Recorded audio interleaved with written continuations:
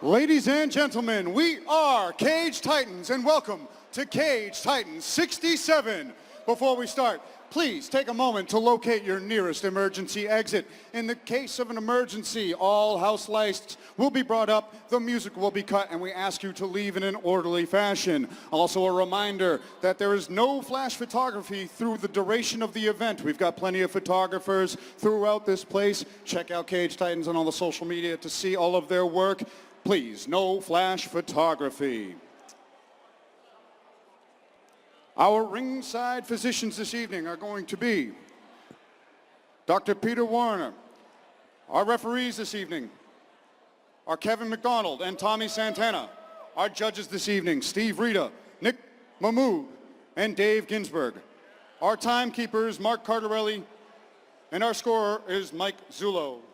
Our ring card girls are Emily and Mandy. And joining me, Andy Kerrs in the commentary booth will be Johnny Cupcakes Campbell and Andrew Valdina.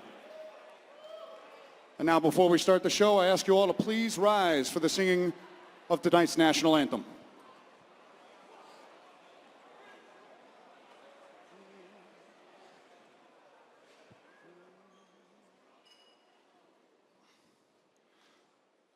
Oh, say, can you see by the dawn's early light what so proudly we hailed at the twilight's last gleaming, whose broad stripes and bright stars through the perilous fight o'er the ramparts we watched were so gallantly streaming, and the rocket's red glare, the bombs bursting in air, gave proof through the night that our flag was still there. Oh, say does that star-spangled banner yet wave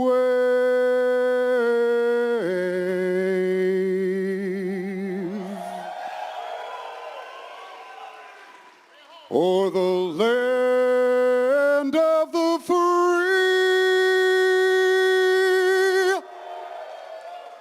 and the home of the brave.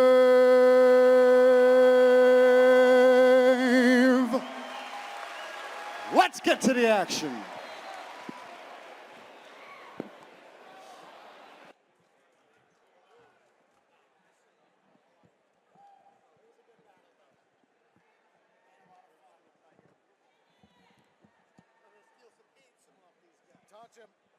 Touch.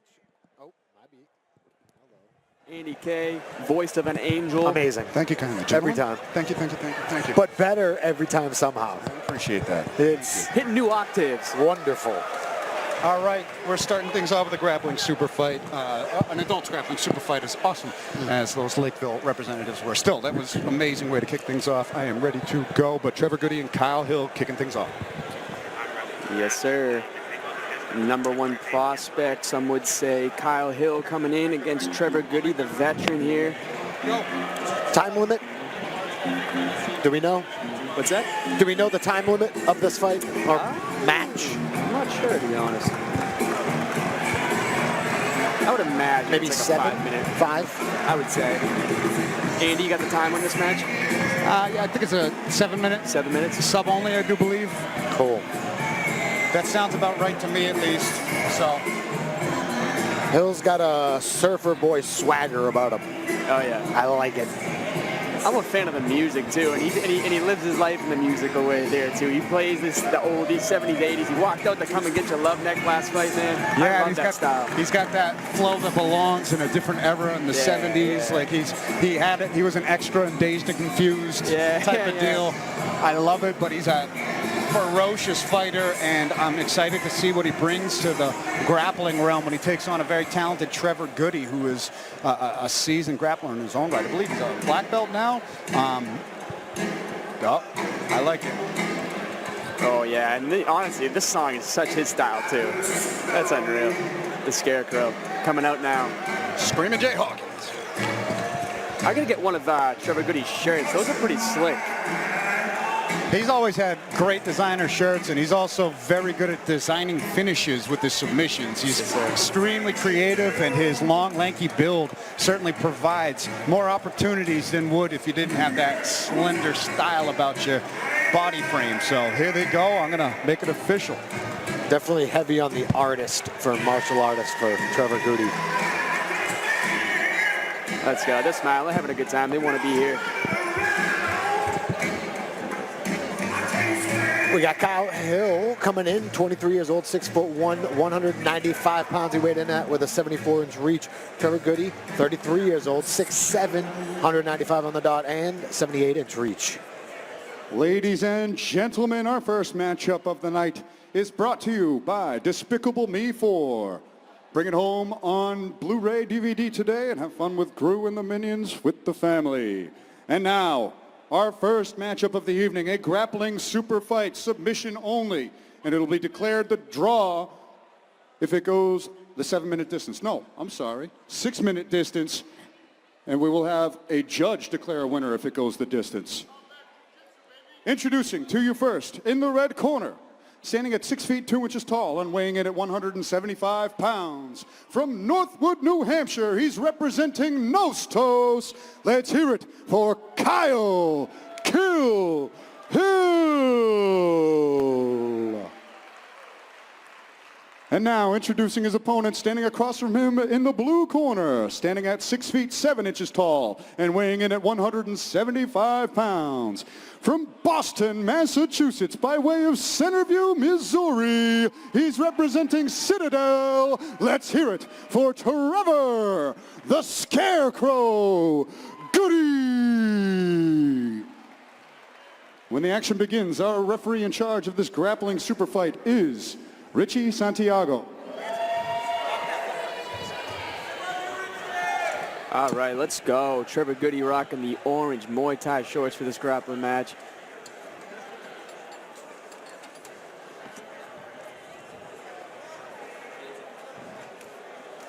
Richie with the rules. And Kyle Hill rocking the ocean blue shorts. Right on a single, quickly. Goody doesn't mind being on his back, though. He's very good at it. Long-limbed. He works a lot of like dead orchard stuff, high guard. He's a dangerous man. Both of them very dangerous spectacles of violence, but also very friendly people at the same time. It's weird how that happens in the sport. Some of the most savage killers that way. Trevor Goody, he's got half guard. Kyle Hill pressuring against the fence. Looks like Kyle Hill's trying to get his hip down to maybe slide into side control. Got a lockdown now from that half guard. Oh, Kyle Hill at least threatening the neck a little bit. It's going to be tough to finish that. Yeah. But if he passes,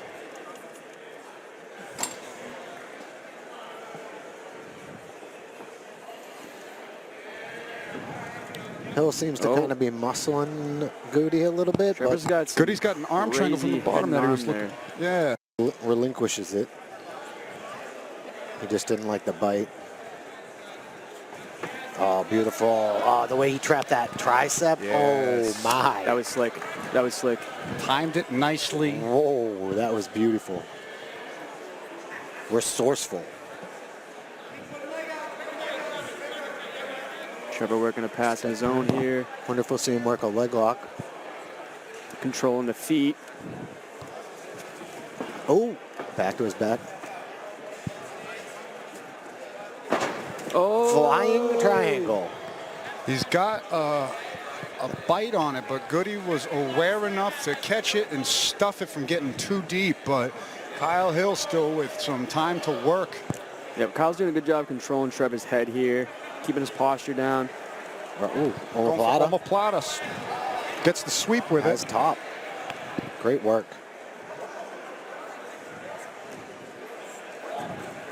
Very nice side control here. Great hips.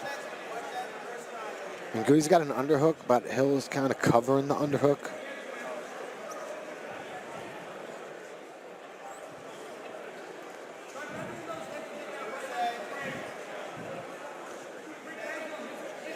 Kyle trying to isolate that arm there. Yeah, Goody just flat arming it though, knowing that the Americana jeopardy's there. Now he's looking to. Oh.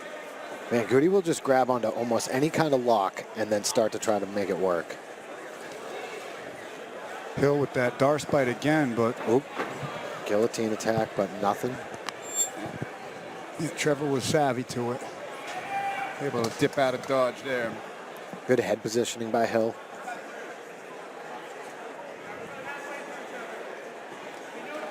Goody working that half butterfly.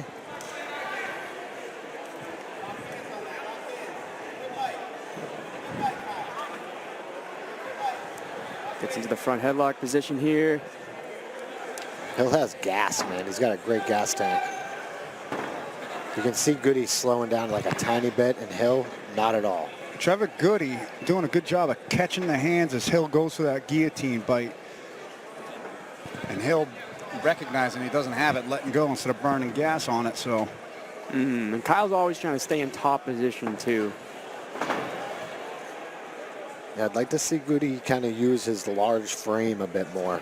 He's being very passive.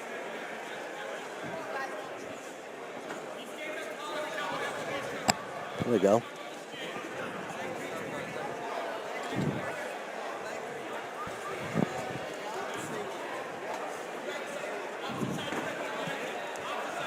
Kyle in on a double.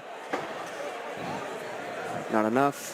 Long limbs is Trevor Goody. It's so tough to finish that if you don't have a good lock. Oh, beautiful foot sweep or trip. And gets it.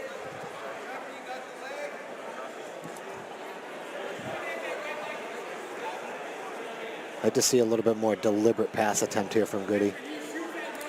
Last time he almost like Grambied over. Ooh, is that? Huh? They slap and dap and we're good to go. You should have Alex Pereira'd it. Yeah, that's what I was thinking, man.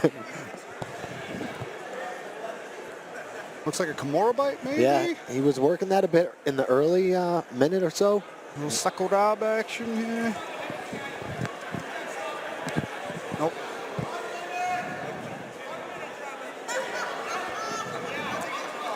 Nice cross face from Hill as Goody tried the sweep.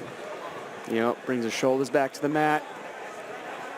Keeping that higher ground there. Kyle Hill constantly threatening that neck just to get into better positions. And now he's got a good bite on it. It looks, never mind, Goody peels the grips again. Very good with it. Now he tries that little foot sweep. Almost with a little calf kick. I saw that, cheeky.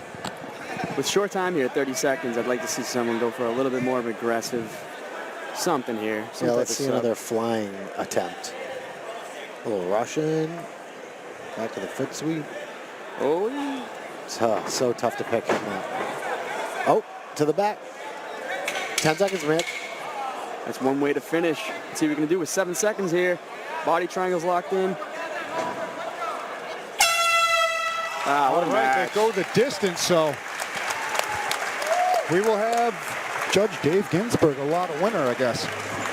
That's a good guy to pick the winner, I think, for a grappling match especially.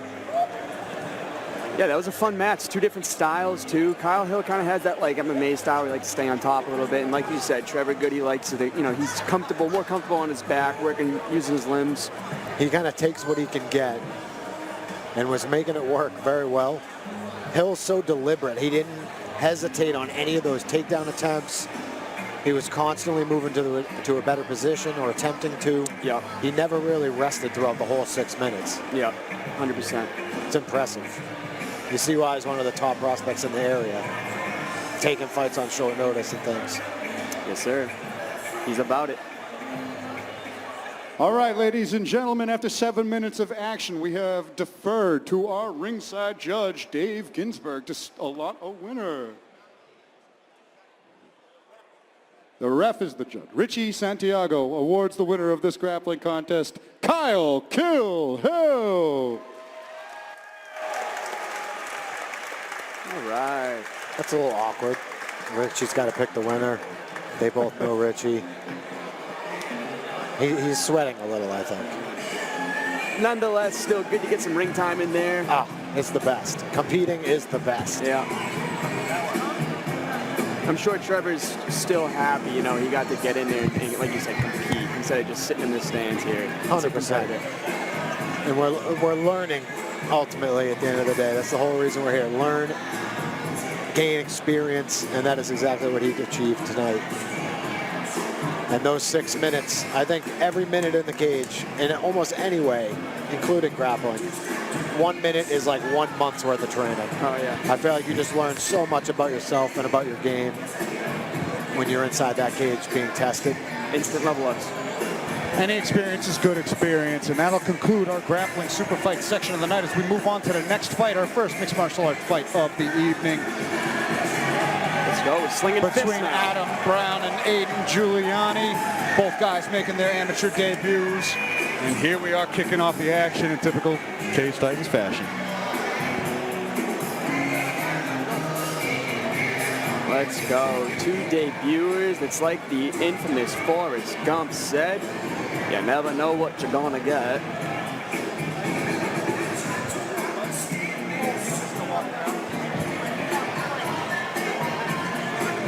I know Giuliani well, so I can maybe... A teammate of yours. Say again? Teammate of yours. Yes, indeed. Yes. Relatively new teammate, but talented kid, young, hungry. Yeah, only 19 years old, if I remember correctly, so. Yeah, newly out of high school, most definitely. Blue belt, I believe. He wrestled in high school, has some boxing experience, but I do hope that he relies more on his wrestling this evening. Remember what got you to the dance. Exactly. Especially in that first fight with all the jitters and the nerves. Certainly good to stick to your roots and what you know.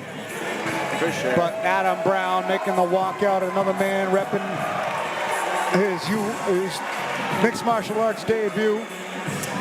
He's rocking Max Holloway on the shirt, and he gave a Max Holloway scream on top of the stage. He's ready to go, man. Andy Cody in the corner as well as Jeff Perez.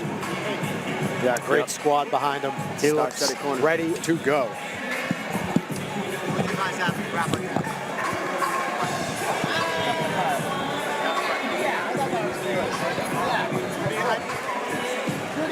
Yeah, this is an experience that only happens once in a lifetime. This first walk, you never.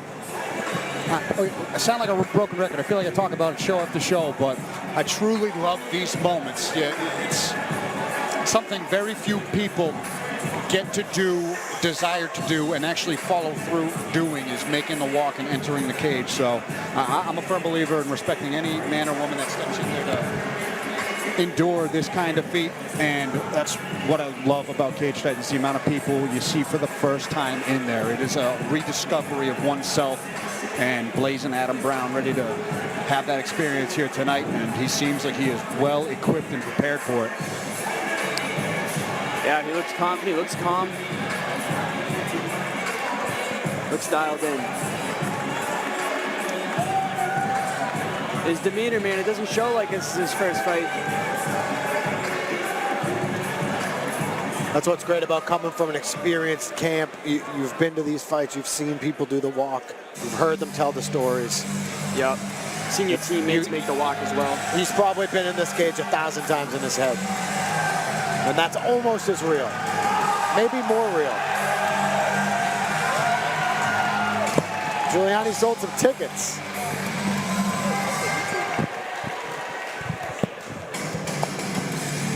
So, yeah, Giuliani, young, out of high school, and bringing the fan base with him tonight. Yeah, his crowd seems fired up, and I wouldn't even expect such a pop necessarily. So sure, we bring a great crowd, but to hear that pop, first fight of the night, that's great. You know that he's getting some serious support from his family, his friends, and everybody who's been alongside him during this journey that he's on. Yeah, 100%, man. And like you said, South Shore, man, they know what South Shore brings. They know the high-level talent that you guys have coming out of your team, man. So they see a South Shore guy walking out, they're on board. Listen to this place. This is bonkers. As we're ready for the tail of the tape for this first fight of the night in the featherweight division, take it away, boys.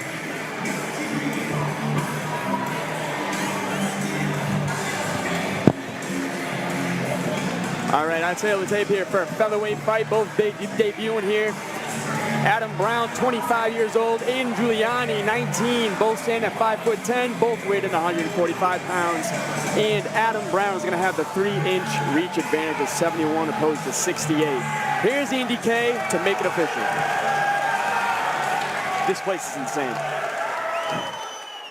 Ladies and gentlemen, prepare yourselves for the first fight of the night, an amateur featherweight contest scheduled for 3 rounds, 3 minutes apiece, brought to you by the United States Army National Guard. And ladies and gentlemen of Plymouth Memorial Hall, get loud for both of these young fighters are making their amateur MMA debut.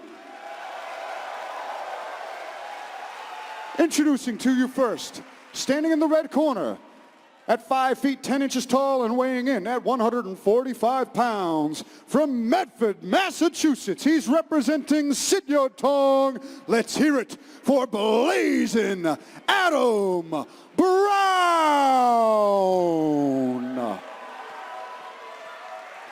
And now introducing his opponent, standing across from him in the blue corner, standing at 5 feet 10 inches tall and weighing in at 145 pounds, from Whitman, Massachusetts, he's representing South Shore Sport Fighting. Let's hear it for Aiden, the Candyman Giuliani. When the action begins, our referee in charge of this fight is Kevin McDonald.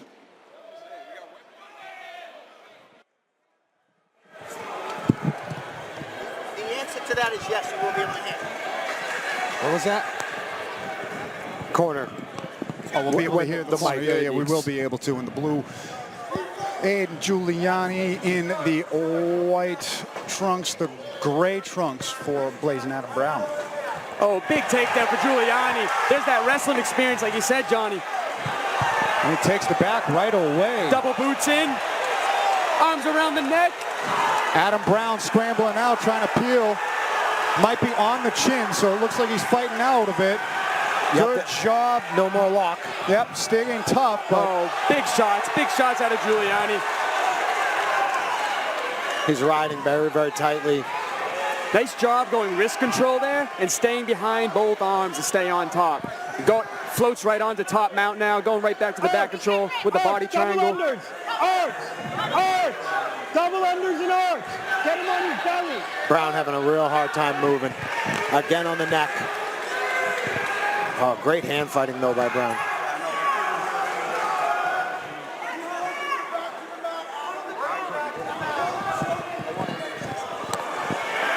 Oh, that's tight. That's tight. going That beat is right, tight. That's and out. there's the tap.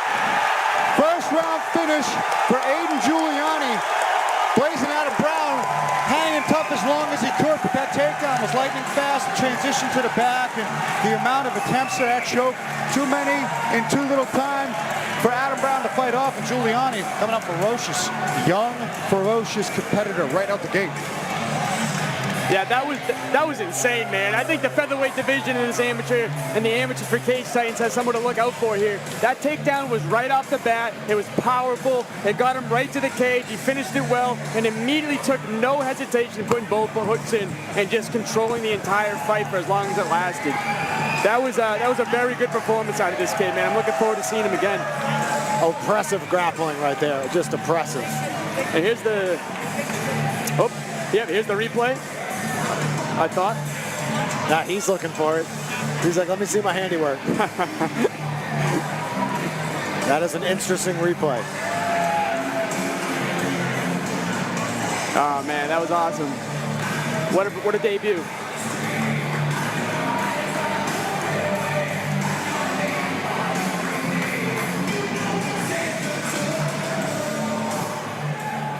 Ladies and gentlemen, keep it going for these two. Referee Kevin McDonald has called a stop to this fight at 1 minute, 12 seconds of round number 1, giving you your winner by submission due to a rear naked choke, Aiden the Candyman Giuliani. Aiden Giuliani, 1-0 as an amateur now. And honestly, Brown, nothing to hang your head on, man. It's a, it's a debuting fight. And I know he'll definitely want to be back in there. He looked prepped, he looked ready, but Giuliani just came out like a bat out of hell and just handled it like a true professional, honestly.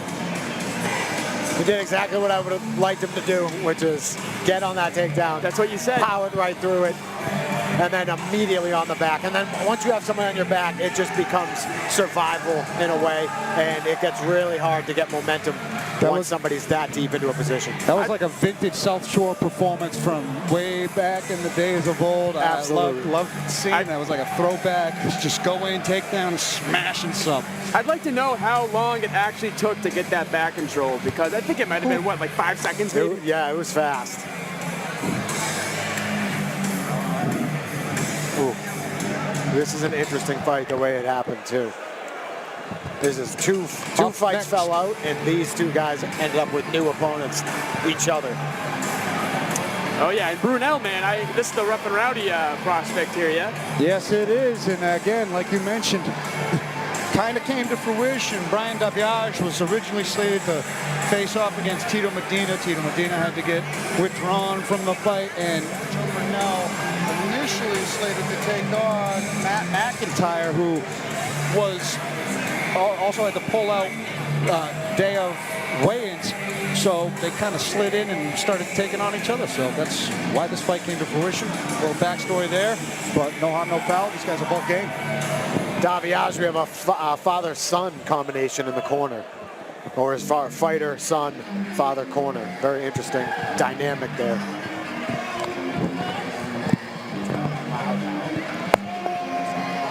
Who is?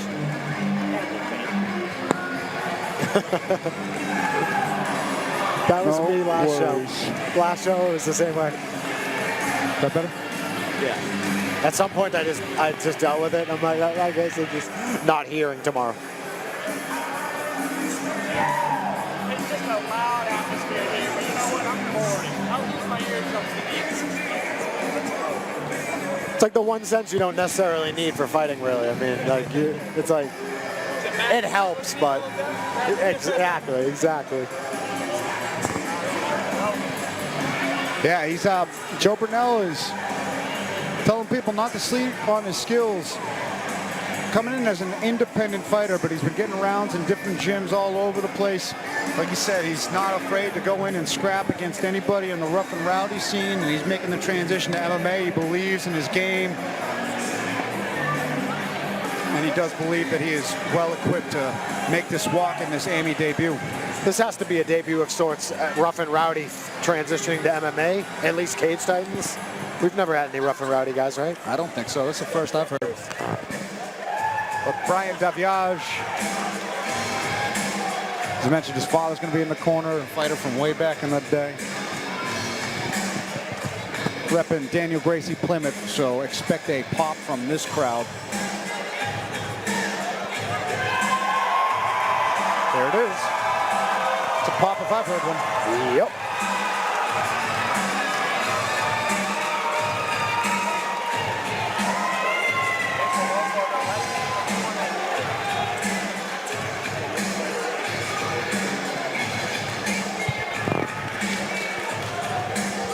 You don't see a lot of 205 fights, and to have two, and for this fight to come together is an awful coincidence, if you will. So is the gameness of both guys, man.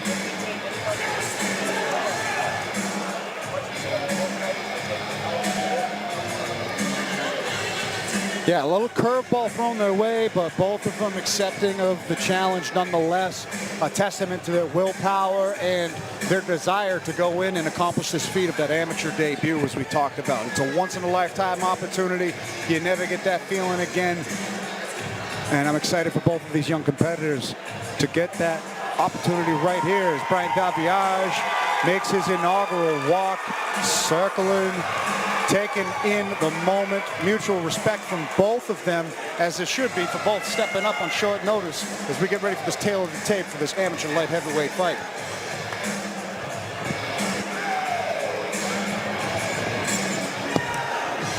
We have our tail of the tape. We have Brunel with 28 years old, Daviage coming in 25 years old. Brunel 6'2", Daviage 6'1". Brunel came in 201 pounds, slightly below the limit. Daviage at 205. Brunel will have a 2-inch reach advantage, 74 inches to 72.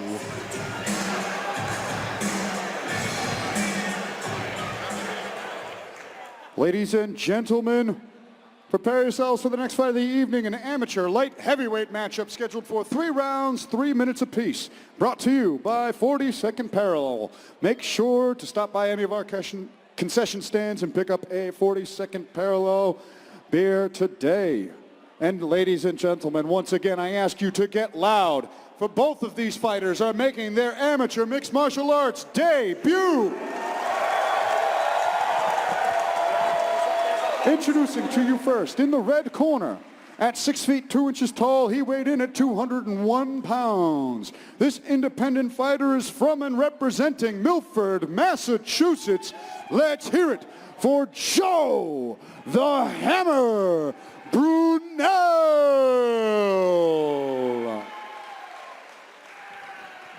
And now, introducing his opponent, standing across from him in the blue corner, at 6 feet 1 inch tall, he weighed in at 205 pounds. From Wareham, Massachusetts, he's representing Daniel Gracie Plymouth.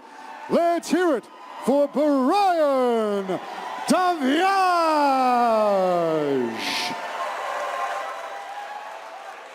And when the action begins, our referee in charge of this fight is Tommy Santana.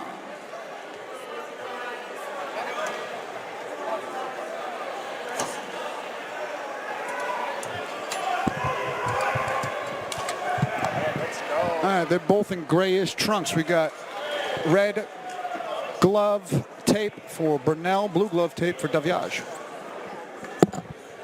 His mic is still really high. Or better?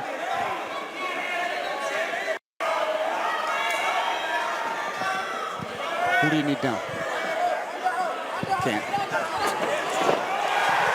Big takedown now for Daviage. Brunel trying to bite on that arm. Big left hand on the get up.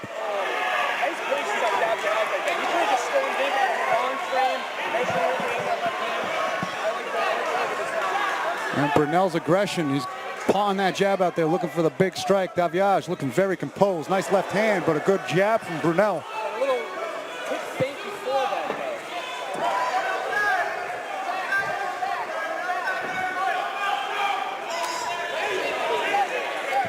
And Brunel's dense, man.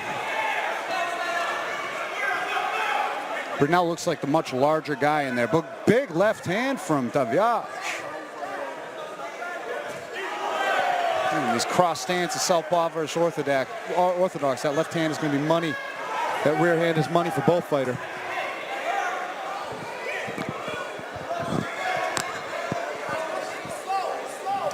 Ooh! And the toes dug right into the midsection. Those suck to eat. ooh, big shots. I'll tell you, Brunel's got a chin and a half on him. Big right hand from Brunel. Daviage eats it though. Doesn't even blink. Both guys showcasing their chins. Brunel. Oh, and then it goes low. I like that. I was going to say, he hasn't really set up that mixing high up the kick, but- targets. Yeah, he's kicking that calf a bit. Yeah, you can see that kick coming from a while. Oh, that was just what I said. He sets it up with the jab and lands a nice check hook on the back. Nice kick to the liver. Daviage with the hands and Brunel with the kicks. Yeah. That's definitely the difference we're seeing here. Both landing with the lateral movement. Big bomb. I like the target selection out of Brunel. He's really switching it up well. Inside calf, thigh, head. Ain't a left hand for his troubles there, though. Nice right hand over the top. Brunel just got to be a little cautious throwing kicks with his back against the cage there.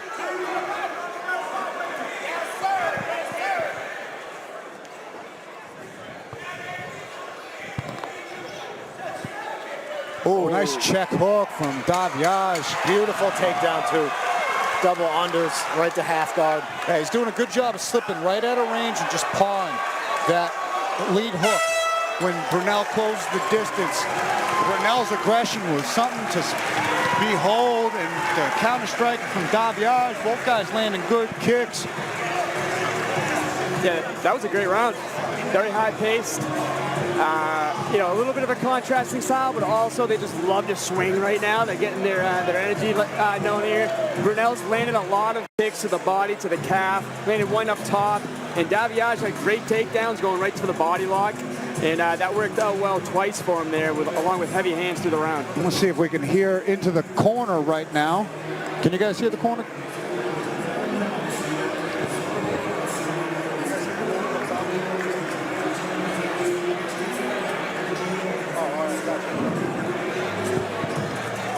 But yeah, Daviaj, his timing on his hands are looking great. And Brunel really making the most of this moment right here. He was adamant that he's going to showcase more skills than we typically see in independent fighters. And as far as I'm concerned, that kid is tough and willing to scrap. Thunderous kicks. Good power on his hands, too. Kept his composure on the ground as well. Brunel being an independent fighter, he's got short fuse Aaron Hughes in the corner. Oh, big kick.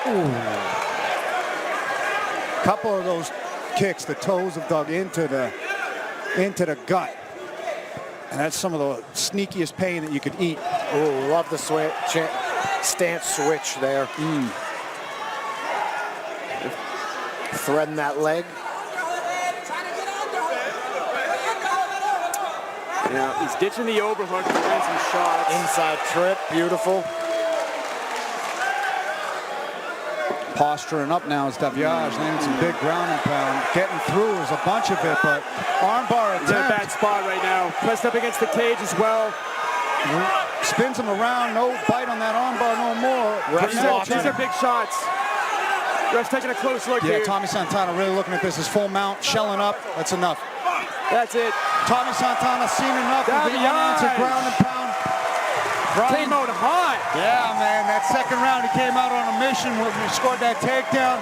Just smashed past the mount. I wonder if that was the guide from his corner there. Get this on the ground, unleash that ground and pound, because there was a slight change of plan, it seemed there. Yeah, I have to concur with you, Johnny. That was clearly some adjustment that they saw that their fighter had a strength in, because he came out, implemented it perfect, executed it perfectly, and got the finish.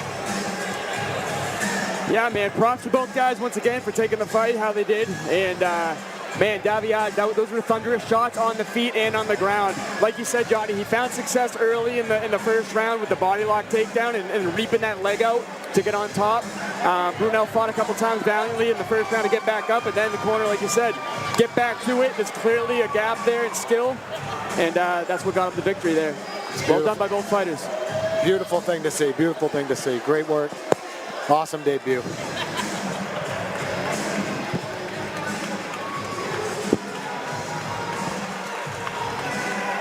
Ladies and gentlemen, keep it going for these two. Referee Tommy Santana has called a stop to this fight at 1 minute, 1 second of round number 2, giving you your winner by TKO, Brian Daviaj.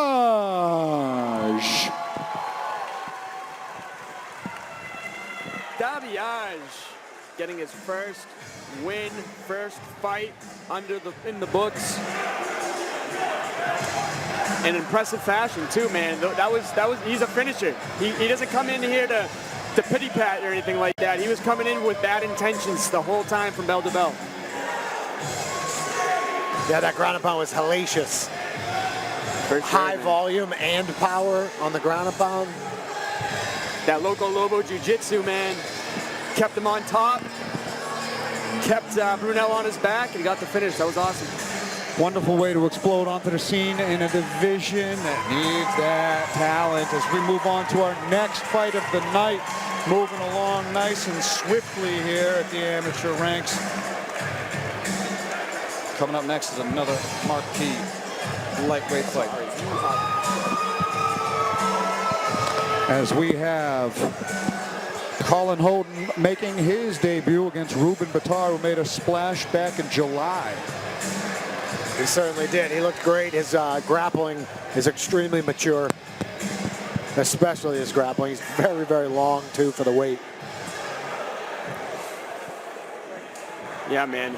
Houghton, I believe I'm saying it correctly, Houghton is walking out now. And I believe this is his debut, Houghton's. I like the song choice right off the bat. Here comes the Houghton Hot Stepper. Great vibes. Oh, Batar is out first.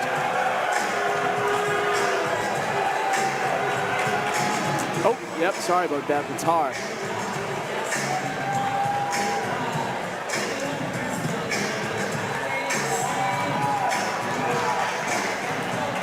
All right, Jeff Perez in the corner once again.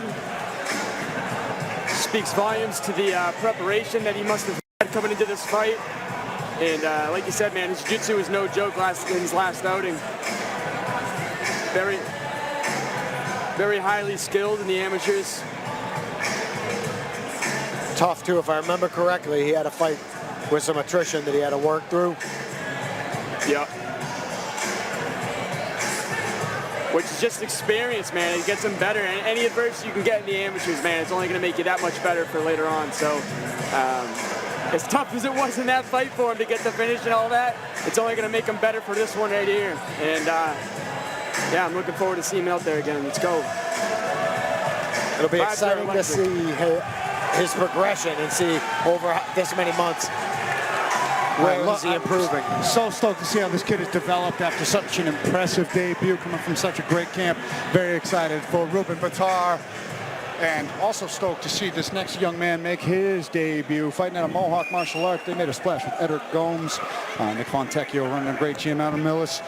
And Colin Holden looking to continue the momentum that has been bestowed upon him from his teammate Edric Gomes in his last few fights. So, I'm sure it gives him nothing but confidence too, coming out here after seeing his teammate Edric Gomes get that finish like he did against a very tough opponent in Colin Silva. So he's seeing his teammate put in the work and get the dub. It just shows that the formula for training works. And here he comes out now. Place is going crazy for him. Totally different type of human being than Edric Gomes, too. Edric Gomes, kind of a smaller guy, unassuming.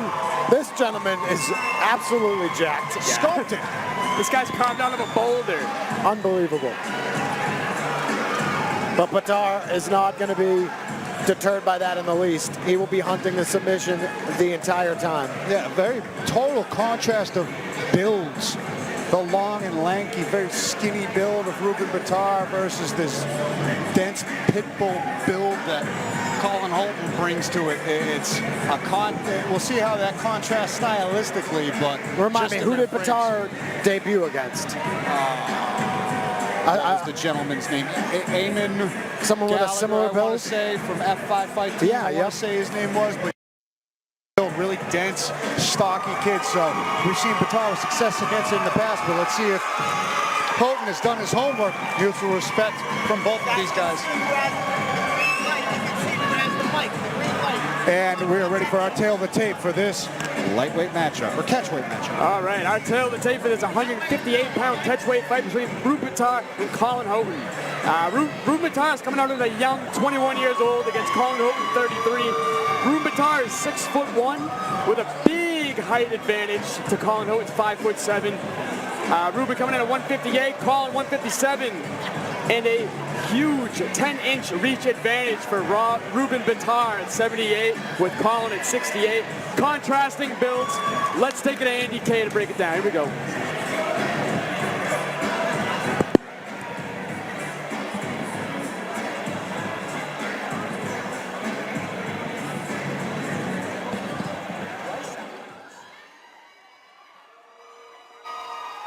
Ladies and gentlemen, prepare yourselves for the next fight of the night. An amateur catchweight fight scheduled for 3 rounds, 3 minutes apiece, and this brought to you by Beatbox. Introducing to you first, standing in the red corner with an amateur mixed martial arts record of 1-0. He stands 6 feet 1 inch tall, and he weighed in at 158 pounds. From Boston, Massachusetts, by way of Beirut, Lebanon, he's representing Back to Basics. Let's hear it for Ruben Bitar.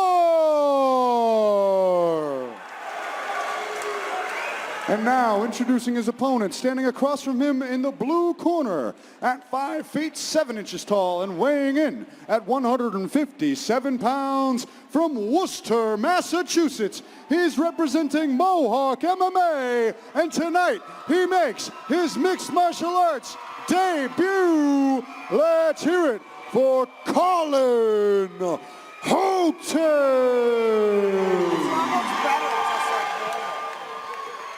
And when the action begins, our referee in charge of this fight is Kevin McDonald. All right, let's go. Crowd is letting themselves be known for this one again.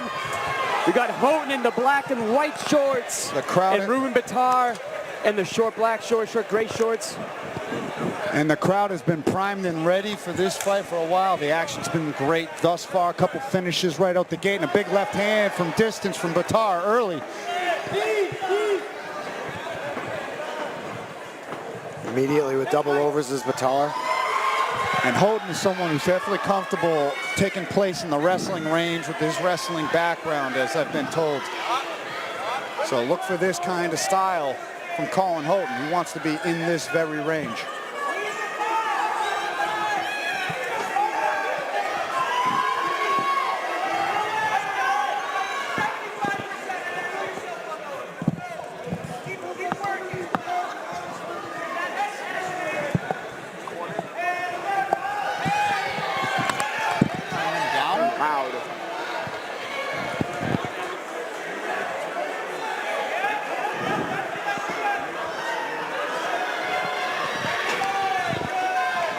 Bitar, grueling clinch match right now.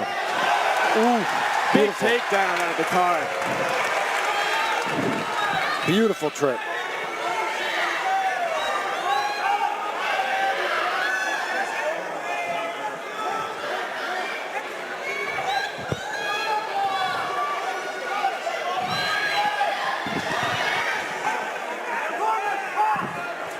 Big ground and pound out of Ruben here. I think Houghton's gonna have to try to use that cage wall, get his feet on the hips, and start climbing to get out of this tough position he's in here. He's bleeding from his nose, I think. It might be from the eye It as might be an eyelid. It might be an eyelid too. And that's just a tough position, man. His neck's pressed up against the cage there. Steps Not over. fun. Yeah, top pressure from Bitar, seemingly strong right here. Houghton staying flat with his head pinned up against the fence. He's got to start posting and try to get the wall walk going. I love this position too for Bitar, man. Stay in half guard. You don't need to pass. You can lay him down plenty of shots from half guard here and just chip away like he's doing. Those were hard shots. That wasn't a chip away, that was a slam. Oh, man, here he is on that bite with the anaconda choke. Oh, big knee to the solar plexus for Bitar. Houghton lifts his way out of it, but Bitar back on the choke. That's a deep that was down fight. He's trying to sink He's chasing hips.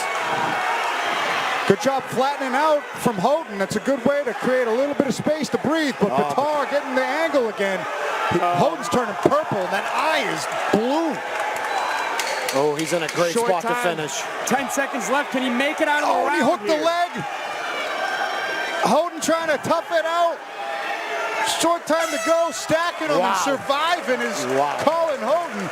But you see his face is 8 different shades of red right now from how tight that choke was. Bitar trying to recapture a very identical finish. Man, He's busted up. Bitar just tried putting him through a blender, man. He hit him with some heavy shots there. Good ground and pound. Great takedown. That was a great dominant round out of Bitar. But, you know, you can hear in the corner of Houghton here, telling him to use the underhook and work his way up, but Batar's just doing a really good job of eliminating that underhook, keeping his shoulders pressed to the mat, and right now his own ground and pound. Yeah, just a nose cleaner right now, guys. Yep. Don't blow out. Yeah, I know. I've been working on the little one. So here we go. Hey, with that underhook, you can't go down again. You don't go down again. That did that underhook. Seconds out. Let's go. His corner's telling him that he is not going down again. You are going to defend those takedowns. I think that's great corner, but you just got to execute now.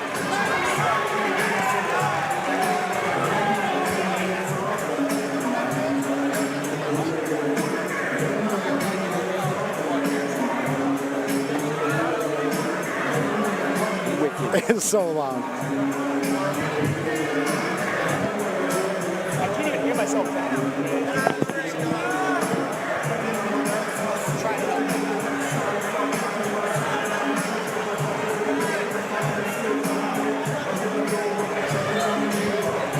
What a round between those two. Dr. Peter Warner talking to the referee, giving a little insight about what he saw in between rounds maybe. Stopping the fight, doctor calling it. Maybe that eye is a little too damaged for the continuance. It is an amateur fight, so if the cut is in an inopportune spot, they will take safety precautions over allowing the fight to continue. And it looks like it's a thin enough cut on a vulnerable enough spot on the eyelid. That's at least what I'm gandering from my perspective, from my seat right now. I will find out more intel, but a good finish from Ruben Batar nonetheless. Dominant. Absolutely, man. And you know what? Houghton looks like you got a good head and shoulders here. You know, he understands. It's an amateur fight. You know what I mean? I know the crowd probably wants to see another round out of that because that was a great, you know, dominant round out of Batar. But I mean, this is the amateur level, man. If you got a cut on the eye, why take a few more months out of your training, man? You know, it's just all experience here. And that was a great performance out of Ruben Batar, man. Great jiu-jitsu, great wrestling, great economic and technical ground and pound. Great performance.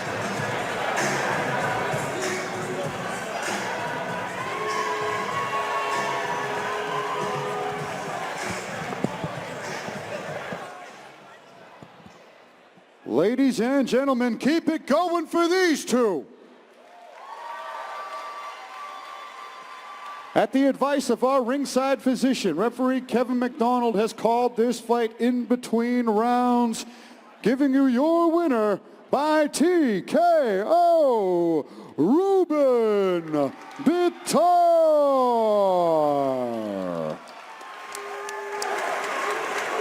It's good. Massachusetts protects the fighters at all times. Yep, absolutely. Batar gets the W, well-deserved, and he'll move up the ranks even further now. Yeah, after seeing the cut on such a vulnerable spot on the eyelid and just the damage that was starting to accrue for an amateur fight, yeah, I can't disagree.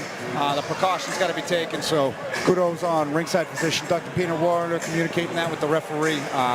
And Colin Houghton, I'm sure he's going to want to jump back in and run it back, but congratulations to Ruben Batar securing a second victory as we move on to our next fight of the night.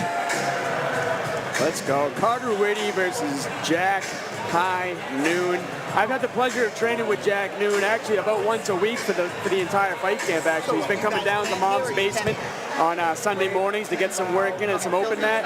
And man, his jiu-jitsu's no joke. He's got a lot of tricky, tricky subs, sneaky subs with his long limbs that he has, his long frame at 135. It's a 140-pound catchweight, of course. But he's also been improving his stand-up a lot. I've got some like light round, technical rounds with him. And man, he's pressuring me up against the cage and stuff. I gotta get my movement around. So he's looking good. And Carter Whitty, man, we've seen him plenty of times in the Cage Titans cage with the kickboxing fights as well. And you know, he's a scrappy as they come out of a great gym like Regiment.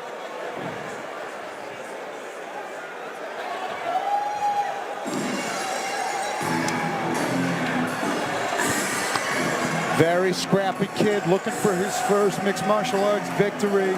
He's won in this cage in the kickboxing realm. He's got a lot of kickboxing experience. and he's rounding out the skill sets to be a complete mixed martial artist because he definitely has the heart and the grit to be one. There's no doubt about it. And he's following the path, man. Wins and losses doesn't matter to him, man. He just wants to follow the path, and you got to respect that. And you take a look at the corner here, and like I said, in the regiment squad, you got Aaron Hughes, you got Mitch Raposo coming down. You know, those are some of the greatest teammates you can ask for, especially around your weight class as well. So I'm sure he's getting great work for this camp. He looks ready to go. Yeah, he looks great today. He did not look great yesterday. He definitely cut a considerable amount of weight. So it's awesome to see him looking healthy and ready to go today. Well, that's something to note, though.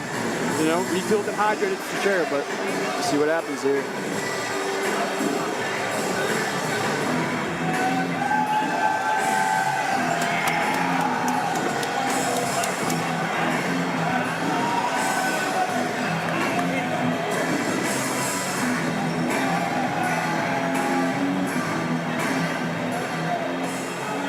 He looks confident with the strut. But Jack High Noon's got something to say about this. And I love the walkout. Time of the season, come on. He does his infamous stare around Plymouth Memorial Hall. He loves being in this cage, that's for sure. Oh, yeah. You know what? That's his dad, John Noon. I got to note it real quick, man. He is just that. I love the relationship they have. It actually reminds me a lot of me and my father as well. And it's something really cool to see when you got that relationship. I know he travels with Jack to almost all of his workouts. He's always traveling with him, giving him tips here and there for whatever he knows, man. And I just love to see it. It's cool to see, and I know, you know, he's made sure that his son was definitely motivated and ready and prepared. And Jack Noon proved to be durable and scrappy in his early fights. Now trying to keep the momentum going in the win column. And I'm a fan of both of these guys. I think these guys are going to produce an entertaining scrap for 9 minutes or less with their durability, their tenacity, their ranginess, and their willingness to exchange. Both of these guys are so exciting in firefights. You know, the last thing you said there, the willingness, that's something that I think you got to note, because when you look at Jack's fights and you look at Carter's fights, they are so willing to get in there in the heat of the moment and just throw. They really are. As technical as they can be, they don't shy away from the fire in that cage, and that's something that all the fans love to see. I'm a fan of it. Definitely a big fan. These guys bring an electrifying atmosphere. Emily getting us ready for round one as we await our tale of the tape for this catchweight scrap. For this 140-pound catchweight fight, we got Carter Whitty, 26 years old. Jack Noon, 24. Carter Whitty, 5'11". Jack Noon, 1 inch shorter at 5'10". Carter Whitty weighed in at 140 pounds, Jack Noon at 139, and they both share the same 73-inch reach. So we'll take it to Andy.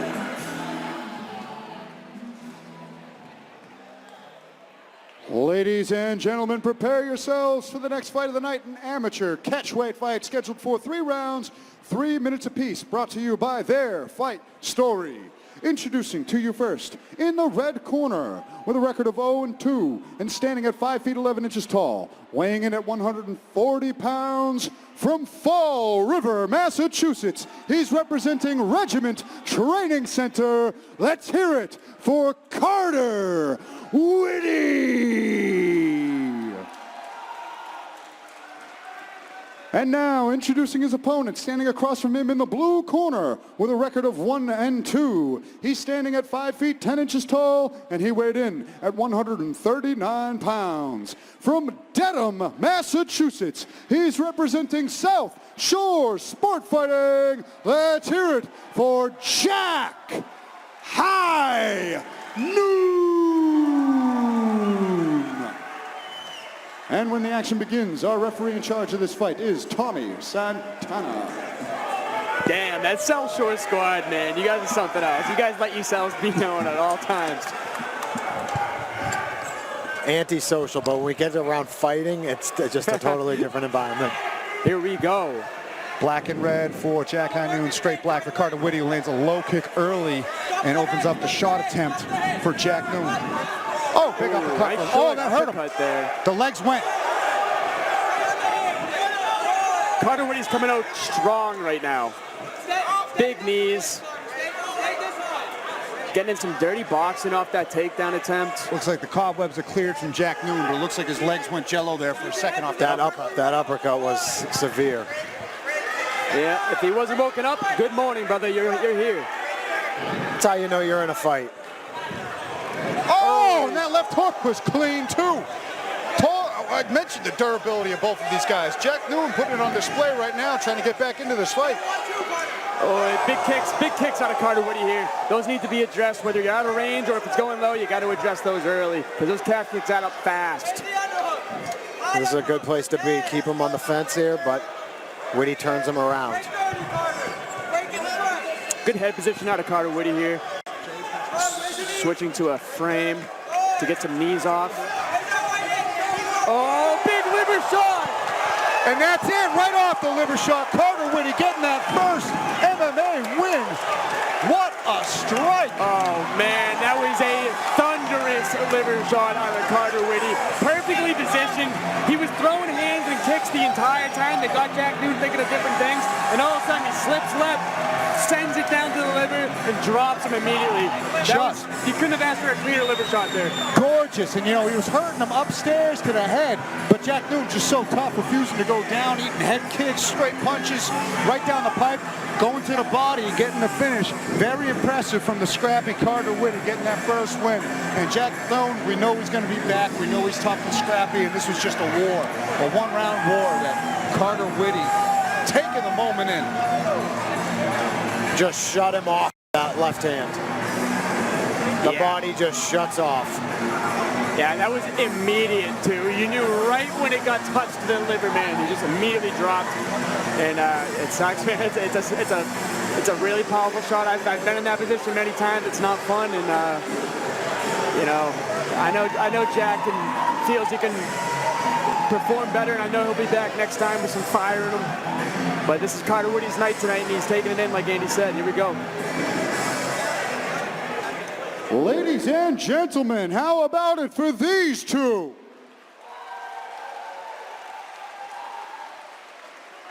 Referee Tommy Santana has called a stop to this fight at 1 minute, 15 seconds of round number 1. Giving you your winner by TKO, Carter Woody.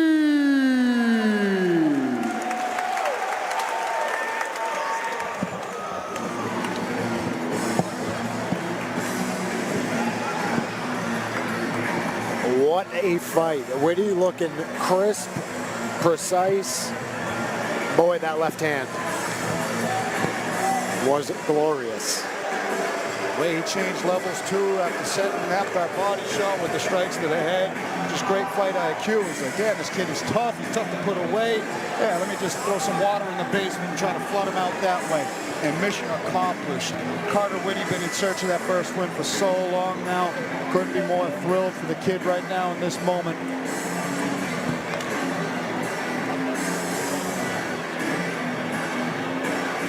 And we know that Jack Noon will be back. The kid is a gamer, so. 100%. He loves this game. Every fight he's had, he's learned great amounts from. And I'm sure he's just going to get back to the drawing board and be back soon. Fall River, stand up as we await our next fight of the night. A lightweight matchup that I've definitely been excited for. Eric Wynn taking on Cam Davis, making his debut. Only a few fights left to go on this amateur undercard before we get into that professional main card portion. And this one is certainly one to highlight. Yeah, Wynn showed us a lot in his debut fight.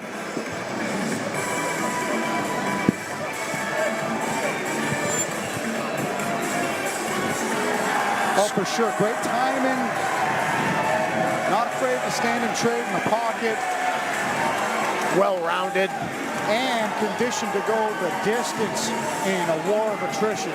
So we saw a lot in his very razor-thin split decision loss to Damian Galati back in July. A lot of people thought he won that fight, but that's what the amateur fights are about. Making those learning lessons and taking quick turnaround times. And he's dancing with his back-to-basics teammates there. For sure. Pito, Jeff Perez in the corner. And they put it all out there in that fight, Galati and Wynn. They were just, I mean, at portions of the fight, they had no more to give. Yep. It was a unique fight to watch. And there's so many lessons you're going to learn after a war of attrition like that. And 2 months is plenty of time to improve off of that foundation of heart that you graced the fans with here, that everybody's going to be looking forward to seeing again. For sure. Like you said, learning lessons in all these amateur fights, but you gotta think that, you know, Wynn definitely feels that he got the better in that fight, and you know, he definitely has a big fire in his belly to get that win back too.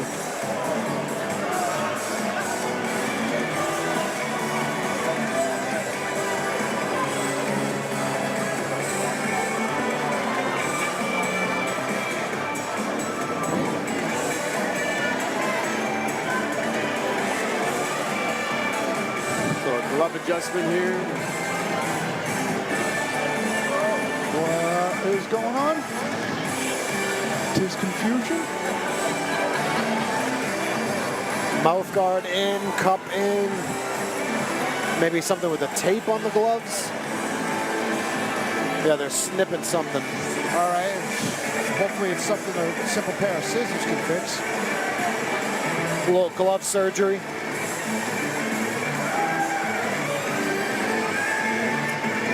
Hey, you know what? Regardless of what's going on, though, it's just a little bit more time to be in the atmosphere before the fight kicks off. No, he's taking a detour.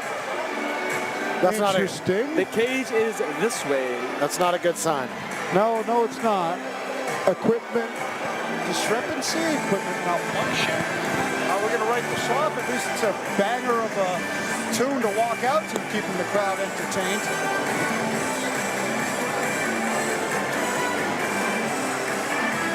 I'm waiting for one of the referees to come over and inform us.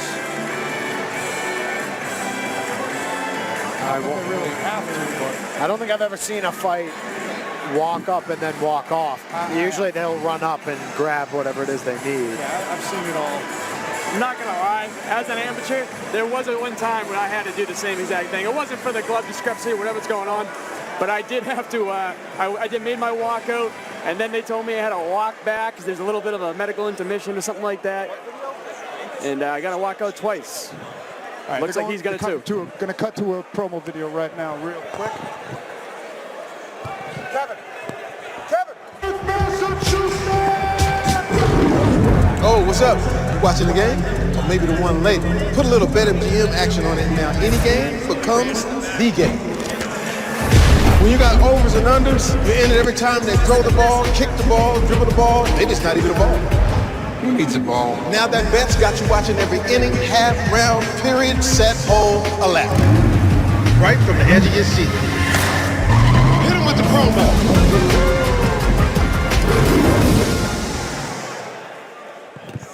Yo, humans.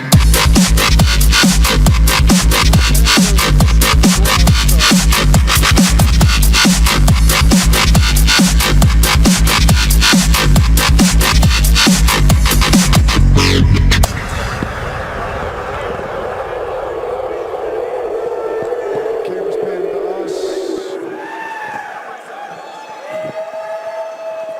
Yeah, glove malfunction seems to be the issue here, so we're waiting for Eric Wynn to fix that backstage. Apparently the checking judge didn't like the structure of the glove or whatnot, so we made a quick adjustment, and here we are back in the walkout with Eric Wynn. That was unbelievable. He almost teleported there. Yeah, they cut the lights at the perfect time, and bam, we're right back to where we started, like nothing happened. It was And his team's acting like nothing happened either. They're all bumping around, dancing and vibing right now. That was a glitch in the Matrix, actually. it happens, as Forrest Gump said. You saw nothing. There's not going to be much chocolate left. No, you're going to town on all the chocolate they gave us? Unfortunately. Oh, it's all good. Leave me a nugget. I'm taking a nugget right now. I never heard of these nuggets, but I'm going to steal one. They're delicious. Guy's stealing all the nuggets. My fault. Eric Wynn trying to give us a nugget of entertainment with a good scrap. Second time around, we got new tape coming.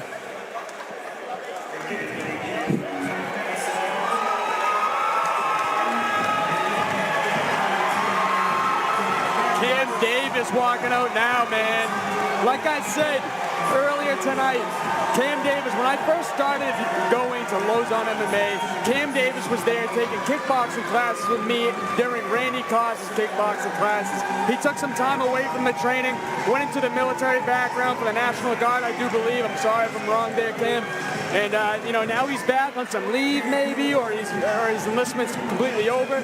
Nonetheless, he's in this cage now after years of just waiting to get into this cage in Grace Plymouth. And I'm really excited to see all the improvements he made over the years and see him put all the skills together and see a good performance out of him. It's been a long time coming.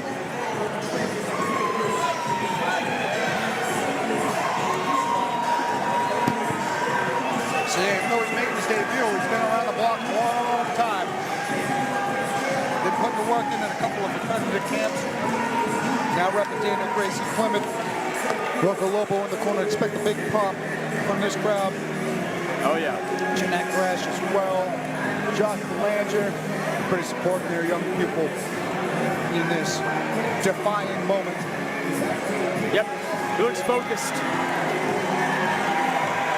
Stoked for this strap. He looks like he's filled out a lot for this lightweight frame.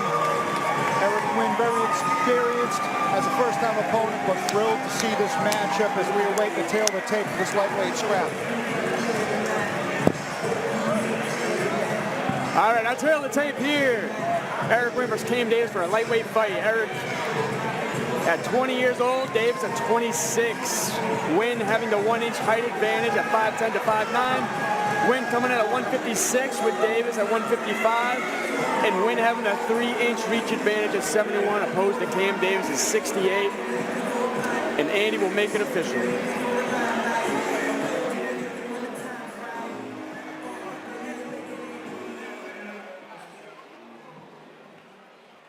Ladies and gentlemen, prepare yourselves for the next fight of the night. An amateur lightweight fight scheduled for 3 rounds, 3 minutes apiece. Brought to you by Second Wind Brewery. Make sure to stop by any of our concession stands and pick up a Second Wind Brewery beer today. Introducing to you first, standing in the red corner with an amateur mixed martial arts record of 0-1. He stands 5 feet 10 inches tall, and he weighed in at 156 pounds. From Boston, Massachusetts, he's representing Back to Basics. Let's hear it for Eric Wynn.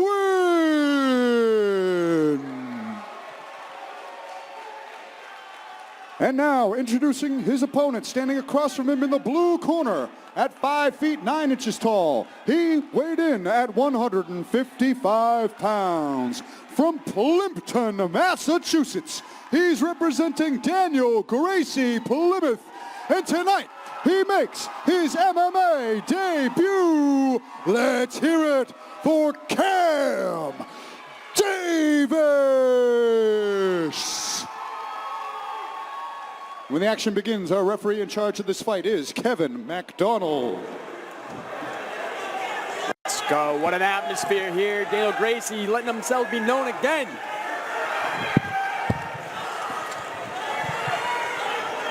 That's a double fist bump fight right there. All right, I'm in. The blue trunks for Cam Davis, the black trunks for Eric Wynn. I apologize if you already called that out. And here we go, straight away, action brewing. Oh, Wynn already landed a nice straight right off the bat. Nice right hand as Wynn changed level from Cam Davis. Like nice counter right hook out of Wynn. That looked, was that not clean? It might have grazed the head. It looked like he was aiming for the chest while doing the plumb pull down. So definitely incidental. I don't think he intended to pull the head into the knee. It kind of just caught him as he was aiming for the chest. I've seen that happen in amateur fights plenty of times. Different rule sets for the amateur fighters as for the pros. No knees to the head. Certain submissions you're not allowed to use. No elbows at amateur competition. So well handled by referee Kevin McDonald. No harm, no foul between the fighters. I just saw a right hook to the thigh out of Wynn. Yeah, almost feinting that takedown maybe. Yeah, I like it. I really do. Great head position out of Cam Davis here. Looking for a takedown on a single here. Reaching for the ankle, back to the knee. And Wynn's doing a good job of just keeping him distracted, landing light shots on his face. Now he's out.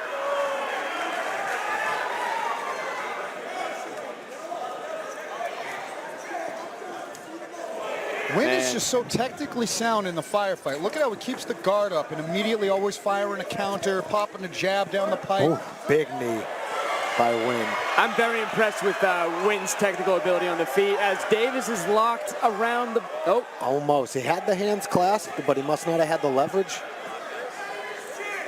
Back to that underhook. It'd probably benefit Cam to get some better head position here.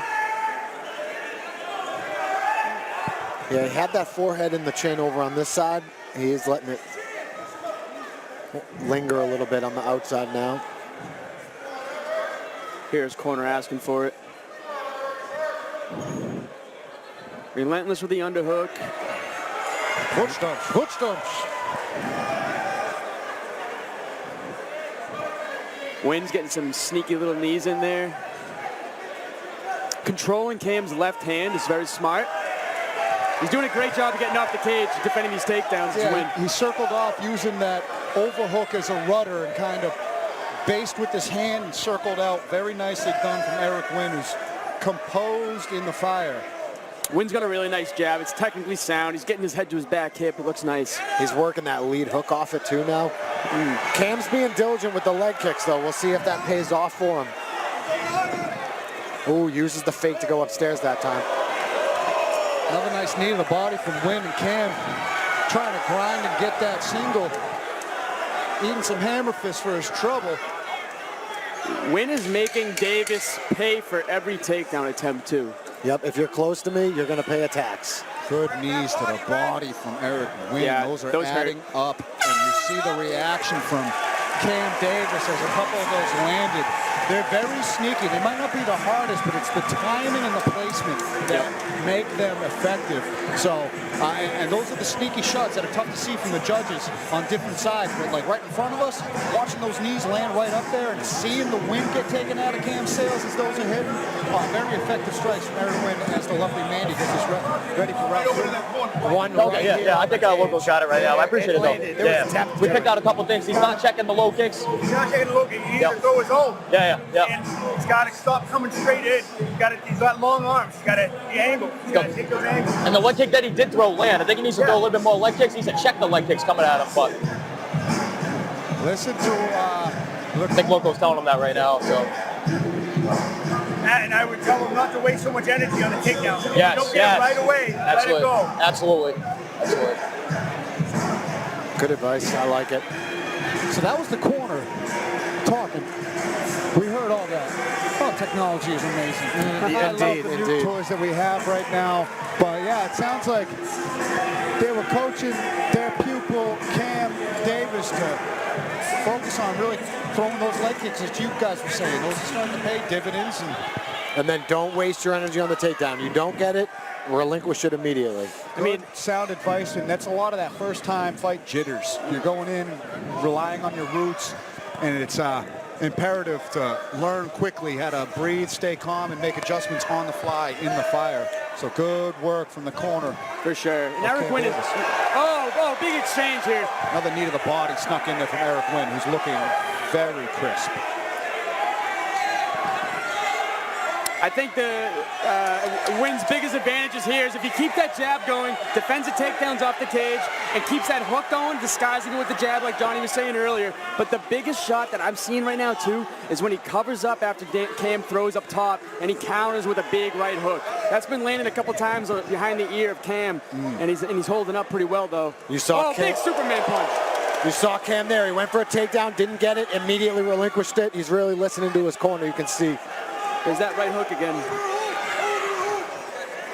And they come so quick, no telegraph, and in the middle of an exchange, the strikes from Wynn, that one can understand how it might be tough to catch because they're short, crisp shots with no real wind-up, but they're landing so effectively as they're coming together. Big shots like that are certainly going to help. That's 2 for 2 for Superman punches. Yeah, he's really in his flow right now, you can see. Oh, now you can feint it and go another route. That's nice. Those big shots are starting to punctuate the visual of coming away with the win. I think Cam might have to be first here, just starting it off with a jab, because you know what? You can't let Wynn get going. Once he's going, he's so technical that he won't be stopped. Well, Cam is showing his toughness right there. You know his game, because he's starting to get picked apart, but there's no deterrence from his face whatsoever.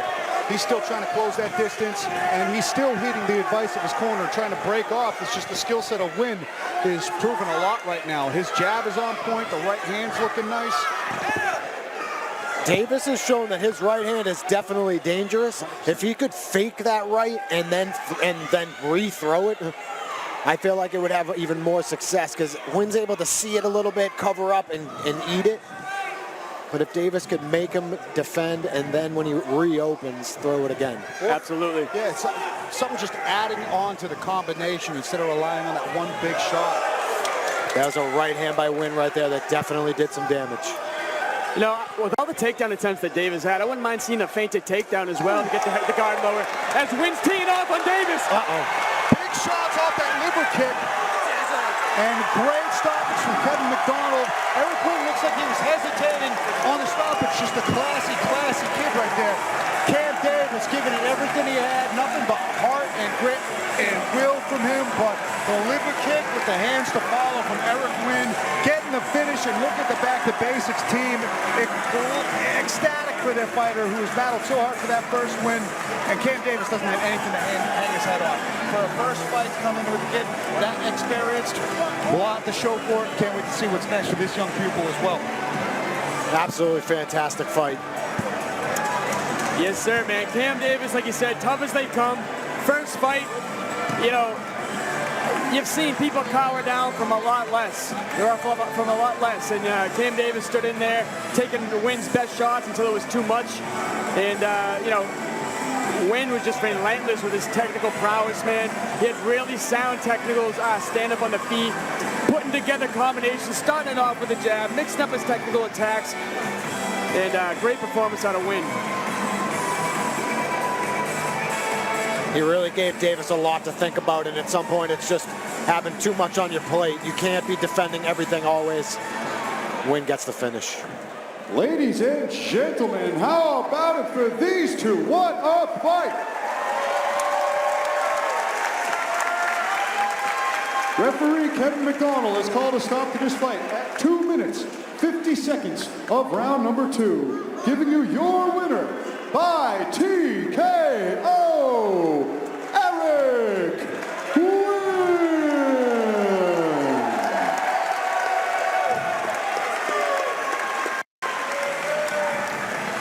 Eric Wynn's a problem, man. I'm telling you, that was some crazy stand-up at the amateur level. He mixed up all his attacks. Like Johnny said, man, he got into his flow state in that second round. He was just letting everything go, and it was basically all landing.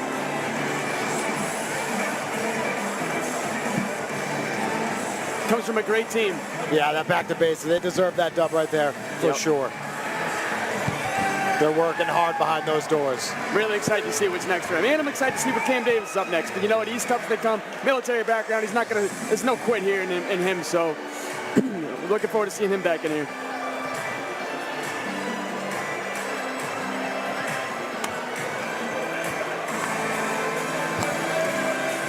What a fight. Up next, our final amateur fight of the night, and the amateur title fight we've been waiting for in a weight class that has produced some serious talent. My. Held this belt before. Stoked for it. Ash Rao versus Kane Schneider. Let's go. The mailman's back. Yeah, these guys both bring great energy into the cage. Hell of a stash. Gotta give it props here.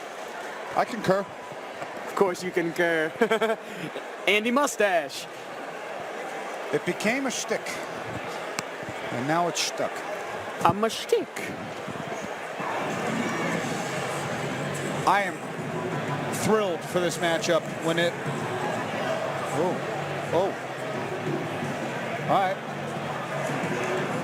All right. It's bringing me back some years. I might have to binge watch The Sopranos when I get home after this. Walk out Ash Rao, the White Tiger out of Broadway Jiu-Jitsu. Neither of these guys have tasted defeat And here's a bantamweight contender who has gone the distance to a draw with now undefeated professional lightweight Miguel Sevesen. So that was his first ever amateur fight, 2 weight classes above what he's fighting at now. Still couldn't get put away, didn't even lose the decision, was a firefight, and he's had a tough time finding opponents. A lot of fights have fallen out on short notice against Ashrao. He's shown up on weight even without an opponent, just in case someone dropped out. That's how dedicated he is to competing, and since he's been able to string some wins together, vying for this title shot makes perfect sense. Absolutely. Nothing but respect for Ashrao, man. Like you said, he's always shown up on weight, regardless of opponents pulling out. He's game, and he's a technical savage, too, man. Like you said, his first fight ever against Miguel Sevesen, who's now one of the featured fights in the main card, man, undefeated. That's crazy to get thrown in there for a first fight, man, and he showed that he belongs in this cage, and he's going to show it tonight as well, I'm sure.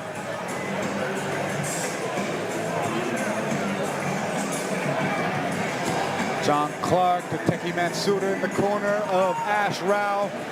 Dangerous submission skills and a hell of a gas tank as well on this kid. Awaiting his opponent, Kane Schneider. I like how professional Ashrao is as an amateur, man. He just looks very calm. He's listened to his coaches already. And stoic. Yeah, very stoic. Kid.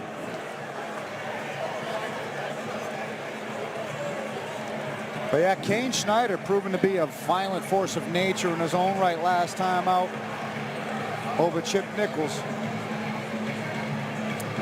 Yep. He's walking out. This is my favorite walkout of the night. Sopranos versus Tool song. I love it.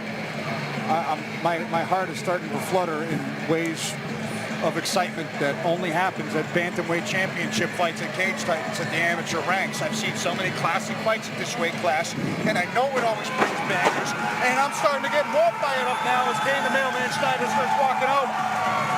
We need this intermission to happen after this fight so I can catch my damn breath again. This kid is violent, tenacious against the calculated assassin in Ashrao. This is a fight for the ages. Don't blink during this one, ladies and gentlemen. Absolutely, man. Cam Schneider, you saw in his last outing against my teammate, Sean Nichols, man. He looked real well-rounded everywhere. Sean was really trying to press him up against the cage. Schneider had an answer for it, turning him, keeping position, landing deadly knees that actually led to the finish with some ground and pound, man. And his striking was on point, too, in that fight. He's a very well-rounded fighter. Calm as ever, too, right now. Embracing the moment. Knowing what he's getting in for.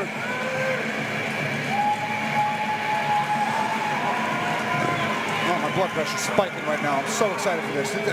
I am too, man. I am too. Manny Bermudez,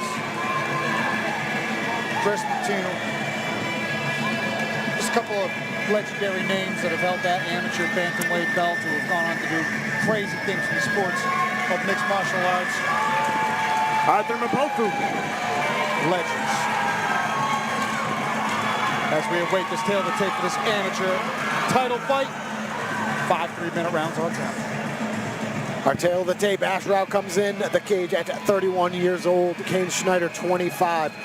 Rao, 5'8". Schneider is 5'9". Rao weighed in under the limit at 134 pounds, as did Kane Schneider. And Rao will be having a 1-inch reach disadvantage at 71 inches to Schneider's 72. Both guys, that's a pretty long reach here for the bantamweight division. Absolutely. Ladies and gentlemen, we will be taking a brief intermission following this fight, our final amateur fight of the night. And this is for the vacant Cage Titans Amateur Bantamweight Championship, scheduled for 5 rounds, 3 minutes apiece.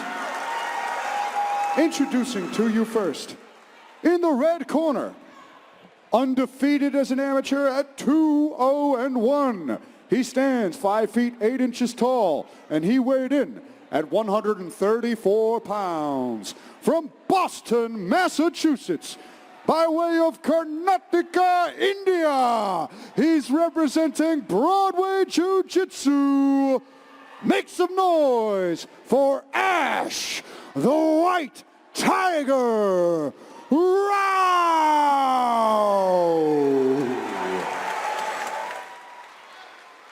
And now, introducing his opponent across from him in the blue corner. Also undefeated at 3 victories with no defeats. He stands 5 feet 9 inches tall, and he weighed in at 134 pounds. From Newington, Connecticut, he's representing Nitsu MMA. Let's hear it for Kane, the Mailman Schneider.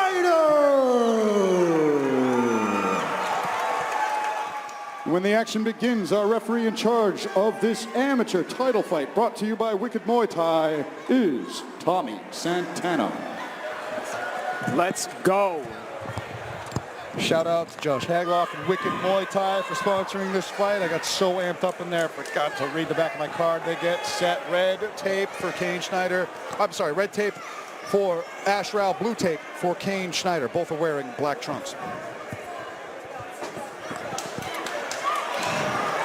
Great takedown out of Ash Rao there. Schneider working behind that jab, but it wasn't enough to keep that takedown off. Schneider hold on to a neck while Ash is working in half guard here. Passing to the right side is Ash Rao thus far. Tight pass, he's got that body lock. That's tough to deal with. I mean, like I said in the earlier fights, I just love the top half guard position. It's a great place where you can just almost not chill, but you know, work your game, keep him controlled, land some little shots. But Cam's using a good job of just keeping Ash Rao's posture down and not letting him do that. Ash has got that arm now, though. Lets it go for the head control. Especially when the bottom guy has those legs crisscrossed. I mean, they're basically holding you on top of them at that point. Yeah. It really is an ideal position for MMA. And this high half where he can really rain down some punches from. Oh, man. Ash Rao's doing a great job. He just shelved Cam's arm up. Now he's on back, raining big right hands. He's got that Dagestani handcuff with the left arm that's helping control the posture and drag Schneider back to the mat. Also giving him opportunities to land good ground and pound. Schneider gritting out of it, but good dive down back on a single leg from Ash, who's just keeping this chain wrestling attack going. Big shots. That's some great awareness out of Ash Rao to not give up position. He's going right back to the singles, going to run the pipe again and finish for a third takedown, it seems. And he gets it. Schneider tried to crossface there, just again, not enough. Rao is relentless with these takedowns. Schneider posting on his face here, using it to work up with the wall. Dragged back down. Committed to the body lock there. Now he's working for that Dagestani again. Just trying to just put him through a blender here. It's just like stuck in quicksand right now is Kane Schneider with the pressure of Ash Rao, just relentless with the redirects back to the mat. Looked like he was trying to pass for an arm triangle, but no, just posturing and looking for ground and pound right here. Great patience and economic selection of shots from Ash Rao. Wow, those hips just sitting on the legs. Beautiful work.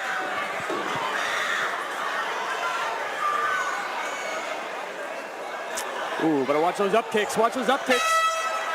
Yeah, an up kick might have grazed through, but Ash Rao with the top pressure and ground and pound was the story of round one. Yeah, his grappling is supreme. See if we can get a listen in the corner of Cam Schneider here. Breathe, breathe, breathe. All right, you got to keep the back or the hip to the fence, okay? If he's getting you down, make sure you get the whizzer, okay? Okay, make sure you get the whizzer. Okay, get that knee to the fence. Okay, he's trying to collect that knee. Make sure you get your knee to the fence and keep that whizzer tight. Okay, high risk on that whizzer. Okay, and make sure you get back to the feet. You got to crack him early. Okay, you got to hurt him on the feet. And then if you get that crossface sprawl, okay, sprawl hard, heavy hips down. Keep your hips all the way down with that crossface until he stops driving, then look to spin, okay? All right, you need to stay strong in those positions, okay? And if you're on your back, you need to just try to defend, okay? Okay, try not to let him pass. Okay? All right?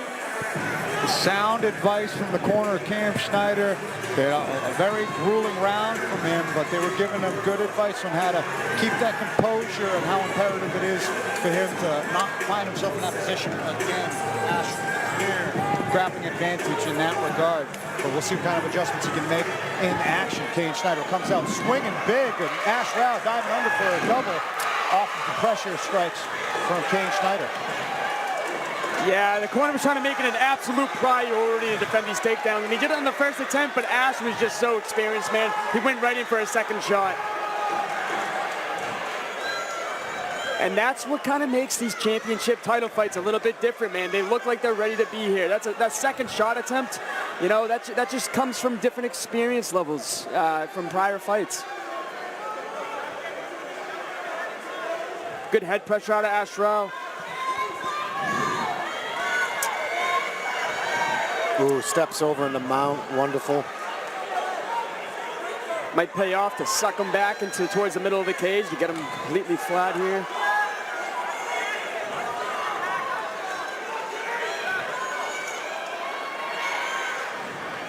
Yeah, that wrist ride is nice.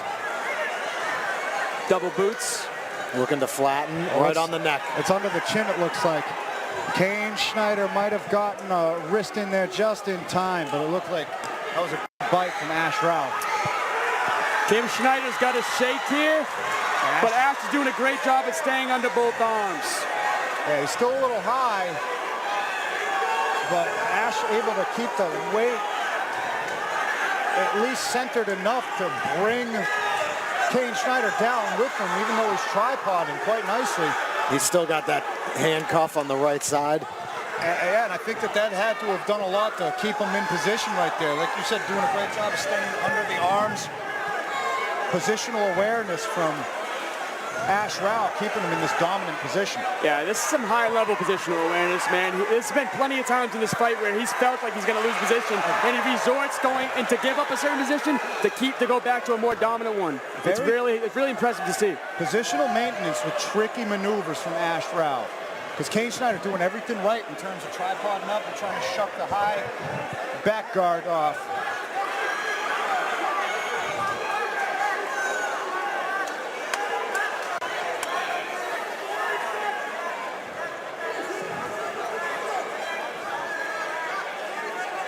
Pure grappling dominance from Ash Rao through 2 rounds so far.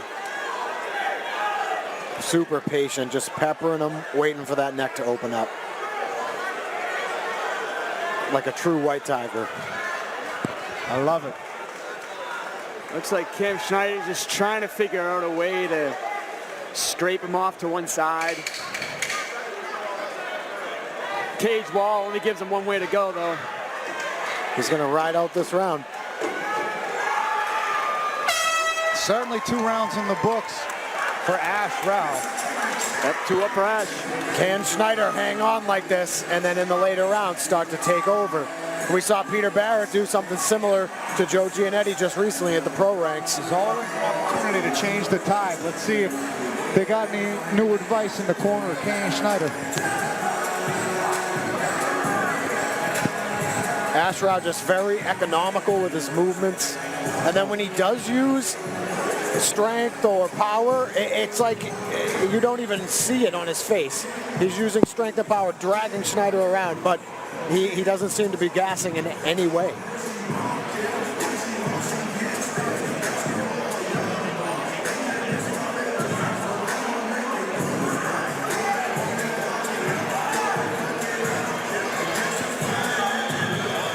Ash Rao. Yeah, his corner's giving him a little bit more technical advice this time around. Instead of saying defend the takedown, they're giving him some real technical advice here to try to eliminate some grips that Ash had and to get out of some of the control positions.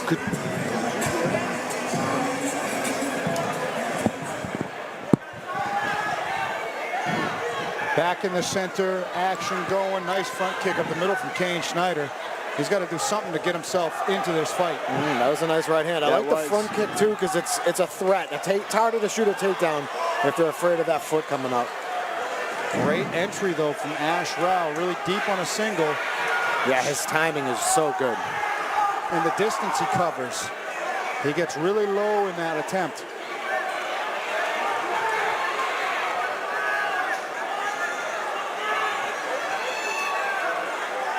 Yep, Cam's doing an all right job so far, man, defending these takedowns. This is the longest defense that he's shown, I believe. There it is, though. Rao gets it. He's eating a little bit for his troubles, but he's in a great spot. Yeah, now he's got the Dagestani mermaid position here. Got the legs tied up. Dagestani mermaid? You like that, huh? I do. Yeah, Snyder's got to get to swimming. That's outstanding. I like that. Did you come up with that on your own? No, I heard... He's more of a merman, really. Curtis Blades or someone... who cornered Jay Perrin when he came here? Who cornered Jay Perrin when he came here? I don't know. I heard it from him. Chris Curtis? Chris Curtis. Chris Curtis. Thank you. Dagestani mermaid. I like it. Oh, looks like a armbar setup is coming to fruition here. Ash Rao looking in perfect position to swing that right leg around. I don't know what kind of bite he's got. It looks like he's around the neck from here. He's got maybe like a gift wrap. His left foot was trapped in a quarter guardish. He's softening up with ground and pound, looking to isolate that arm, but Kane Snyder taking it and still staying aware. Just complete dominance out of Ash here with all these positions. And like, even though these choke attempts aren't really going under the chin, just that forearm slicing across your facial bones, your nose, your cheek.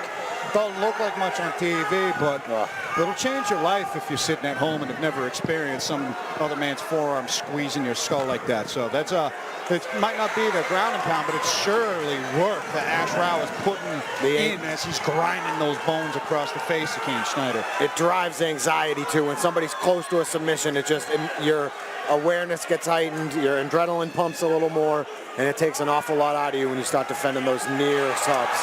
And for the first time, momentum shifts in favor of Kane Snyder. Short time to work, but he's making the most of it. He is going for it right now, but he's in a bit of a triangle situation. Oh, it's locked. Oh, it's short Seconds time left. Triangle. Seconds. Wow. Wow, another great round from Ash Rao. The heart that Kane Snyder has. The second he explodes out of dominant pressure, he explodes into hellacious ground and pound, knowing that he's got to go for broke. I love that out of a fighter who's down, but Ash Rao, even though he had the tide turn on him, still has the wherewithal to go for that triangle.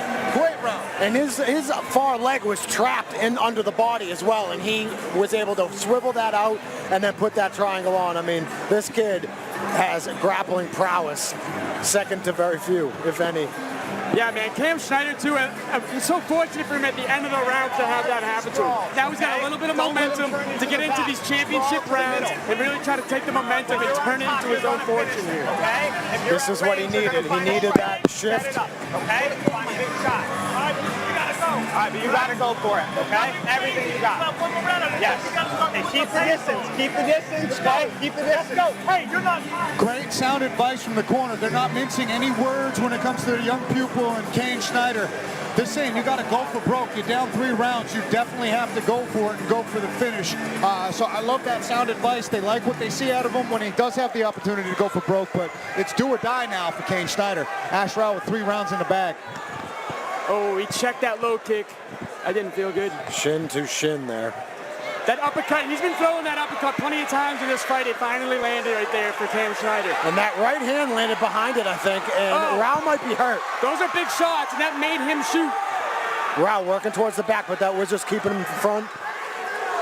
Staying true to the Wizard, then a bit of a 50-50 dogfight here. He fights it. And he rolls through, keeps the momentum going. Very nicely done.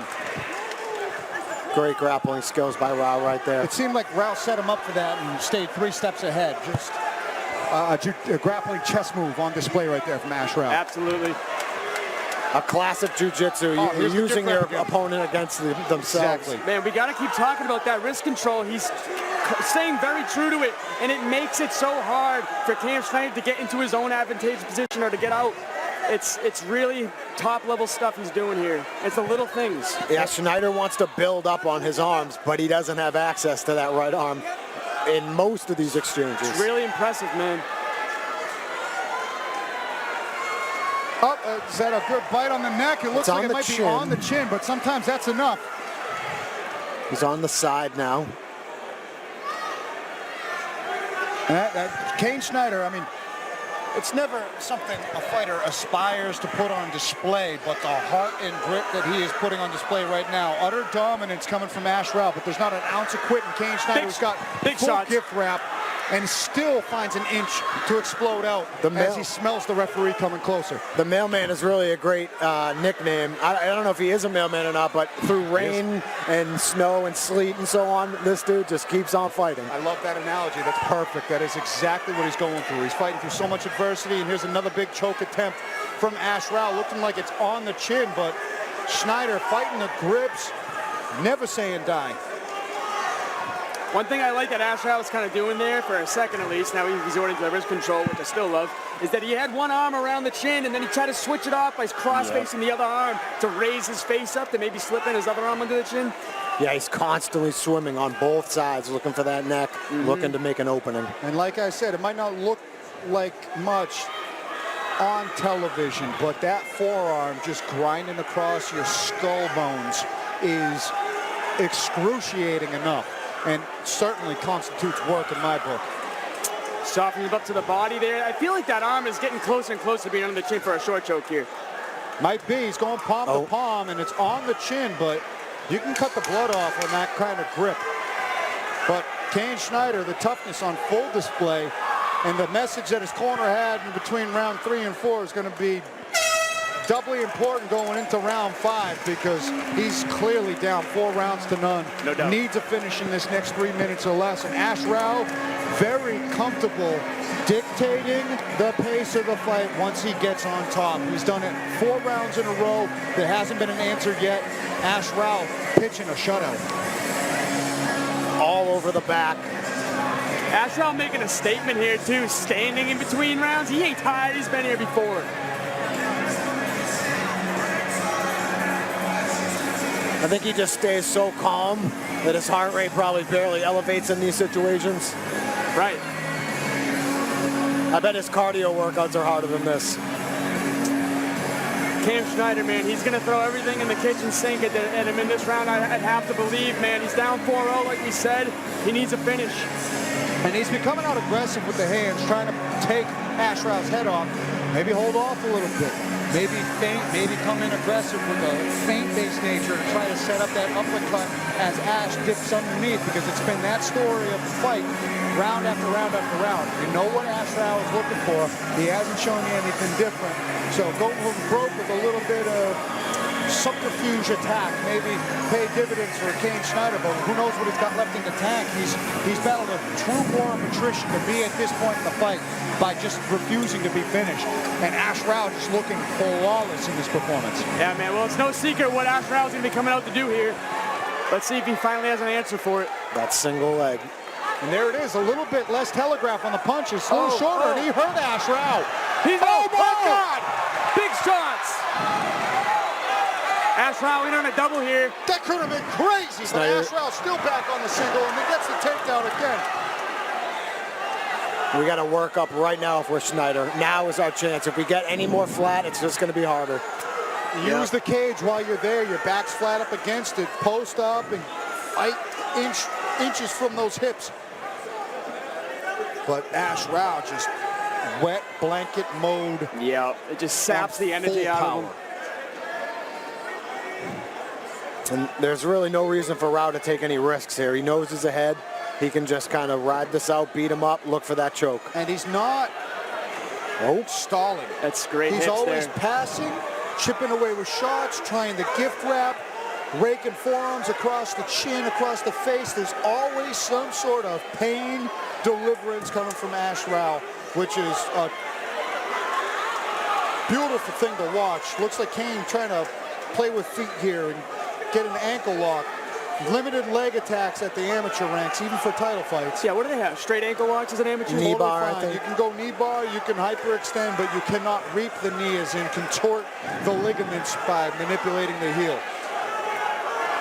Man, Ash Rao is just a very intelligent fighter. You can see it. He's really controlling the feet first to get more inside, eliminating all this Cam Schneider's frames. No quitting Kane Schneider. And seemingly no gaps in the game plan of Ash Rao. Just smothering here now, making it uncomfortable. And in the couple of moments where Kane Schneider started putting the hurt on Ash Rao, he handled it flawlessly. Kim Schneider's got to ditch that half guard and stop trying to hold him down with that leg there and really try to work out here. Because with 50 seconds left in the round, he needs something big.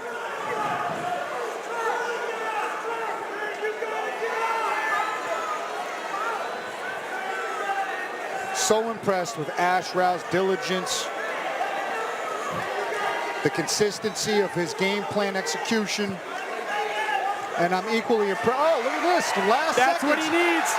He's got 30 seconds to work if he wants to take this belt home. And a big hammer fist. Like I said, no quit in this Kane Schneider kid. If he can pull this off. Ash Rao trying to keep him away with some legs here. It's moments like this that make this as close of a fight as it is, for as one-sided as it was. Because no matter what, the odds against him, this is what Kane Schneider has in the tank right here. Down 5 rounds, not an ounce of quit in him. And both of these guys showed the complete display of what it takes to be a mixed martial artist on two completely opposite sides of a coin, performance-wise. A far burner in terms of momentum shifts, maybe not, but in terms of just digging deep and execution from both of these guys, you're not going to see a better display. I love these amateur title fights. No, Schneider's coach just came in the cage and said, "Hey, I fucking love you." Like, if that doesn't scream everything that we were just saying, I don't know what does. Yeah, man, that's awesome. You love to see that. That's what these moments, you know. They had some camaraderie there, the two of them right there. They just threw fisticuffs at him for 5 rounds and gave themselves a big hug and showing respect both sides. And man, the biggest takeaway that I'm seeing here is Ash Rao is just as composed as they come. It really shows that, you know, in my opinion, maybe he wants to stick around a little bit longer. He has only had 3 fights in his 4th fight as an amateur, but from what I saw, it looks like he's ready for the pros. And Cam Schneider, man, there's no quitting him. Any chance he had to explode and get on top, he did with perseverance. The times he was on top, he was doing his absolute best to rain down some heavy shots. And yeah, what a fight, man. Rao, definitely, his takedowns and his jiu-jitsu, beyond pro. Absolutely.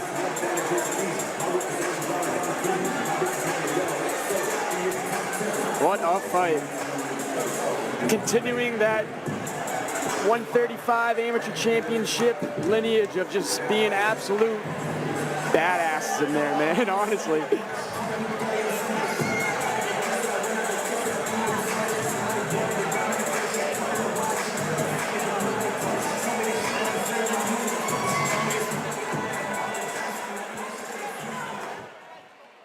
Ladies and gentlemen, keep it going for these two.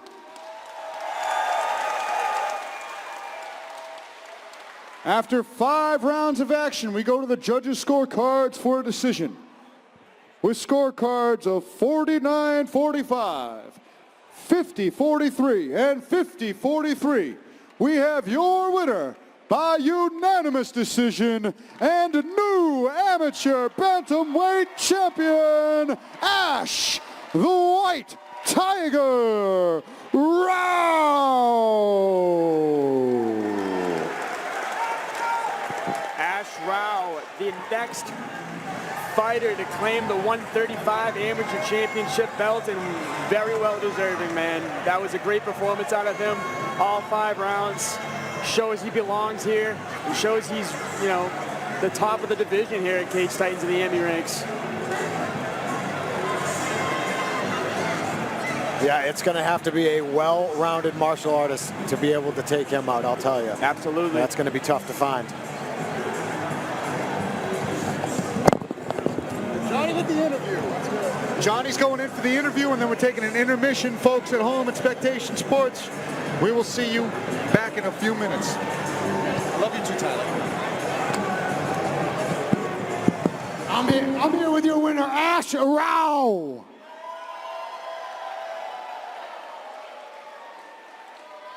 My man, unbelievable that those grappling exchanges, some of the highest level we've seen here in the amateur ranks. Tell me something about your training that you were doing for this leading up to it. I trained with some monsters at the gym. People are lucky they don't fight because they could kill everyone. I'm just happy my team is kind enough to let me train with them. JC gets mad at me all the time, but it's all love. My team is great. My employers are great. My family, thank you all so much. I try to be as technical as I can, and I hope to improve on that aspect. Technical as they come. We were talking in the booth about how much that this bantamweight title means and how many great fighters have held it. How does it feel to be one of those great fighters tonight? I'm not great yet, by any means. I'm just going to try and get, as good as I can. It's a great way to spend my Saturday, Thank you. Absolutely the best. Do you have anybody that you are going to be looking for to hunt as the White Tiger? Who would you like next to defend this title against? I don't like calling out names, mostly because I suck at remembering names. I'm just going to keep training. When the big man there thinks that I'm ready to fight again, I'm going to fight again. Awesome. I can't wait to see it. Everyone, your winner, Ash Rao.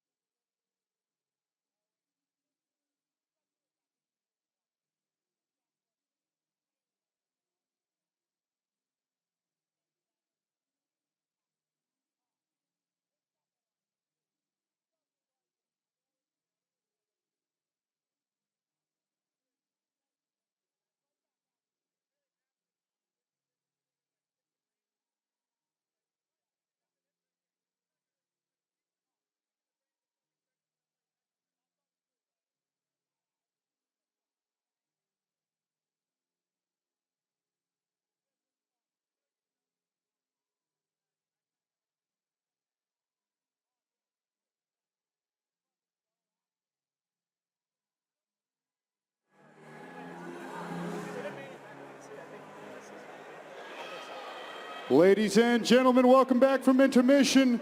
And something we like to do here at Cage Titans, we all have a deep appreciation for those who serve in our military. So we want to give a warm welcome to a couple of local military service members. Please welcome to the cage Specialist Sean Ray Warren, and from Plymouth, Massachusetts, and enlisting Wednesday in the Massachusetts Army National Guard as a Special Forces Green Beret, Jake Hewins. Make some noise for Specialist Sean Ray Warren and Jake Hewins here.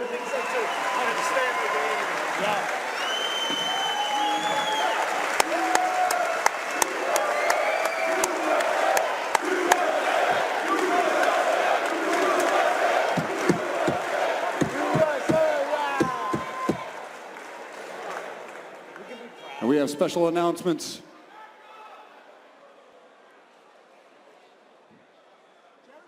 Thank you all. Keep going for Sergeant Ray Warren and Jake Hewins, and we are going to kickstart this main card with the professional fights at Cage Titans 67.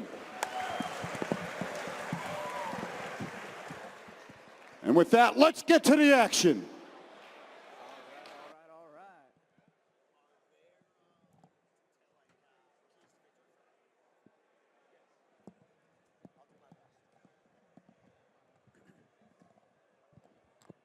All right, welcome back from intermission.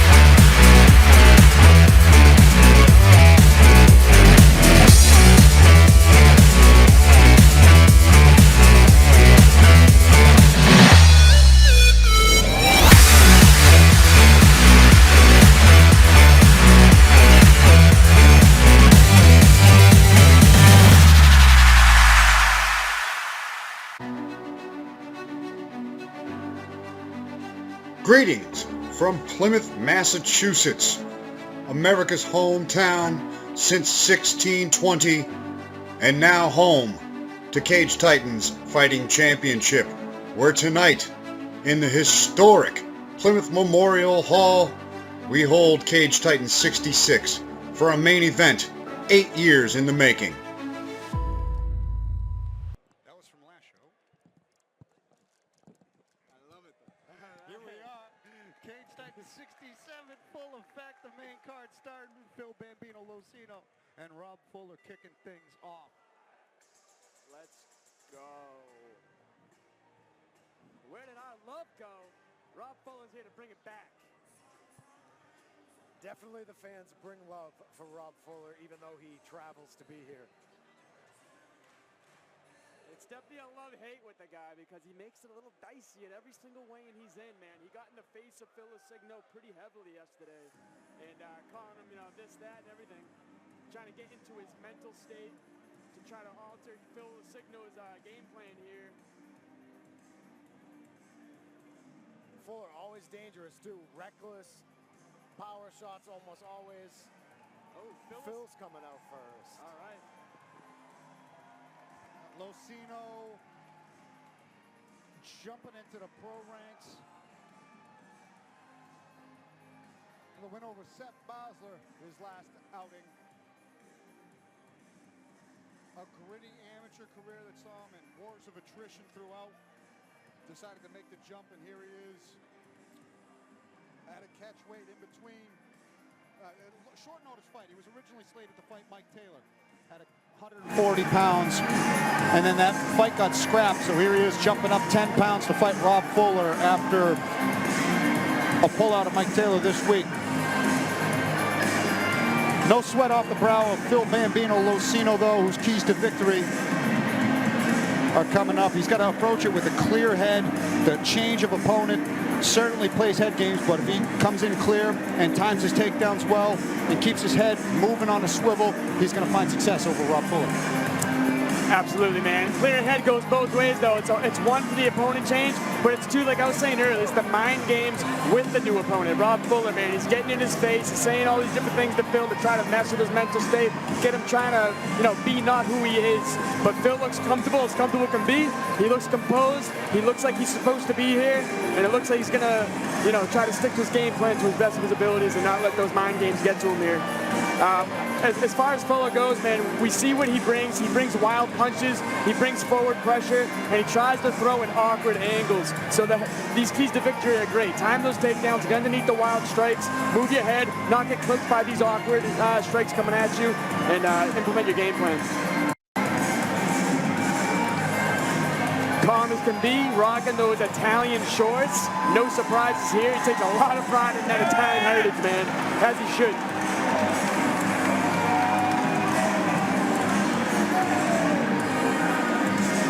A lot of Italian pride coming from Bambino Locino. Still the only fighter to give me eggplant parm at a weigh-ins. Is he an eggplant parm guy? No, but he gave me some eggplant parm one time, and I'll never forget it. Of course he did. That is a memorable moment. Never forget it. I met his mother about an hour ago. She's an absolute sweetheart. Absolutely, and his whole family is biting their fingernails. They love supporting their member there, Phil Locino, and the out-of-state Rob Fuller getting the crowd clapping behind him. He's had some shocking moments here. His upset knockout victory of Jacopo Opito was a moment that he still carries with him and is always determined to bring that shock factor back to Memorial Hall. He has fought the best of the best as we await his keys to victory here. And it hasn't always gone his way as he has fought so many UFC caliber fighters. But take it away for his keys. Keys to victory, sprawl and brawl. No surprise, we want to keep this fight on the feet. He wants to sprawl and then brawl secondarily. He is known for heavy hands and power and unpredictability, and that's what we want to do. Clinch strikes. We're going to end up linked up with this man. Phil Signo is a fantastic fighter, straightforward and determined, and when we're in the clinch, we need to be striking frequently. Go for broke. This is his opportunity. Short notice fight. Rob Fuller is known for upsetting the hometown guy. So go for broke. Let's see it again. I want to know if that beard is real. Is he going to take that off before the fight, or is that on there for good? I want to know if the beard is real, but I've never seen the mop on top for him, dude. That's a new hairstyle for him. The way that they're not the same color is kind of throwing me off. Short notice fight, a lot of mutual respect between these two competitors. And Rob Fuller is ready to throw those bombs. We await our tail of the tape for this first professional fight of the night. Yes, sir. Here we go. Tail of the tape for our first pro fight of the card, 150-pound catchweight. 30 years old for Phil Bambino Lasigno, 42 years old for Rob Fuller. Phil Lasigno with a 1-inch height advantage at 5'9", opposed to the 5'8" of Rob Fuller. Lasigno coming in 1 pound under the catchweight at 149. Rob Fuller at the max at 150. And Lasigno 1-inch reach advantage at 68, opposed to Rob Fuller's 67. Ladies and gentlemen, welcome back from the break. And prepare yourselves for our first professional fight of the evening at a catchweight, scheduled for 3 rounds, 5 minutes apiece. Brought to you by Drunken Ape Whiskey. Introducing to you first, in the red corner, with a professional mixed martial arts record of 1-0. He stands 5 feet 9 inches tall, and he weighed in at 149 pounds.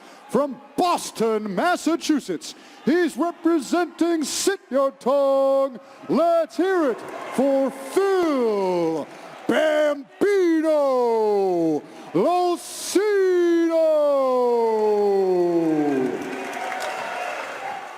And now, introducing his opponent, standing across from him in the blue corner, with a record of 2-18, he stands 5 feet 7 inches tall, and he weighed in at 150 pounds. From Englewood, Colorado, he's representing Red Shield Boxing. Make some noise for Cornflakes, Rob Fuller. And the action begins. Our referee in charge of this fight is Kevin McDonald. All right, let's go, man. That's as intense as it gets. The pink and tie-dye trunks for Rob Fuller. The Italian red, white, and green trunks for Phil Lasigno. Oh, right off the bat, a big right hand to address Rob Fuller's naked leg kick, and he ends up on his back. And caught the kick, landed a right hand, and scored the takedown, all in one movement. Exactly where Phil wants to be if he wants to win this fight, in my opinion. The ground is definitely in his advantage. Rob Fuller throwing some strikes off his back here. Might want to use the cage to work up.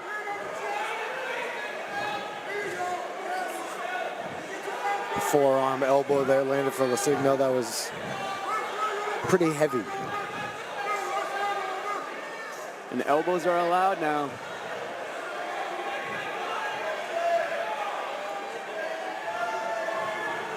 Phil just pressing him against the cage here. He looks like he's heavily pursuing a head and arm choke, trying to get over to that side there. He's trying to move to the side of the cage, which is going to make it difficult. Yeah, you got to cut an angle with that head and arm choke in the cage. It'll certainly prevent that angle from getting cut there. But Lasigno maybe from control. guard. Fuller looks distressed. He does. The shoulder pressure is definitely not fun, and I've seen guys go to sleep from this kind of shoulder pressure. If you can kind of sink the weight more down in instead of cutting the angle around like he's doing right now. That's a tap. That's a first round submission for Phil Lasigno, man. Goes with a little Alex Bejeira lean back. Phil Bambino Lasigno with the early takedown and methodically climbing over, advancing position and sinking in the choke. Pitching a shutout, going to 2-0. Beautiful. Yep, we knew that a big key to victory for Phil was getting into the ground. He wasted no time. Rob Fuller right up the bat, opening up the leg kick. Phil addresses it, gets him right to the ground while he's off balance, and just stayed on top. Heavy pressure the entire fight as it lasted, and yeah, especially in that position, man, with that that shoulder pressure into Rob's neck against the cage. Not a comfortable position there. Yeah, he was choking him before he even was choking him. I think that's why he tapped so fast. He was probably already missing some vital blood to the brain. And we know where Rob Fuller is dangerous, and some people may be inclined to strike with him and prove that they can do that. But Phil Signo, smart fighter, dominant. Ladies and gentlemen, keep it going for these two. Referee Kevin McDonald has called a stop to this contest at 1 minute, 25 seconds of round number 1, giving you your winner by submission due to an arm triangle choke, Phil Bambino Lucino.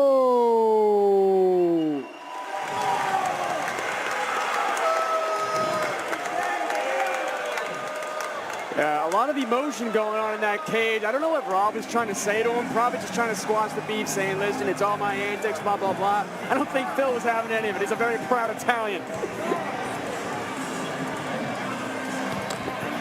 Bambino Lucino remaining undefeated as a pro. Big congrats to that Italian stallion. Yes, sir. Eggplant parm is waiting at home, I'm sure. Homemade. Moving things right along after that quick finish. Coming up next at the pro ranks, a fight that's certainly going to have butts flying out of seats as Anthony Pike takes on Miguel Sevesen.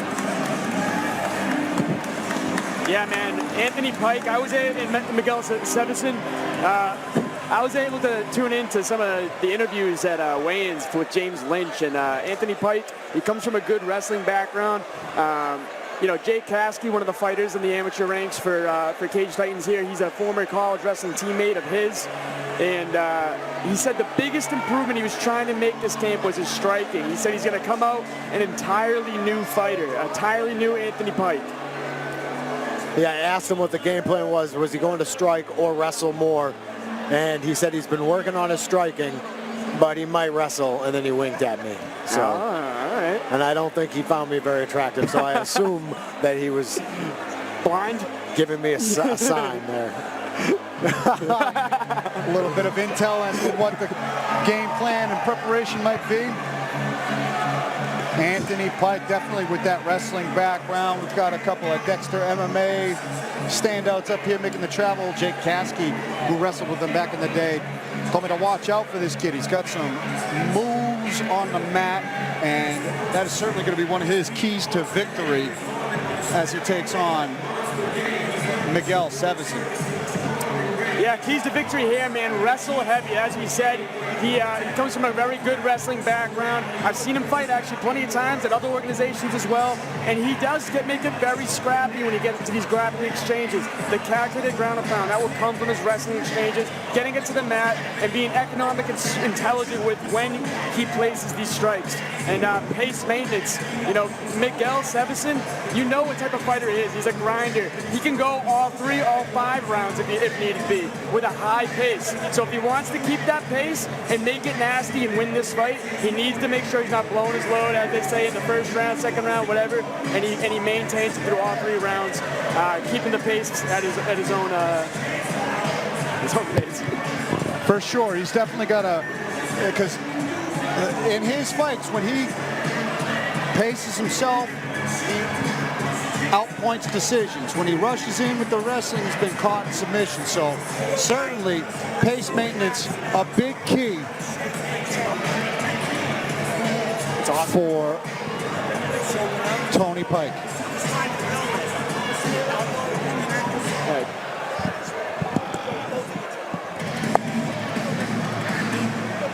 And the always electrifying Miguel Sevesen about to make the walkout. A fan favorite here, has been in many wars of blood and attrition, showcasing a deep tank of heart. And that's what people love about this kid.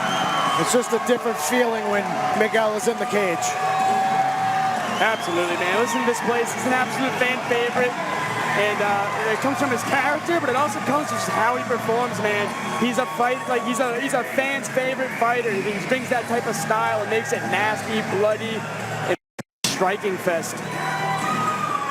He puts something in the air, maybe his pheromones. And for Miguel, as we were talking about Pike kind of pacing himself out. It's the same thing with Miguel. When he starts fast, he's been caught in the first round, and he kind of ups the pace as the fight goes on. So if he starts a little slow or a little more methodical, that could pay dividends for him as he progresses in his career. And the earlier he establishes that jab against the wrestler, the better it's going to be for him. And should it go to the ground, Pike's been caught in submissions before. Miguel's got submissions at the amateur ranks. Play around with it. Get a little frisky with your jiu-jitsu in there. This might be the fight to do it. I agree, especially because, you know what, he comes from great schools. You got Joe Lozon in his corner. He comes from Lakeville MMA, bunch of great grappling there. But also a newer school that he's been implementing into his game is Forge Jiu-Jitsu. And Matt Waddell, the head coach there, man, he is phenomenal jiu-jitsu. He works hand in hand with Joe Lozon as well. He's a phenomenal grappler. And the lovely Emily getting us ready for this fight as we await our tail of the tape for this lightweight feature. The tail of the tape. Anthony Pike, 33 years old, stepping in the cage. Miguel Severson, 27. Anthony Pike, I'm in 5'9". Miguel Severson, 6 feet. Anthony Pike, 155 entering the cage, and Miguel Severson, 156. Anthony Pike with a 71-inch reach advantage, and Miguel Severson, 73-inch. He'll enjoy a 2-inch reach advantage. Ladies and gentlemen, prepare yourselves for the next fight of the evening, a professional lightweight fight scheduled for 3 rounds, 5 minutes apiece, brought to you by JYM Supplements. Introducing to you first, in the red corner, with a professional mixed martial arts record of 2-4. He stands 5 feet 9 inches tall, and he weighed in at 155 pounds. From Tucson, Arizona, he's representing Dominate Fitness MMA. Let's hear it for Anthony the Pistol Pike. And now, introducing his opponent, standing across from him in the blue corner, with a professional mixed martial arts record of 2-0. He stands 6 feet tall, and he weighed in at 156 pounds. From Assonet, Massachusetts, he's representing Lakeville MMA. Let's hear it for Miguel Mother Ethan Severson. And when the action begins, our referee in charge of this fight is Tommy Santana. Let's go. That is a lot of energy in the crowd right now.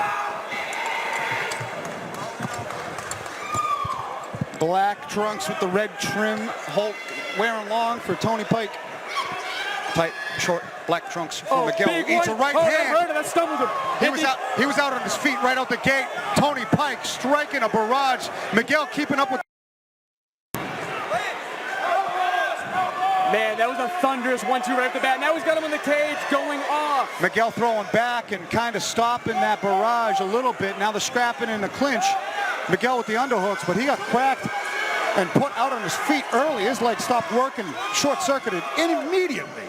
Somehow he is back, though. Yeah, he's trying to mitigate the damage right now, keep it in the clinch, work his own dirty boxing. Now he's already got Anthony Pike in the back here. This is where Miguel shines, really.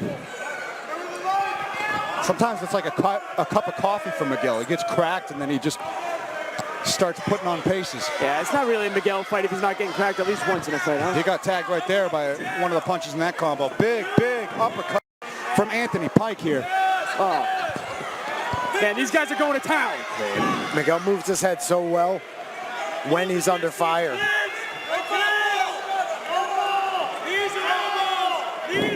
Damn, Pike's doing a really good job of just controlling him where he's at with the heavy frame there. Good jab to the midsection by Miguel.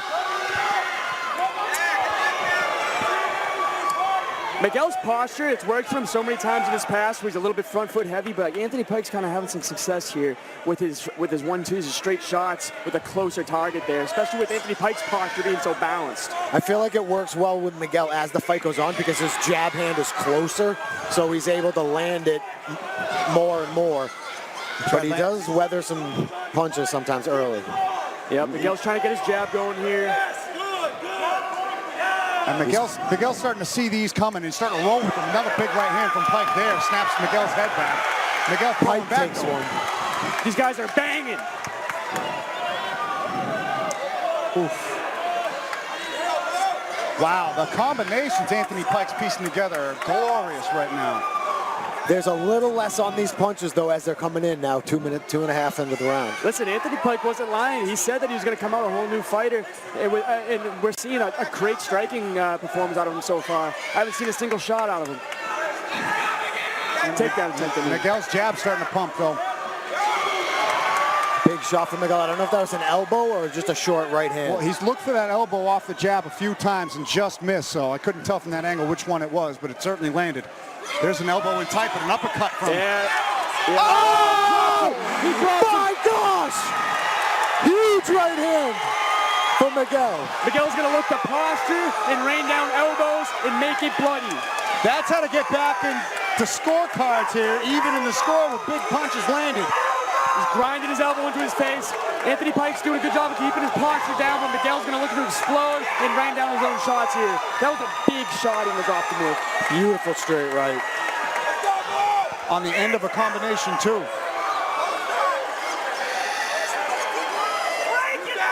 This is a tough round to score at this point. I think Miguel seals it, though, with this top control. Still a minute and a half to go, and a heel hook bite now. Miguel scrambling to get on top of Pike, finding his way with the double underhooks, and he's got the advantageous position now. What a round this has been. Great for Miguel to get up, though, and not initiate the jiu-jitsu. Uppercut from Pike! And a left hand by Miguel there. They're both staggered. These guys are throwing. Oh, Miguel's putting it on him with the jab now. This is madness! 1-2s. Oh, elbow! Big head kick. We're gonna get blood on us. 1 minute remains. Anthony Pike presses him in, going for a single here. Switch to a double. Deep underhook from Miguel. These guys' faces look like pumpkins in November, just smashed up to bits. And they're still going. Pace has settled down here a little bit. Both taking a second to consider the positions they're in here. Breathe, meditate, refocus. Man. They just went 4.5 minutes of nonstop. Give the crowd a second to breathe. He's gonna separate you. Give me knee. Got time here, 15 seconds on the clock. He's good.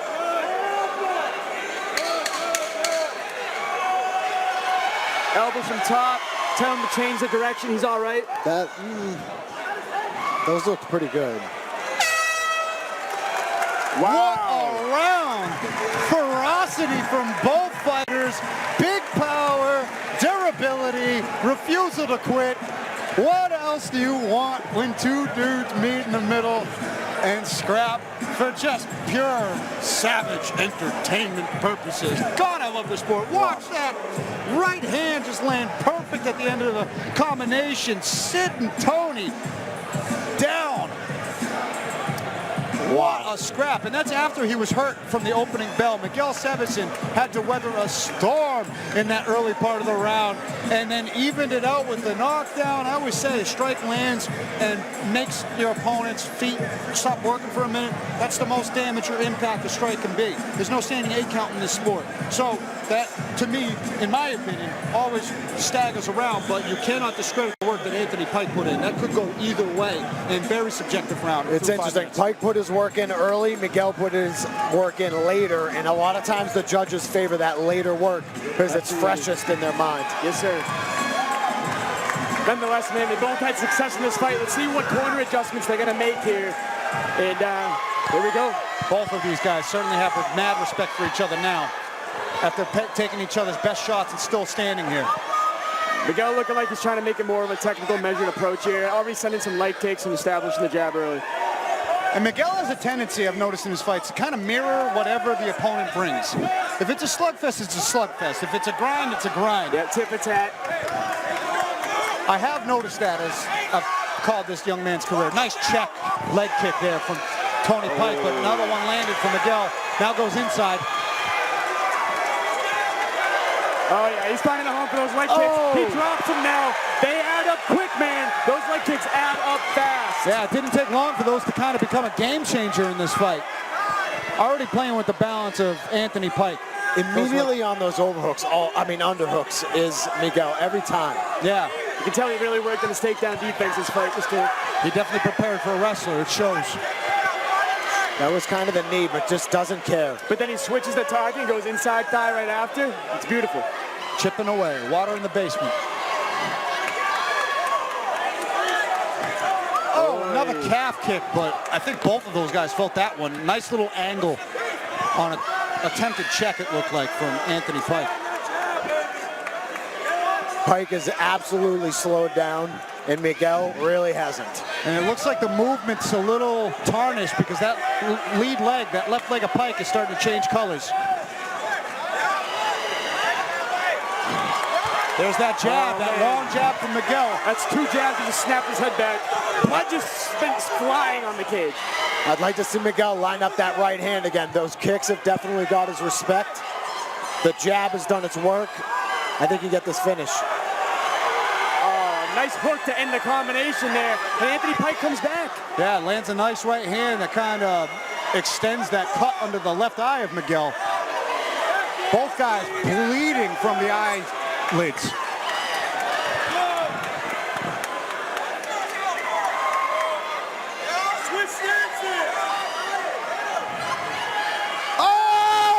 Oh my God! Whoa.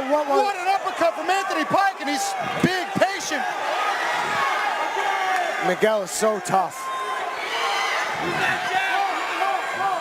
We need that straight right from Miguel. He's kind of looped it a few times. We need that straight down the money. Oh, another left hand from Pike stops Miguel in his tracks, but he's coming back. What a dog fight this is. Oh, another uppercut from Pike. That's been money. He goes in for a takedown. Miguel going to that underhook again. Turns him. Ends up on top. Almost like a little cow catcher there. Arms trapped. Crucifix now for Miguel with 2 minutes to work. Elbows incoming. There's one. There's two. That was elbows. He's in a bad position. Anthony Pike needs to get that arm through right now. This fight's going to get stopped. He's got the feet on the cage. And that's it. This place is going insane. Anthony Pike doesn't like the stoppage. He ate a few good elbows. His face is pulped. But this was such a dog fight.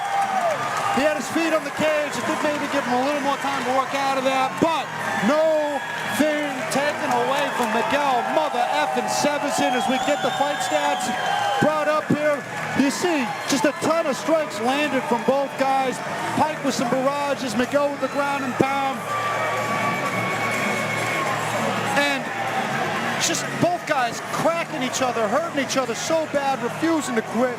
Fight of the year candidate right out the gate. You're never surprised to see that when Miguel steps into the cage. But welcome to Cage Titans, Anthony Pike. What a scrap that was. Oh man, fight of the night contender for sure. The rest of the main card's got a lot to live up to there, man. That was just, what a fight, though, honestly. Just to go back to round 1 here, Miguel gets stumbled early in the absolute first exchange by Anthony Pike. Rocked him early. Miguel had to bring out that dog in him, weather the storm, turn the events, and, really poured on to Anthony Pike at the end of the round, which was a pretty even round, to be honest. Then round 2 comes, and they really switched up the game plan. He started mixing up his targets. Miguel starts attacking Anthony Pike's lead leg, calf, upper thigh, inside thigh, and then going it back up top, defending all of Anthony Pike's takedowns and ending it with some gruesome elbows to finish it. Beautiful performance and great fight for both guys. I would watch that fight every day. Oh, yeah. Just a card full of that fight. Ladies and gentlemen, you gotta keep the noise going after a war like that. Keep it going for these two. Referee Tommy Santana has called a stop to this fight at 3 minutes, 15 seconds of round number 2. Giving you your winner by TKO, Miguel Mother Effin Severson.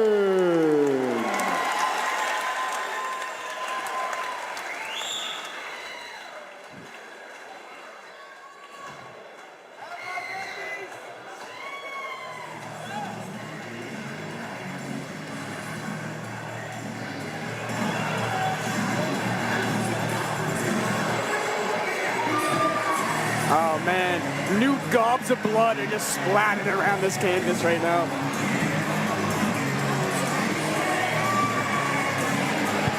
We knew there'd be blood in that one, and they did not disappoint. Colbert's going in for the interview. Stay tuned.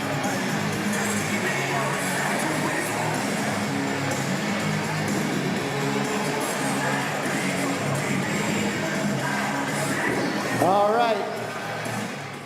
Listen, we weren't going to interview so we could keep the fights going, but after a performance like that and telling me, give me the mic, I wasn't going to say no.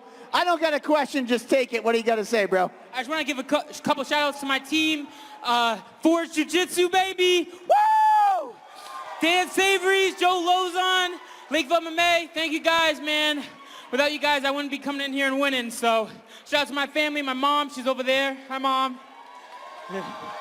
So thank you guys for coming out and supporting me and stuff. Chad Ferrier, my whole BC squad came over there. Woo! Thank you, guys. Thank you. Oh, I heard Jaylen Brown's in here. Can I get a pic with him? You can ask him. All right, Jaylen Brown. How you doing, my man? Can I get a pic? I'm a huge fan. Oh, damn. All right, make some noise for Miguel Mother effing Severson. I hope you get that pic.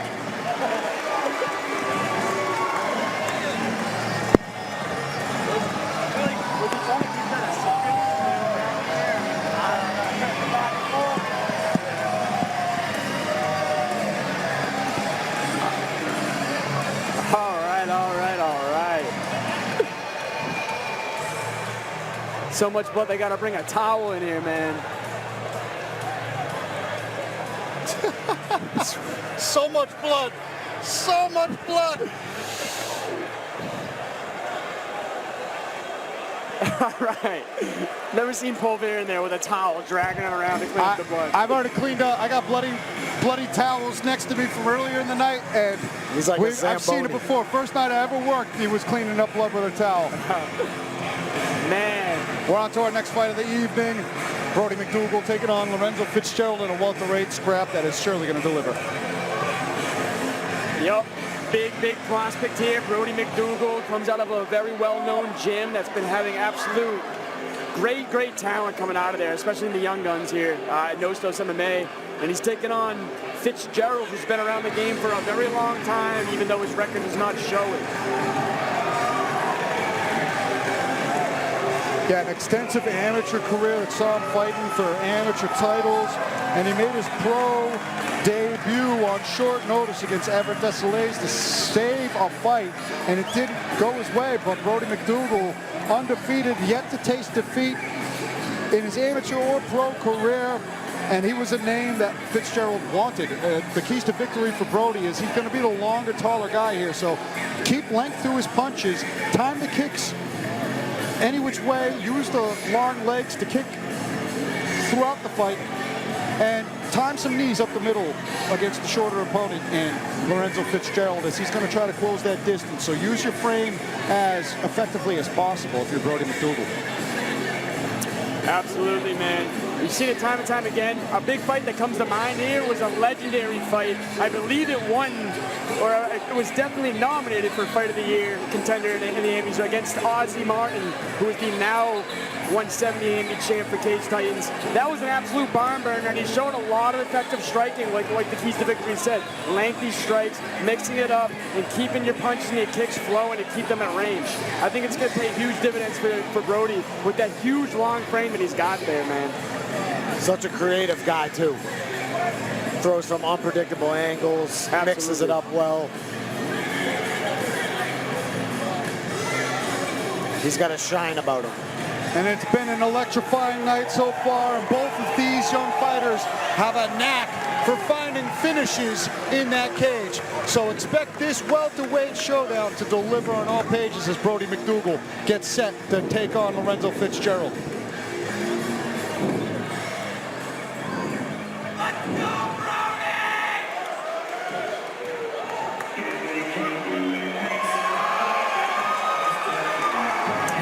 second fighter to come out to Kanye West Stronger. I love it.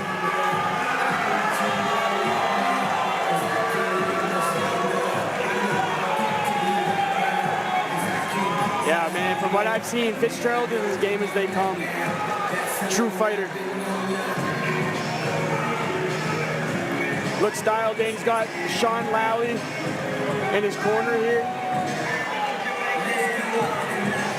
Sean Lally, a great striker to be working with for somebody like Brody McDougal. Fredo Terry in the corner, representing the lab and FAF. The keys to victory for Lorenzo Fitzgerald here. He is going to be throwing the low kicks all day against the skinnier legs of Brody McDougal. And in that clinch, keep the clinch work pumping. That is where he is going to be most powerful, most durable, and most likely to land the strikes against the longer guy. And the body work. I think nobody's really tested Brody McDougal to the body yet. We've seen him get cracked in the chin. Doesn't bother him, but we saw earlier in the night, switch it up to the body, try to find a finish. Lorenzo Fitzgerald has all those tools to accomplish this. Absolutely. I mean, getting to the body, man, we haven't really seen it too much because, like you said, in Brody's keys to victory, he's got that long frame. You got to get past these long limbs in order to get there. But if he could, I think it's a very smart game plan. Test the body, get that guard lowered, and make all Brody's attacks kind of dwindle a little bit. All the keys to victories relate to a longer, extended fight. I feel like they all benefit you over time, especially. Chew up the leg, chew up the body, grind on him in the clinch, finish him later, take a home a decision. Another contrast to build with the short and stocky Lorenzo Fitzgerald with the long and lanky Brody McDougal as we wait our tail of the tape where you guys can showcase the discrepancies by the numbers. Tail of the tape, Brody McDougal, 27 years old. Lorenzo Fitzgerald, 36. McDougal, 6'2" to Fitzgerald's 5'10". They both weighed in at 170 pounds and share a 75-inch reach. We'll go to Andy once he's ready. Both men in great shape.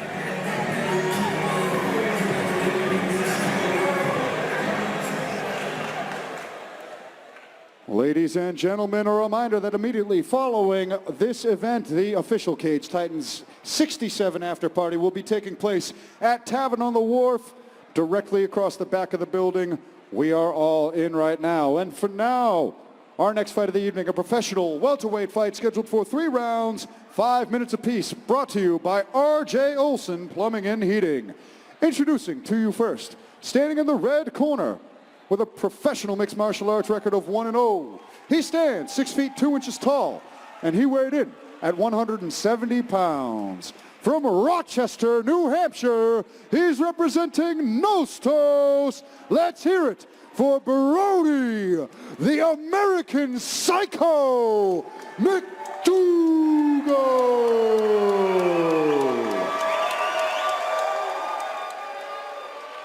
And now introducing his opponent, standing across from him in the blue corner with a professional record of 0-1. He stands 5 feet 10 inches tall, and he weighed in at 170 pounds. From Newton, Massachusetts, he's representing the Lab and FAF.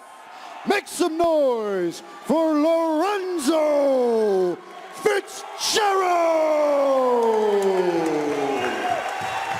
When the action begins, our referee in charge of this fight is Kevin McDonald.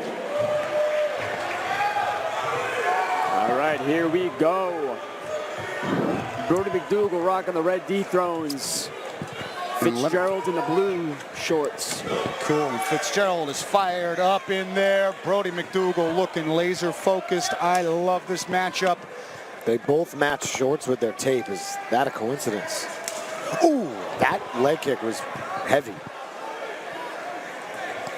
Look at the size of the legs on Lorenzo Fitzgerald. They're telephone poles. Already attacking the legs. 3 kicks in a row here. Another one inside. Ooh, that was a check. Nice return. Brody sends one of his own. Brody, long jab, eats a kick for it. Time that low kick with your cross. Yeah. Brody's already seeing that he's attacking the leg early. He's starting to check them all. Everybody want to have to not disguise it a little bit, send a jab before. Brody trying with a nice little uppercut on the entry from Fitzgerald. Nice knee to the body in the clinch.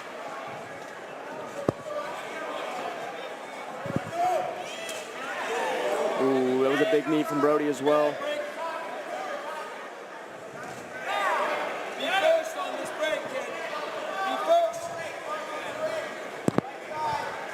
The tension from this clinch. Yeah, just two dogs going at it in the middle here. And we've seen Lorenzo extend fights from this position, really start getting off with the body work here, starting to kick the legs as Fitzgerald. Brody trying to throw some strikes in there as well. Nice uppercut.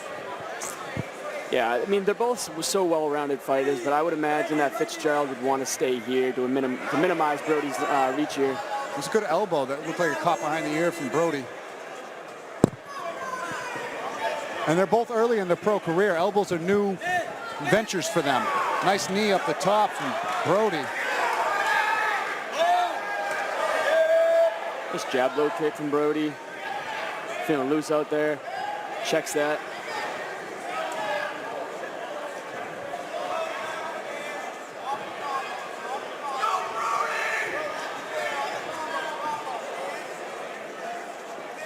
Nice combo from McDougal, landing the right hand up top and then low kick downstairs. But Fitzgerald in on a double leg attempt. Now he's clinching up against the fence. Good attempt. Fitzgerald having the head pressure here.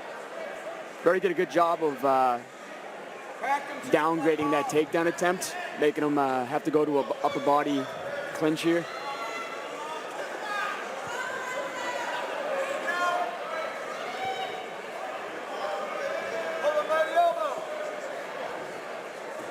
Great pressure by Fitzgerald there. Brody hasn't even made a move. Oh, nice takedown. Good change of direction with the double underhooks, and Lorenzo Fitzgerald finds himself on top in the full guard of Brody McDougal now. See what he elects to do in terms of posturing and striking. Fitzgerald trying to keep his posture up. He's going to the body. Brody answers with some of his own. Yeah, he's throwing off his back with length. He's got that body triangle locked up, which kind of it stipulates your plan of attack and escape, but it does control the posture of your opponent to mitigate the damage it strikes. And Brody is using his length nicely to set up some short elbows off of his back. Yeah, some back fists too. And they're substantial shots. Little cut Tevin Holland here.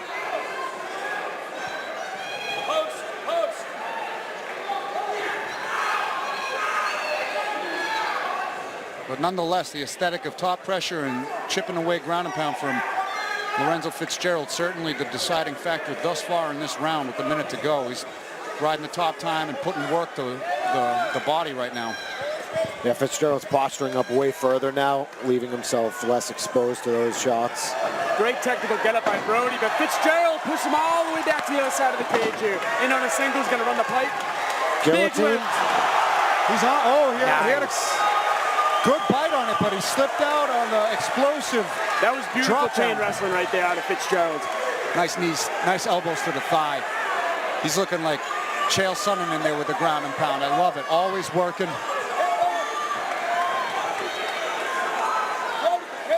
Brody's got to consider getting up. Fitzgerald's content just being postured up in Brody's full guard, which is completely locked up, sending inside elbows to the thigh and body shots. I like he's chipping away in the early round. Oh, just missed with that head kick on the get-up. Nice right hand from McDougal. Oh, right hand in combination right at the bell. I don't think there was any malintent in that. He was throwing 5 different punches at once, so he stopped right when the bell hits. Yeah, bang, bang.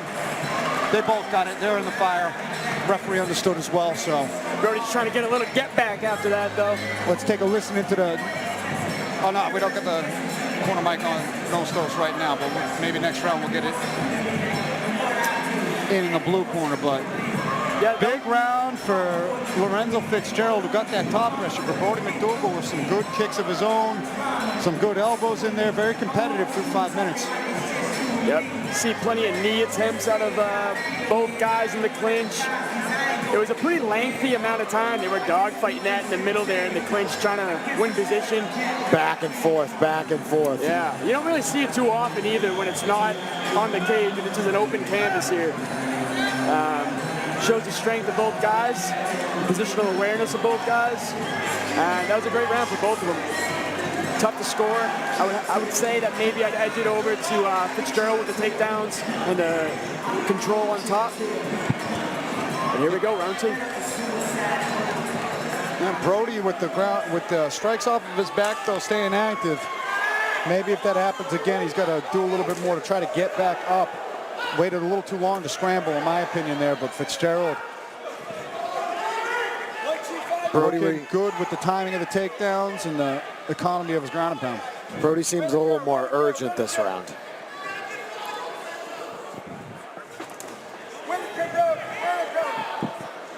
It wouldn't be a bad idea to time those leg kicks of his. Oh, big overhand out of Brody McDougal. Yeah, that was a significant shot, but Lorenzo ate it well, rolled with it, and got the clinch advantage right now. Brody doing a good job of listening to his corner, staying calm.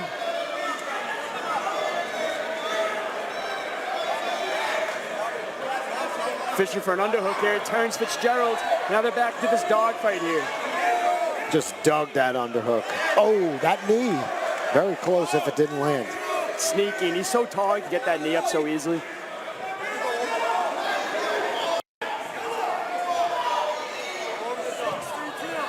Ooh, great knee, Fitzgerald. Brody doing a good job firing off the break.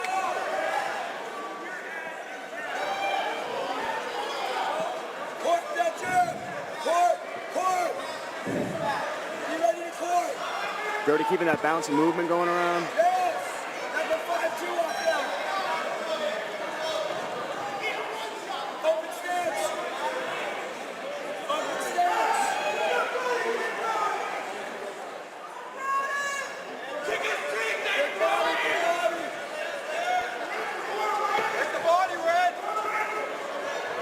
Nice jab. Ooh, to the body. Good idea right there. Skims him with it. Ooh! And then with the head kick, same idea. Just missing, but... I thought that was like glove and chin that connected with. Ooh. Nice calf kick. He's been doing that a lot, mixing it up top, and then bang, ended the combination with the calf kick. Beautiful.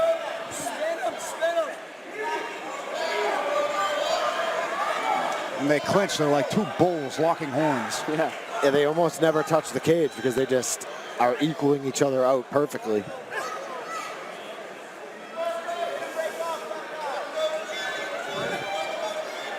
Oh! Yeah, that, ooh. He's wobbled for sure. Yeah, there's no doubt about that. Big knee. Fitzgerald might be a little hurt here, but he seems to be recovering nicely. McDougal with a nice couple barrages after that big knee landed. McDougal just sent a Superman punch from the clouds.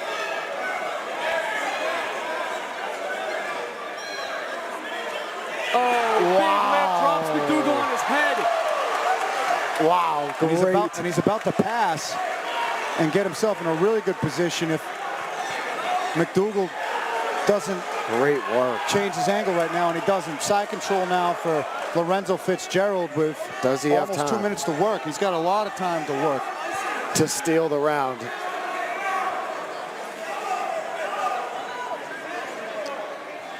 Huge power shown with that takedown. That was unbelievable. Head over heels. Or heels over head. Yeah, like you said, Johnny, if Fitzgerald does want to take this round, man, I know it's a great big takedown he just had. But I think he does have to get some damage off, get a little bit more controlled positions here, like he just did. He steps into mount. That's big. Oh, but he loses it. Out the back door. This round is winnable for either now. 1 minute. Yeah, well-timed explosion and rotation out from McDougal as Fitzgerald stepped up to pass. Ooh, looks like Fitzgerald landed a big right hand there. Nice left hand from Fitzgerald. Now Fitzgerald started landing some good boxing there. Now big takedown. Big takedown. Very tight round to score. We got a close one here, folks. Fitzgerald, another series of ground and pound strikes to the body and thigh. I like it, man. Fitzgerald staying very loyal to the elbows to the thigh and the shots to the right side of his body here. And McDougal throwing strikes off of his back in the closed guard. Oh, big hammer fist. That was right in front of us. And the up kicks, but Fitzgerald looking to land one more big one by the end of the round. Very competitive and tight rounds to score, both of them through 10 minutes. We've got a barn burner on our hands. Neither guy really running away with any copious amounts of momentum, but a lot of little shifts and little idiosyncratic advantages both guys are having that are super subjective to all the judges. So we should see how it goes, and we'll see what kind of urgency they both bring into this third and final round. Absolutely. It would be great to get listening into the corners here. Yep, I would imagine that Brody definitely needs to put a big emphasis on takedown defense here, keep the fight on the feet, use his range like the keys to victory said here, just get back to square one. And Fitzgerald's doing a great job of really closing that distance, getting inside some of these kicks that Brody's throwing, and some of these wide shots that Brody's throwing, and making it a dirty fight in the clinch, on the cage, and running the pipe with these singles, chaining takedowns together to get him on his back. Great fight, very competitive fight.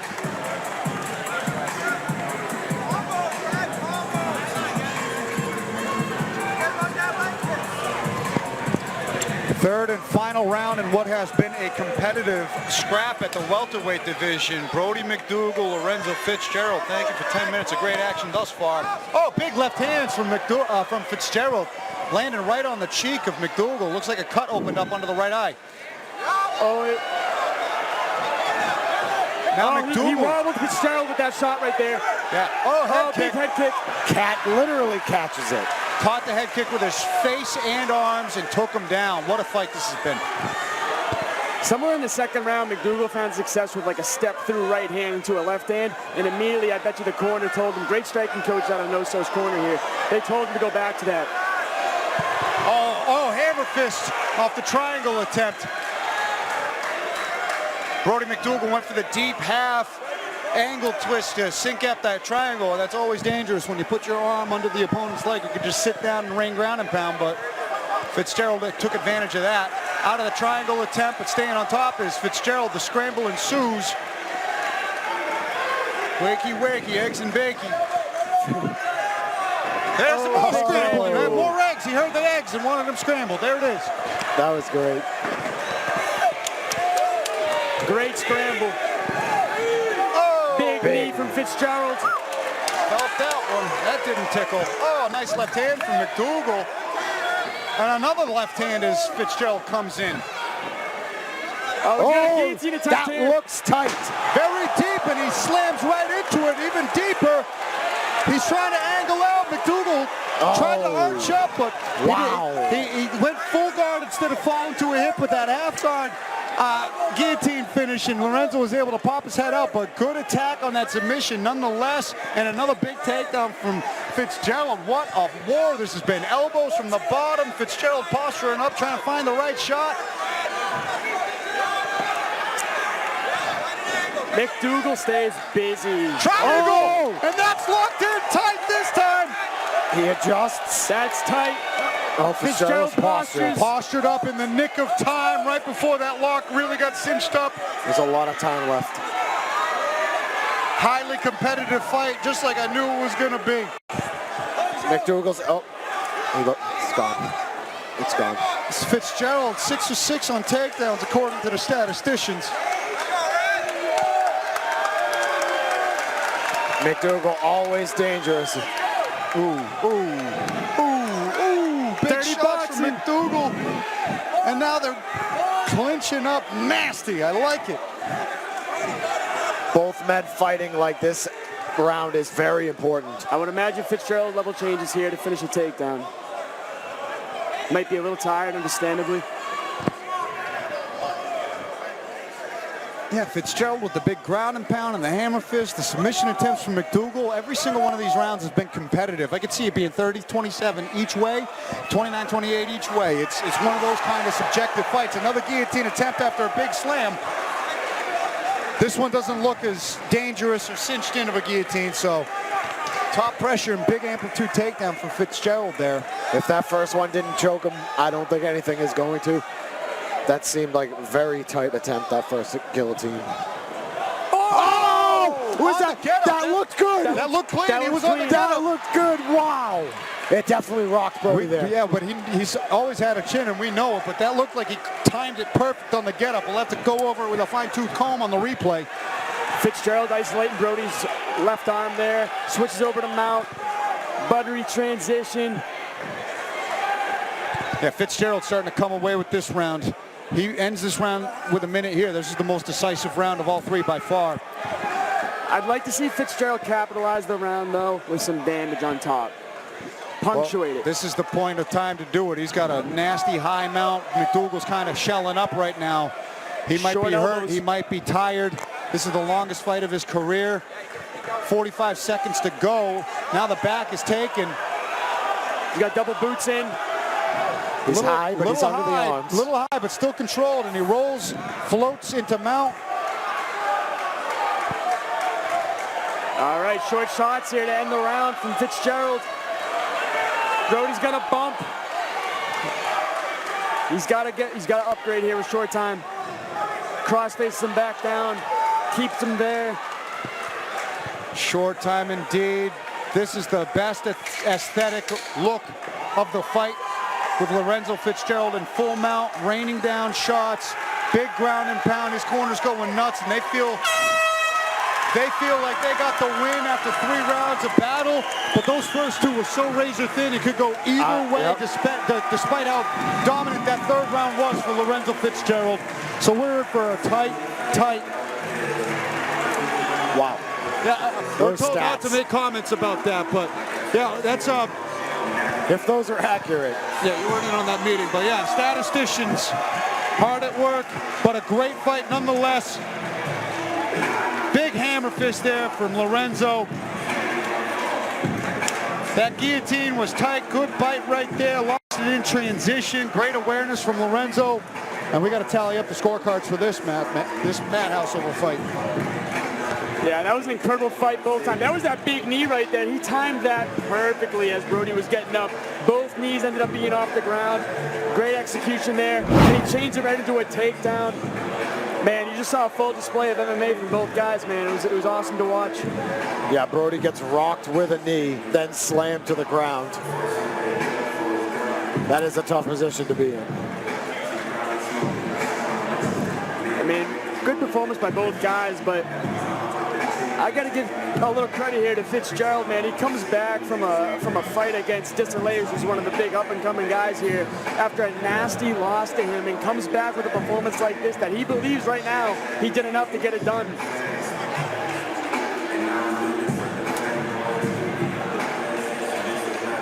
Both had plenty of moments in that fight. Striking, grappling, counter-grappling, submission attempts. Amazing. Love it. His coach is giving us a visual of the takedowns that Fitzgerald just landed. Good impression. It was. Looked just like him. Just a shade lighter. Just a shade.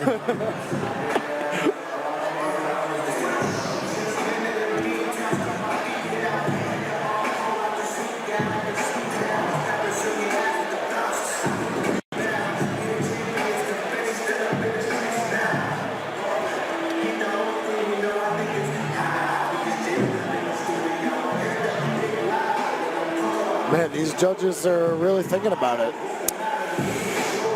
It was a competitive fight. Seemed like Fitzgerald did a little bit more towards the end.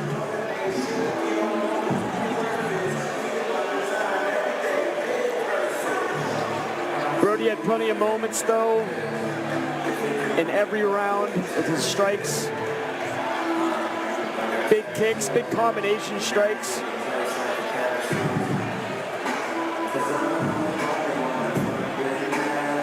Could this be a draw? That would be insane.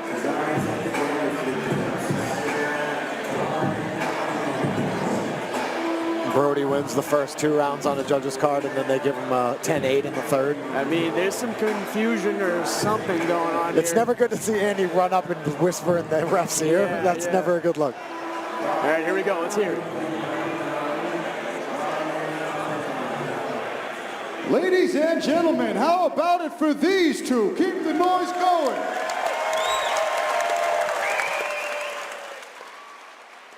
After 3 rounds of action, we go to the judges' scorecards for a decision. All 3 judges score this fight 30-27, giving you your winner by unanimous decision, Lorenzo Fitzgerald.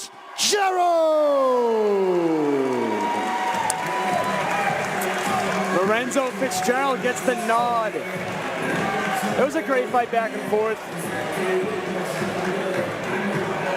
And that's a big, big win for Fitzgerald in his pro career, man. Brody McDougal's no joke. He's a big prospect in this region. Multiple-time amateur champion. And he takes him out.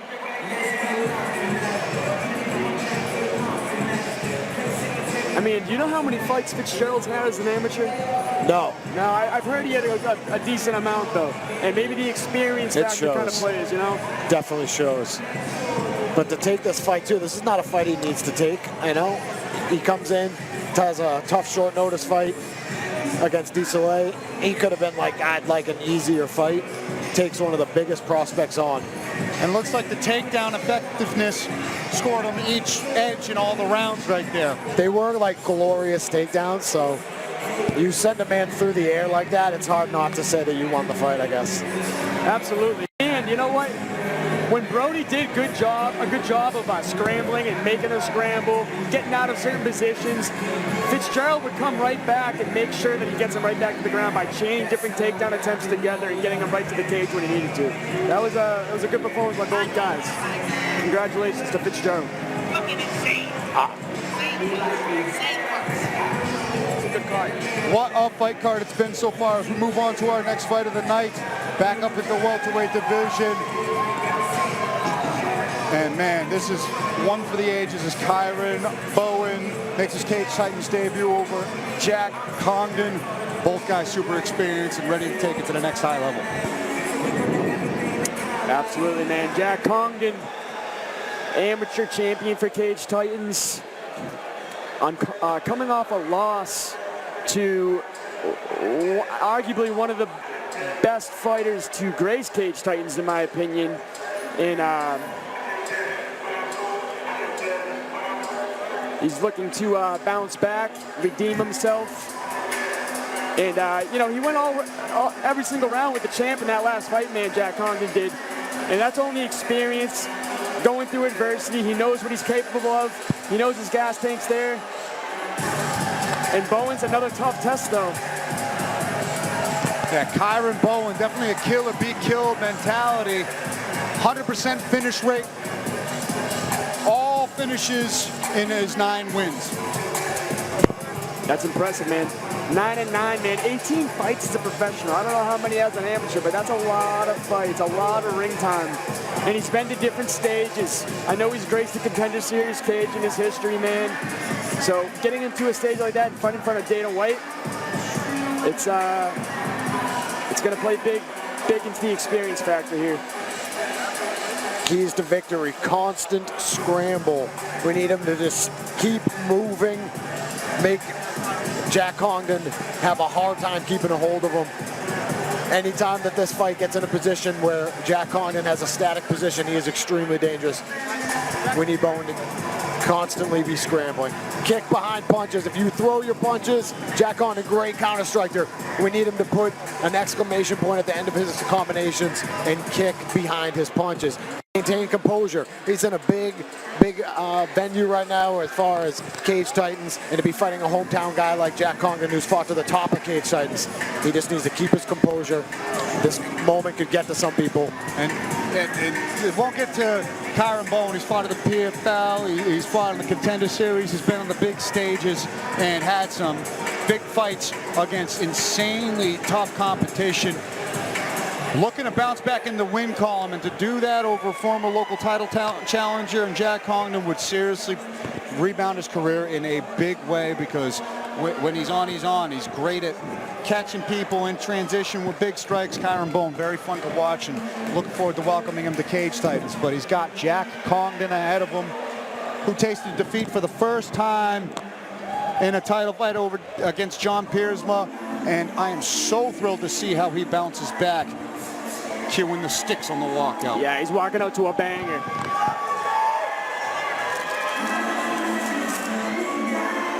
Kyron Bowen was feeling himself though for his walkout. He was dancing in there, feeling loose.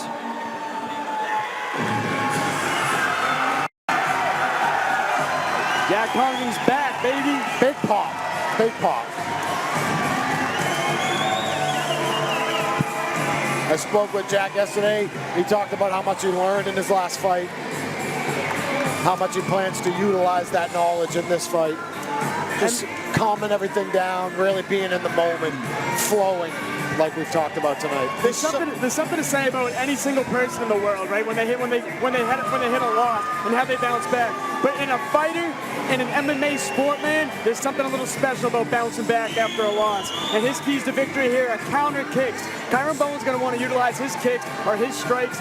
Jack Congdon wants to utilize his karate-style background with all of his range that he has and his mastery of that range to counter and use his own kicks. Constant aggression is Jack.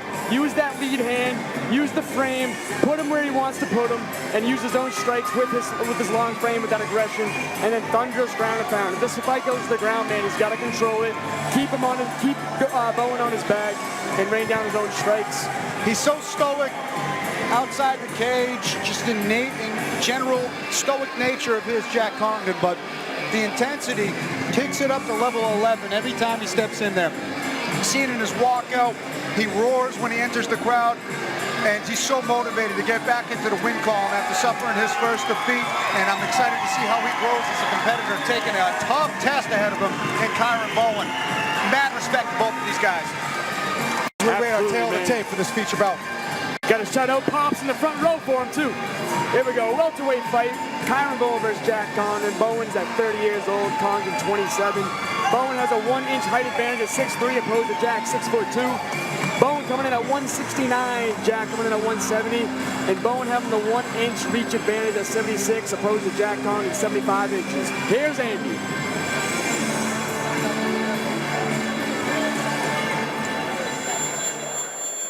Ladies and gentlemen, prepare yourselves for the next fight of the evening. A professional welterweight fight scheduled for 3 rounds, 5 minutes apiece. Brought to you by Drunken Ape Wine. Introducing to you first, in the red corner, with a professional mixed martial arts record of 9-9. He stands 6 feet 3 inches tall, and he weighed in at 169 pounds. From Little Rock, Arkansas, he's representing West Side MMA. Let's hear it for Kyron Mamba Bowen.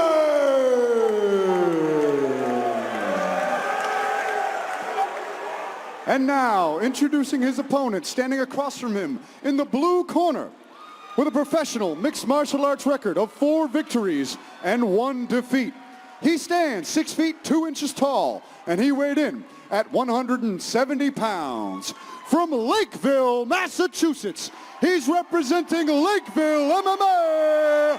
Let's hear it for Jack 50 Cal Congdon.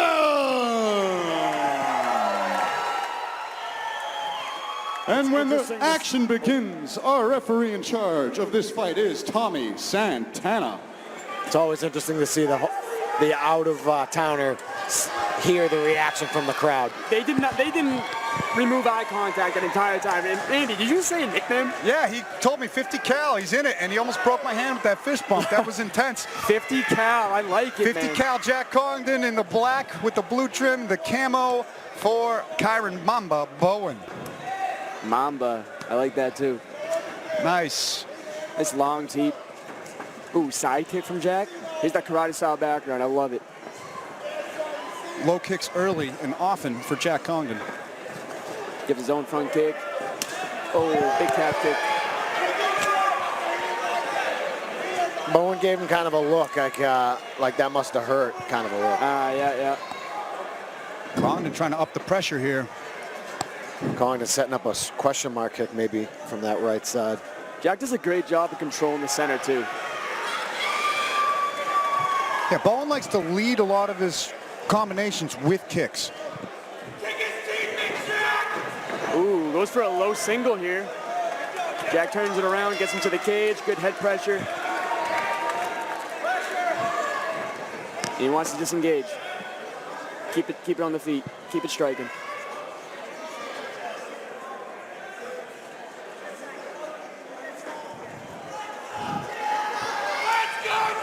Nice check. Yep. That one didn't feel good.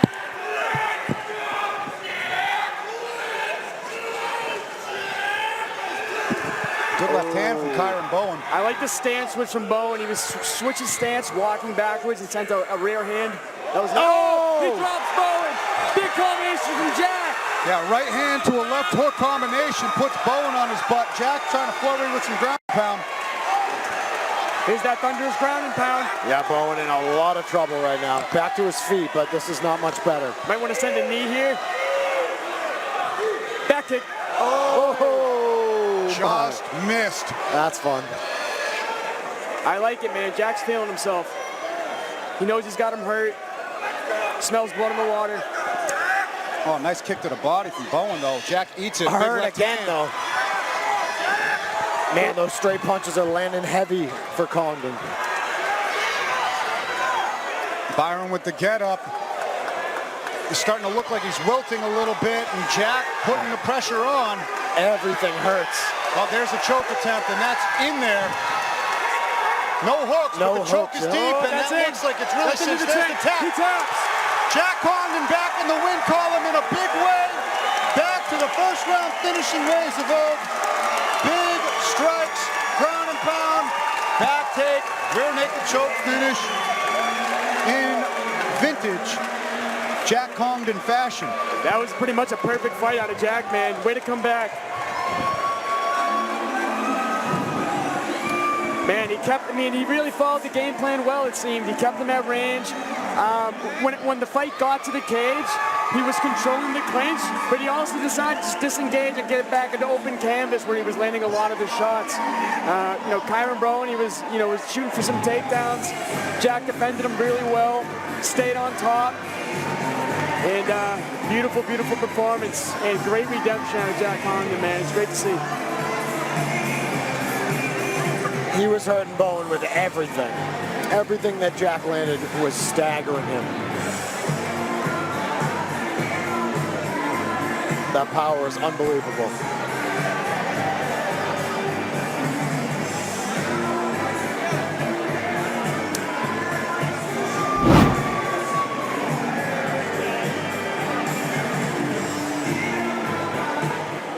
Ladies and gentlemen, how about it for these two? Keep the noise going.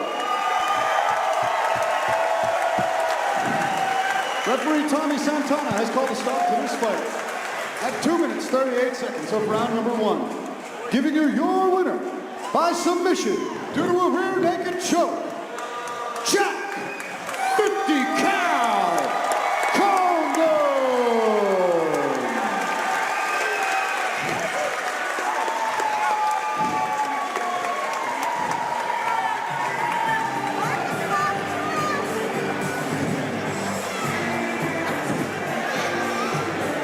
Jack Congdon making a statement. He's back.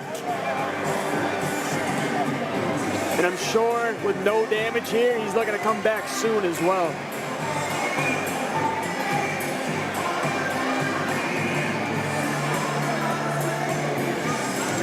It's really nice to see Jack Congdon striking when it's going to work, man. It's beautiful. It's a really good sense of range. Good control in the middle of the cage there. It's awesome. Yeah. Lengthy strikes. A spectacle to watch. That was an incredible fight.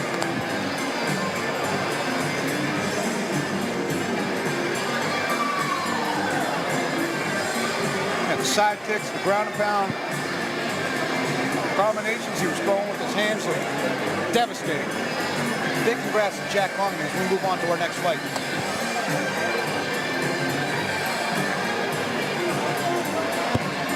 Solo Hatley taking on Zach DiSabatino. Only a few fights to go, and this one's got all the makings of a barn burner. Yes, sir. Crowd favorite, D-Sab coming in hot here. I believe this is the last South Shore Sports Fighting fighter, correct, John? Yes, I believe so. Indeed, indeed.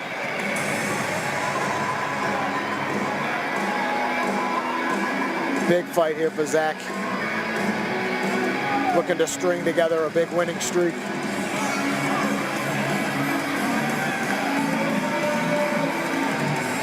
Hatley's coming down first. Powerful looking gentleman. Oh yeah, short, stocky build. Quite a hairstyle.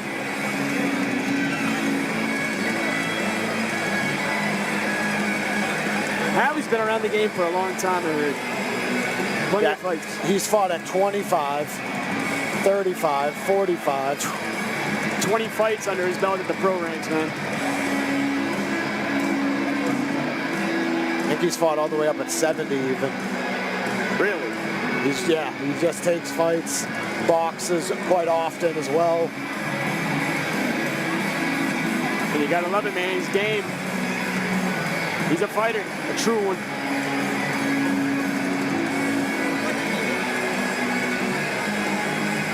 We wait on keys to victory here for Solo Hatley. Keys to victory here for Solo is patient punches. It's a new arena for him. This is making his debut in the Cage Titans venue, especially against a crowd favorite, man. Just be patient with your strikes. Time them well. Well-timed leg kicks will pay dividends for you as well. One of D-Sab's biggest advantages, I'd say, is his grappling in most of his fights. So if he can get the leg kicks going early, minimize his movement, and stop D-Sab from pressuring him up against the cage to get his own takedowns, and also snipe away. If you see openings against D-Sab, man, you got to take them. Because D-Sab is a gamer. He's a veteran in this cage, man, and he knows how to use it well. So it's going to be a great fight. Solo Hatley, he's going to be the shorter guy, but he's got an ability of closing distance and timing his strikes that are so nice and powerful. He's generated a bunch of finishes with that ability. Very composed in there, methodic in his approach, and he's going to be patient in this fight. That's how he always approaches the fight. So, high fight IQ, very durable, tough to put away. Got some flashy shorts. The kilt. Making my people proud. Scottish. Oh, yeah? The Scottish people. All right. Yeah, I guess you wouldn't even call them shorts, no? A kilt? Yeah. All right. I think it's a kilt. I'll go with it. That Henry Hoof.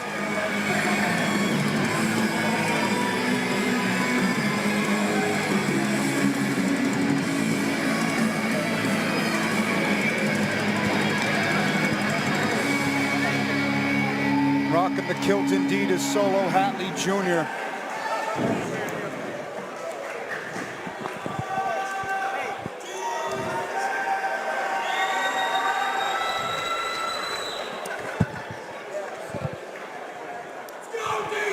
Making his Cage Titans debut against someone who has made a killing at Cage Titans. Spent his entire amateur and pro career here, and still one of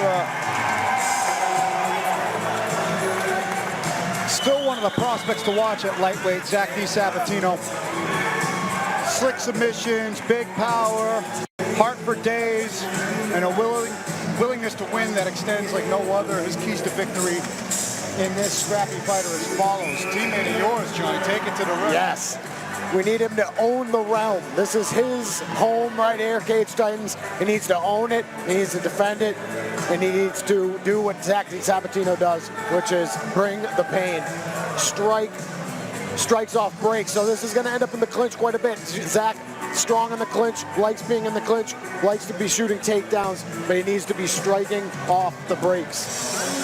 Funky subs, as we know, D-Sab will go for almost anything from almost anywhere. Almost to a detriment in some ways, but we need him to just be threatening constantly from everywhere because that is where he's most dangerous. Let's go. I love D-Sab's approach to the fight game as well. He's not a talker, he's not about the flash, he just gets in there and does his job. All business with Zach DiSabatino as we wait our tail of the tape for this lightweight fight.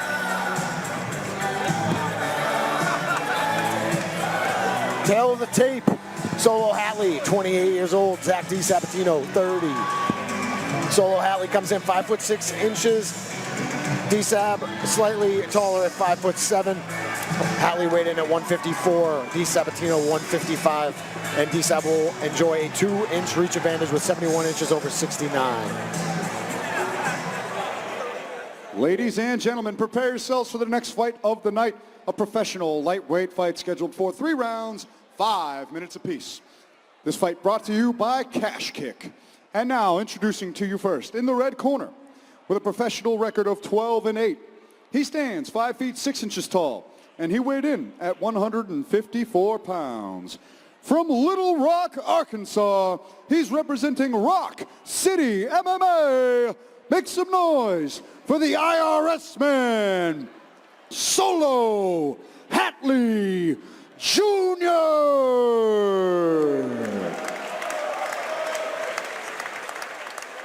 And now introducing his opponent, standing across from him in the blue corner with a pro record of 12-4. He stands 5 feet 7 inches tall, and he weighed in at 155 pounds.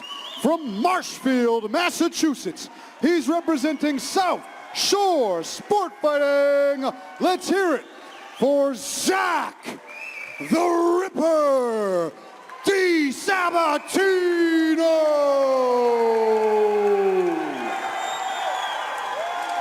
And the action begins. Our referee in charge of this fight is Kevin McDonald.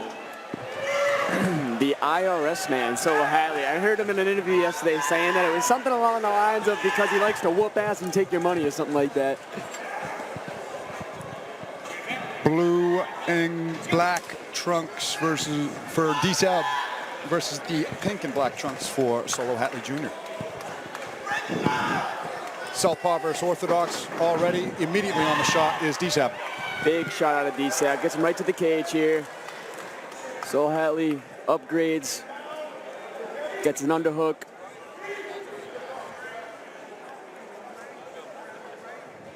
He's digging that other underhook. Is Hatley. He framed up nicely there, immediately defended the takedown. DSAB's been so strong in this position, though. He's a lot of pressure. This is where, when it breaks, we'd like to see DSAB get off.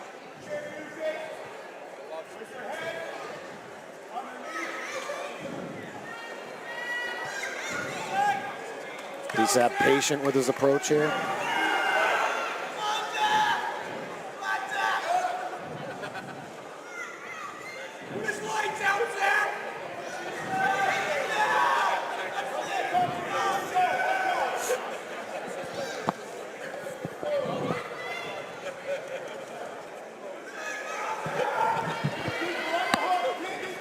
Little knee for knee. Yeah, kind of this under-over 50-50 position here. Hatley not really cutting the angles to try to use that underhook to reverse position, and DSAB, looks like a blow to the groin. That always unfortunate, incidental. Happens, man. Through the kilt.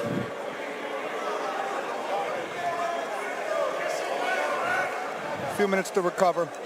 Nothing will make you smile quite like a shot to the cup like that. It's crazy. It's crazy, man. He hadn't smiled this whole time. As soon as he got hit, he was like, it's all good, dude. More of a grimace.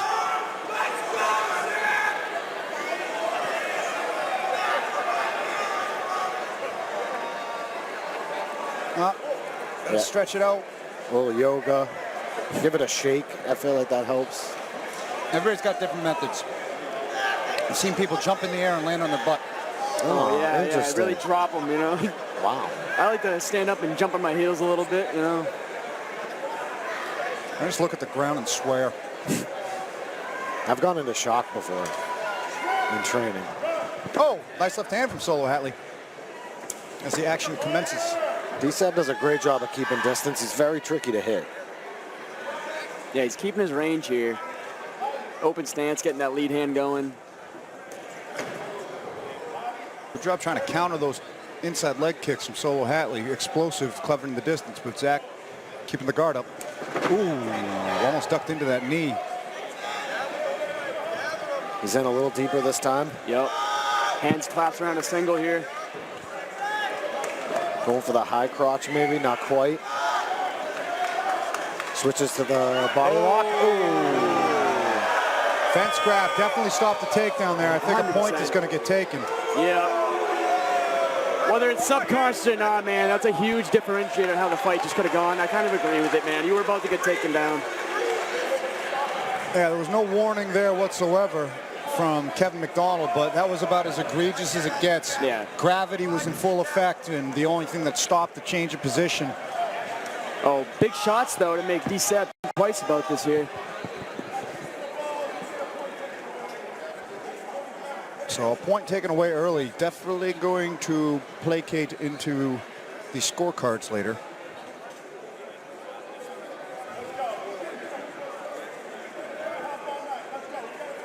You can see the strength of Hatley when DSAP gets his arms around most people. He takes them for a ride. Yup, DSAP's hands clasped here, they locked. Nice. Big takedown at DSAP. Takes the back, double boots in. He's got that back solidified right now. Both hooks are in. The back against the fences. Stopping him from getting all the angles, but still a great position. Dominance for DSAP. And when you're sitting up like that, it tends to be difficult to secure the choke.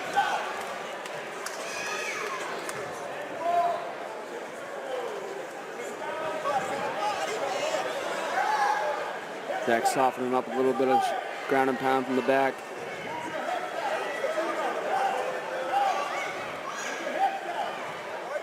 Oh, goes for that choke. Get him thinking about the punches and slip it in. Yeah, Hatley doing a good job minding the P's and Q's defensively. Zach trying to stay on top and float back in the mount, but Hatley able to explode up to the feet. You know what? It's not a bad move out of Zach DSAP right there. He was about to lose position, and he thinks that this would be much better than being on his back, and I agree. Working some kind of DARS, potentially.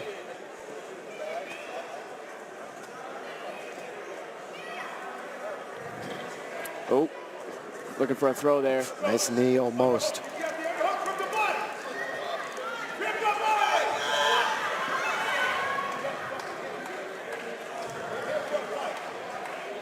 You can tell it's taken a lot out of Hatley to wear DSAP like this. He just gave out a deep breath. Yeah, battling for head position here. Spins into the cage, and they're separated.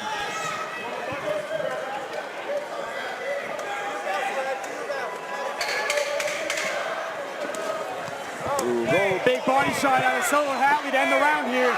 Big explosive combinations. Body shot going upstairs. Punctuating the round with explosivity is Solo Hatley Jr., but DSAP establishing the control against the fence. Back takes, clinch strikes, knees to the legs.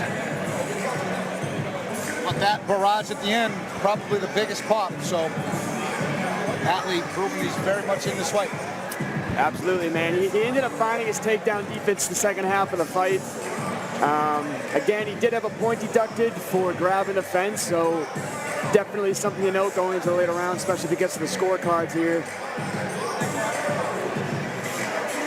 Yeah, that body shot at the end, that was very clean, very flush. And then followed it up nicely, too. He knew that it stung, and he took advantage of that.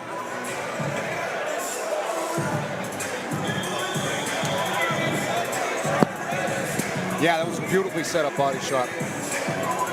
Covered a lot of distance to land it, too.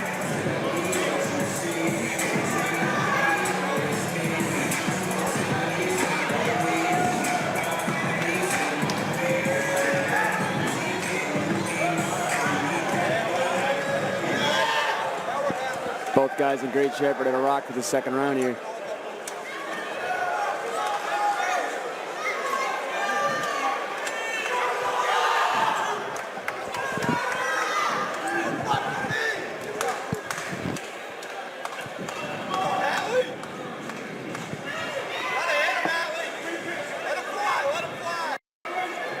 The Arkansas boys rolling in deep. Solo Hatley.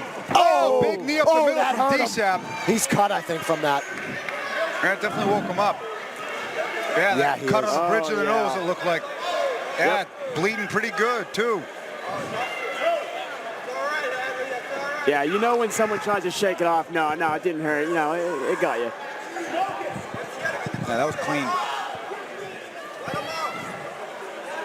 Hatley still stalking, though. DSAP circling away from the power hand of Hatley. Both times a closing distance for Hatley here. He's trying to come in with a leaping left hook here. The only problem with that against DSAB's style is that DSAB has an easy job of level changing and getting in on his own takedown. That blood is gushing now. It's like it's dangling and dripping, and there's a funky cut in a peculiar placement. Way to get double underhooks right off the bat to defend that takedown. Oh my goodness. Almost cut that braid off with that head kick.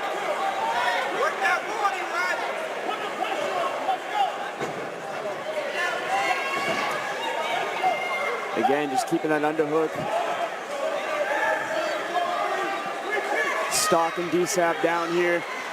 Nice straight left by DSAB. We saw him shut Lacey off with that. Yeah. Superman punch, but Zach eats a left hook for it. So much blood on the face of Hatley. Yeah, and his mouth is wide open. Yeah, he probably can't breathe out of that nose. It might be broken if it ain't. It's cut right on the bridge. I wouldn't be surprised if it's bleeding internally into the nasal cavity. Yeah, that thing's leaking. That nose is leaking. A little bit of a head clash it looked like there. Oh, whoa, whoa, whoa. We're going to get blood on us. Yep. We will get wet on this ride. Oh, nice jab from DSAB, but Hatley with a barrage in close now.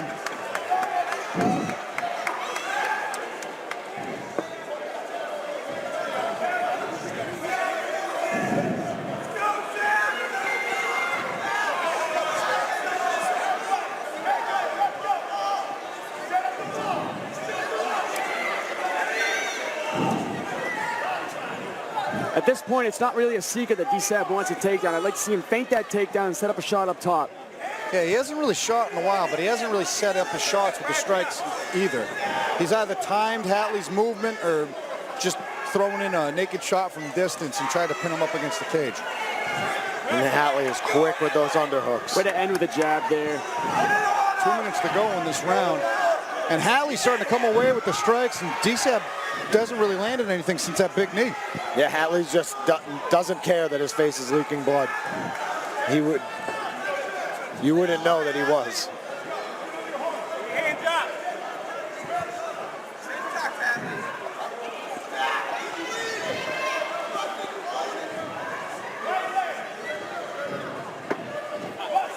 Oh, big head kick. Off the guard. DSAB circles the opposite direction. Another good body shot from Hatley. Yeah, Hatley's kind of coming away with the strike differentiators here. 100%. He's got I don't know Zach how the guarding. statisticians are reading it, but He's got Zach guarding up high, and then he works that body shot in.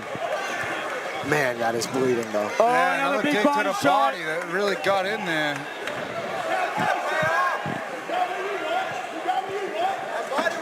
Nice level change for a takedown. Hatley shuts it down again.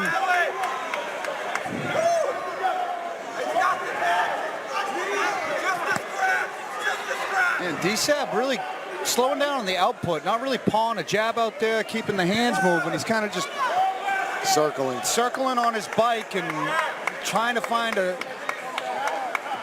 minute to shoot in, and Hatley's kind of just periodically getting off a combination.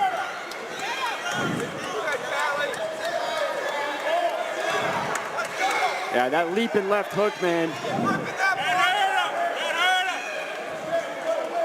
And to the body, too. What's nice, yeah, exactly what I was about to say. What's nice about it, man, he's gone so many times up top, he can now switch down below like he has been.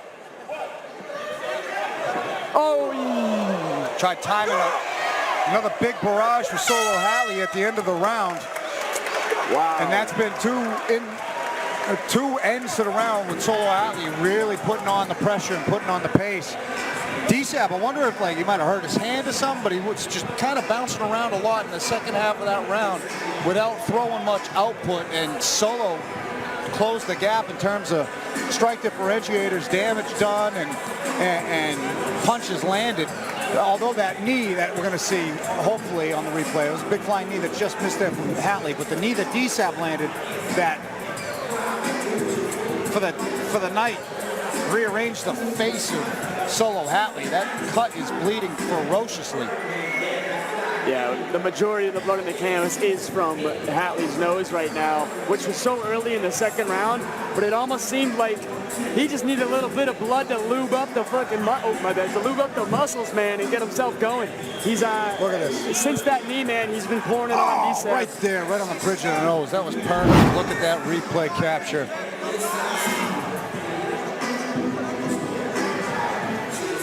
Third and final round between Zach DiSabatino and Solo Hatley Jr. Mutual respect from both of these guys. I think they're going to hug it out at the start of this third. That's great. You love to see it. I do love seeing that. Hatley asked for it too. He's like, can we get a hug in? Gotta love this sport, man. You can't beat it. Now let's go to war for the finish. These guys, 5 minutes or less to determine the victor. The longest MMA hug I've ever seen. I'm not mad at it.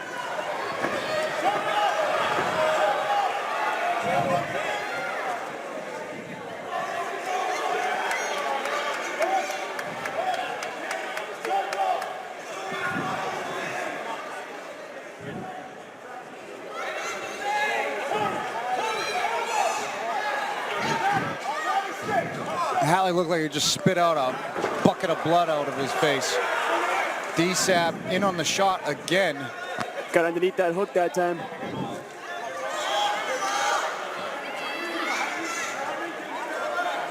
Working towards the back, but Hatley turns him.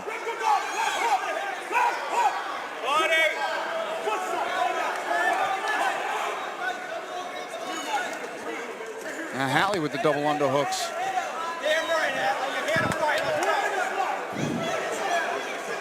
Ooh, good knee out of DSAB right there in the clinch.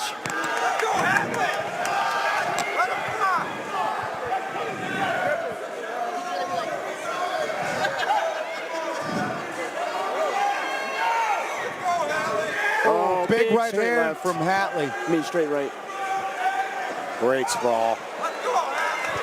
Nice sprawl, and then he's throwing hands off the break of Solo Hatley. That's really scoring major points for him here. A little hesitant to throw that leg kick. That was a little too close for my liking, though. Oh, big right hand from Solo Hatley again. Solo Hatley's in corner imploring him to pour on the gas.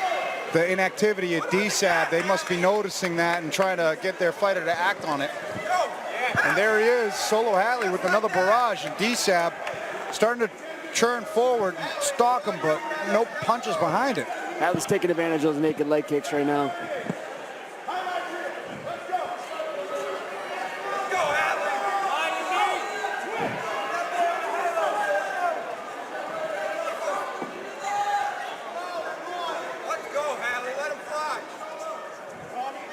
Zach's coming up short when he's throwing one punch at a time. He's got to combo it up a bit. And Hatley is certainly piecing combinations together and finding a home for the third, fourth punch. And that's kind of been the tail of the fight for the last round and a half.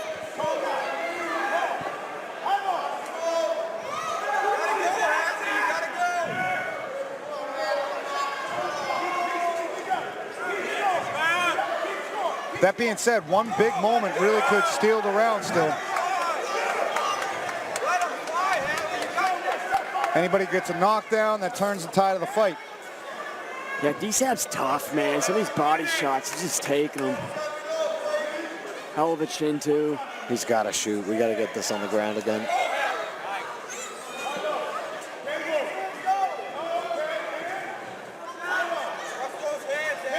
Yes, striking-wise, it's been all Hatley this round. DSAB tried for a knee, a little lean-back knee. Hatley's feeling it, I think. He's starting to open up a little bit. Nice slip and rip there from Solo. Getting bigger with his feints.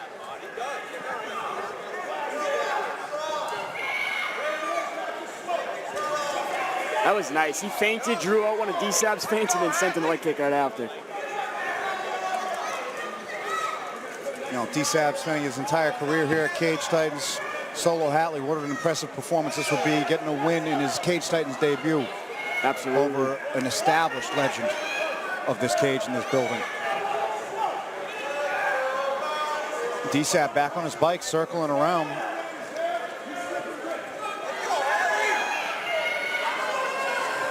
D-Sab just got to pull the trigger a little bit.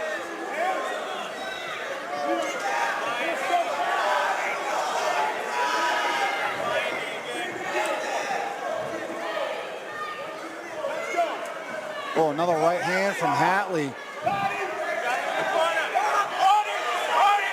That's a big combination out of Hatley. D-Sab trying to throw it back, but Hatley's starting to swarm him now.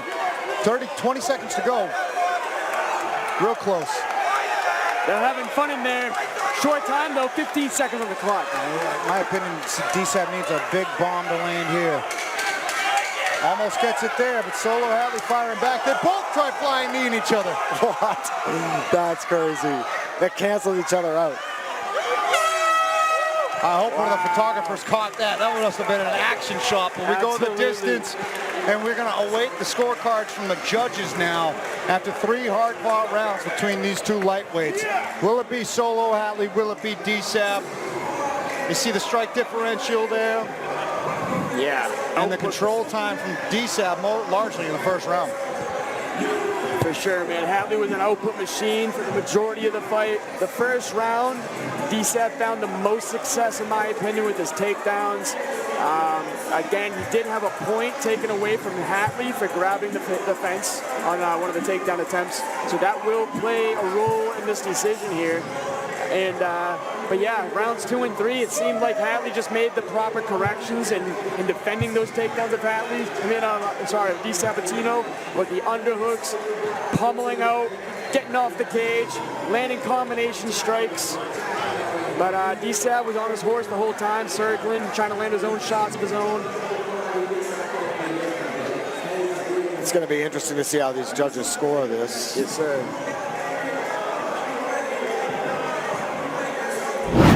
And again, one of the most damaging shots of the fight was Di Sabatino's knee to Hatley's nose, as you can see there, leaking all over the canvas. But man, both savages. Hatley had to push through a lot of adversity with that blood getting the nose and the mouth, man. It's not fun.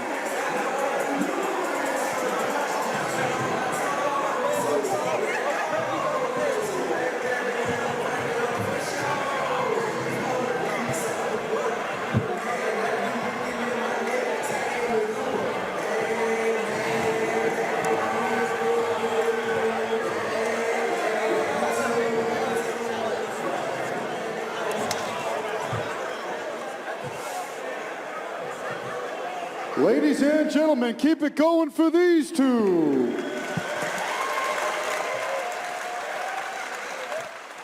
After 3 rounds of action, we go to the judges' scorecards for decision.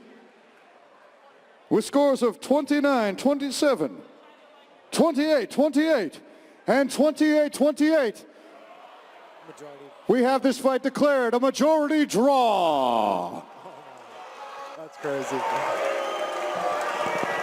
He doesn't grab that fence, he probably wins that fight. Sorry, what was that? If he doesn't grab that fence, he probably wins that fight. Yeah. Because it'd be a 10-9 first round probably to D-Sab, I'd assume. And then 10-9s for Hatley the rest of the way. Man, that's a... He's happy with it. That's an interesting decision there, man. That point really did play a big factor. They both got medals. Oh, I love it. Are they going to take a picture together, too? I bet you they will. Draw. They're hugging.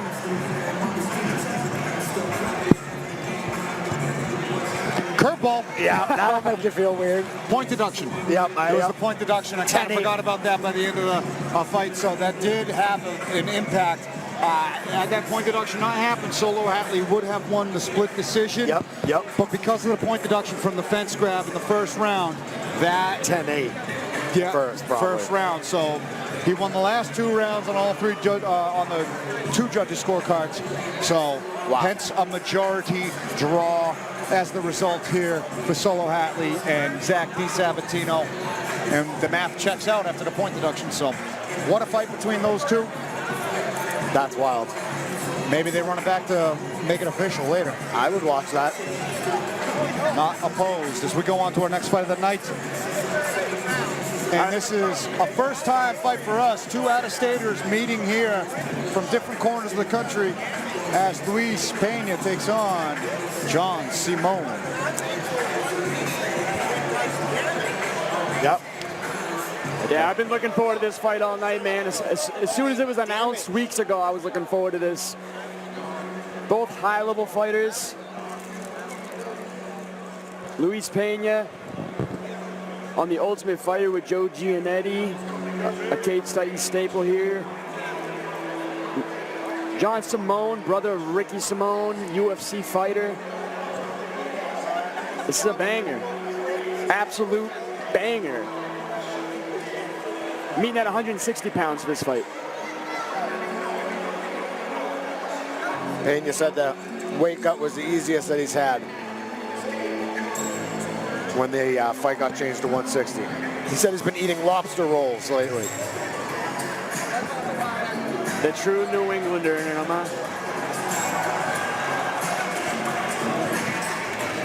Violent Bob Ross, Luis Pena making his Cage Titans debut. Something he's been aspiring for a long time after a stint on the Ultimate Fighter, stint in the UFC. He's been back on the regional scene, trying to climb back in as we await our keys to victory for this long, lanky lightweight.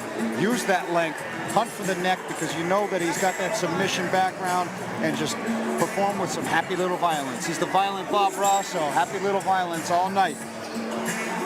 There will be no accidents tonight. No, none whatsoever. He's in his element. He is performing his art, which is violence. So I just like his approach to the fight game as well, man. He's a very calm demeanor, kind of hippie style a little bit, you know what I mean? And, but yeah, like you said, he's as violent as they come. He's very technical. He uses his range well. He's got awesome submissions. Really, really enjoy watching this guy fight. And high quality experience on the global scale. His time in the Ultimate Fighter, the undefeated season, something that most remember him for. And he can pull a finish out of anywhere. He's got Tyler King, Devin Powell, downtown TJ Brown in his corner, as he's part of the Arkansas entourage that made their way up to Plymouth for this Cage Titan 67 fight card, as he awaits his opponent from the West Coast, John Simone.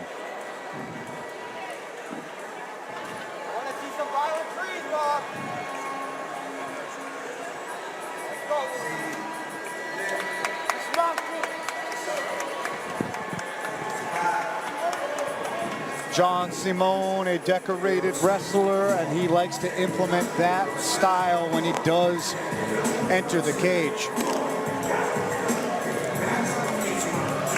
A grinder with big power and fast hands. His hands have really caught up to the wrestling pedigree as of late, as we await his his keys to victory in this marquee matchup. Puts him in a highlight spot in both of these guys' respective Cage Titans debuts. Trust in his wrestling, slip and rip, and make it as ugly as possible. You're going to be the shorter fighter in there, get in range, and make it a dirty fight.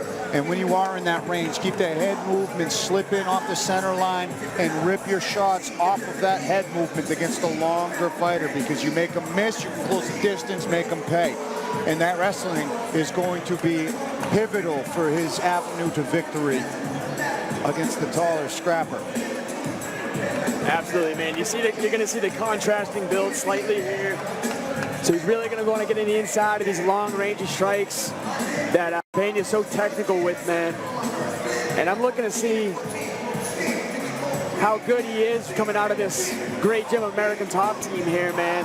Especially with his brother, Ricky Simone, man. If you have a brother at that high of a level, and you've probably been doing it your entire lives together, training together, being teammates together, being there for each other. His brother's in the front row right now at Cage Titans. You know what I mean? So like they're probably just absolute savages together their entire lives. Oh, Ricky Simone's here, front row? Yes, sir. I didn't see him. Front row right here, standing up. Oh, there he is. Look at that. Ricky Simone got rid of the mullet, but John still's got it. Making that trip up from the West Coast, Vancouver, Washington. Your man has arrived.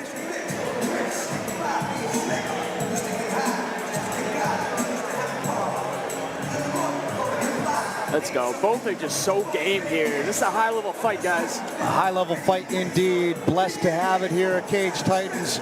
Thank you to our partners at Spectation Sports for putting this scrap together. Very much looking forward to calling the action of this one as we await our tail of the tape for this feature bout. Tail of the tape. Luis Pena, 31 years old. John Simone, 32. Luis Pena standing at 6'3" tall. Simone, 5'9". Luis Pena, they both weighed in at 158 pounds, and Pena will have a 3-inch reach advantage, 74 inches to 71 in Simone's corner. And we'll go to Andy. Ladies and gentlemen, prepare yourselves for this feature bout of the evening, brought to you by Chime. A professional catchweight bout scheduled for 3 rounds, 5 minutes apiece. Introducing to you first, in the red corner, with a professional mixed martial arts record of 12-6. He stands 6 feet 3 inches tall, and he weighed in at 158 pounds. From Cabot, Arkansas, he's representing Pena MMA and Cabot Boxing. Make some noise for the violent Bob Ross, Luis Pena.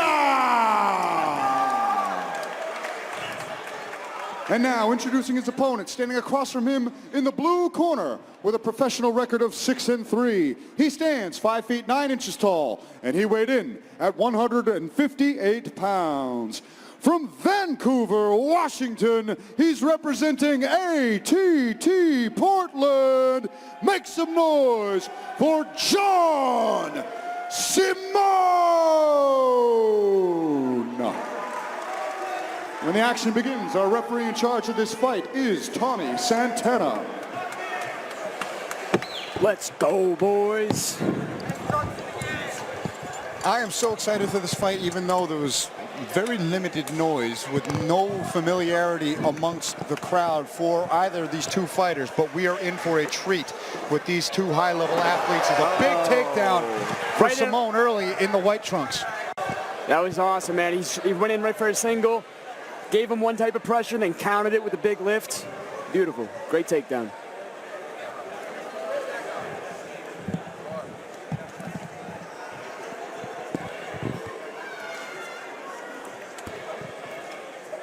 Bob Ross immediately looking to make something happen from the bottom. That isn't really Bob Ross, that's Luis Pena, but violent Bob Ross is the I just can't help We don't have Bob Ross back from the You gotta say it at least once, but VBR. It's a great nickname. Luis Pena shooting up for submissions, the violent Bob Ross. John Simone making it nasty here, putting Pena's neck between the cage and the canvas, not comfortable whatsoever. Pressuring with his head here. And let's talk about the flow both of these guys are rocking for hairdos. Oh yeah, I got to appreciate it. Mullet Nation, baby. Pena with the high guard instead of wall walking up. Simone with a nice short elbow there and another one. And this is kind of what he likes to do. This is the wrestling game plan implemented right out the gate. Top pressure, picking and choosing some shots. For sure, man. Especially against a a technical striker like Pena, where he's so long-limbed. Just keep him on his back.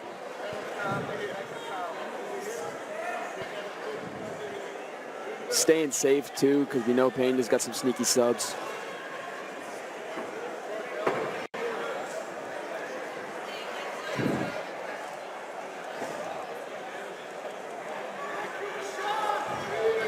Ooh.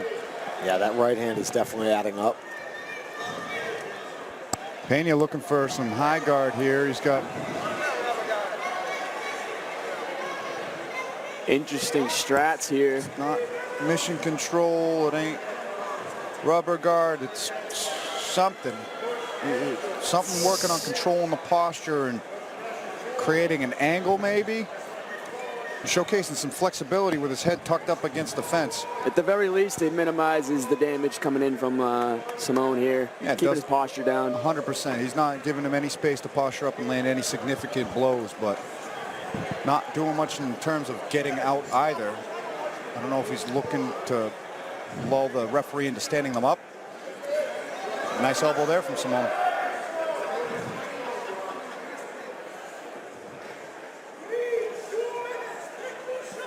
Right elbow for Simone.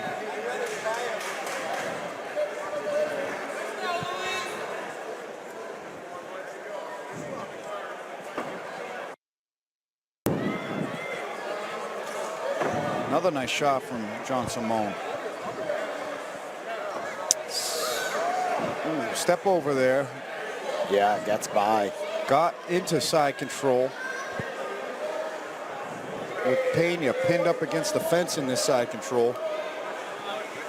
Pena uses his legs to crawl around the cage here. Crawled underneath and tried to get the guard back, but Simone back in side control on the other side now.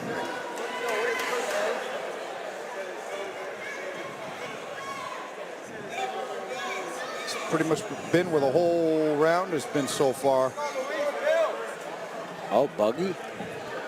From side control there. Interesting, man. Trying to open it up with a big slam here. Is that like cinched Not up sure tight? how I mean, tight that it's is, like tight man. enough. I've never actually seen it finish in real life, but there was probably the closest attempt I've seen with my own naked eyes. He's got the limbs to do it. Pena looking like he's trying to use the cage to get up here, but he can't give up his back. He's got to scrape Simone as he's getting up. Not give him too much control over the back. It's a nice job by Pena. Yeah, Simone sticking with those underhooks though. Pena back to his feet. Let's see if he can separate space though.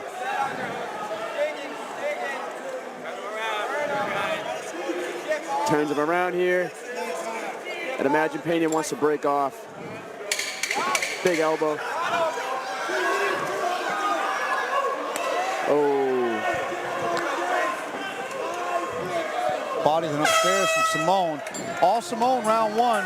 Once he got that takedown, that top pressure, just flowed into the ground and pound and the transitions, and advanced position, and stayed in control and dictated the entirety of the round as the lovely Mandy gets us ready for round number 2. Absolutely, man. That was an intelligent round for Simone. Followed the game plan accordingly. Put Pena on his back. Stopped all the striking. Pena, when he did get up finally, man, I know he tried a couple of little sneaky subs there. Didn't really work in his favor. He finally gets up, turns him, separates and open canvas, and lands a head kick off the guard.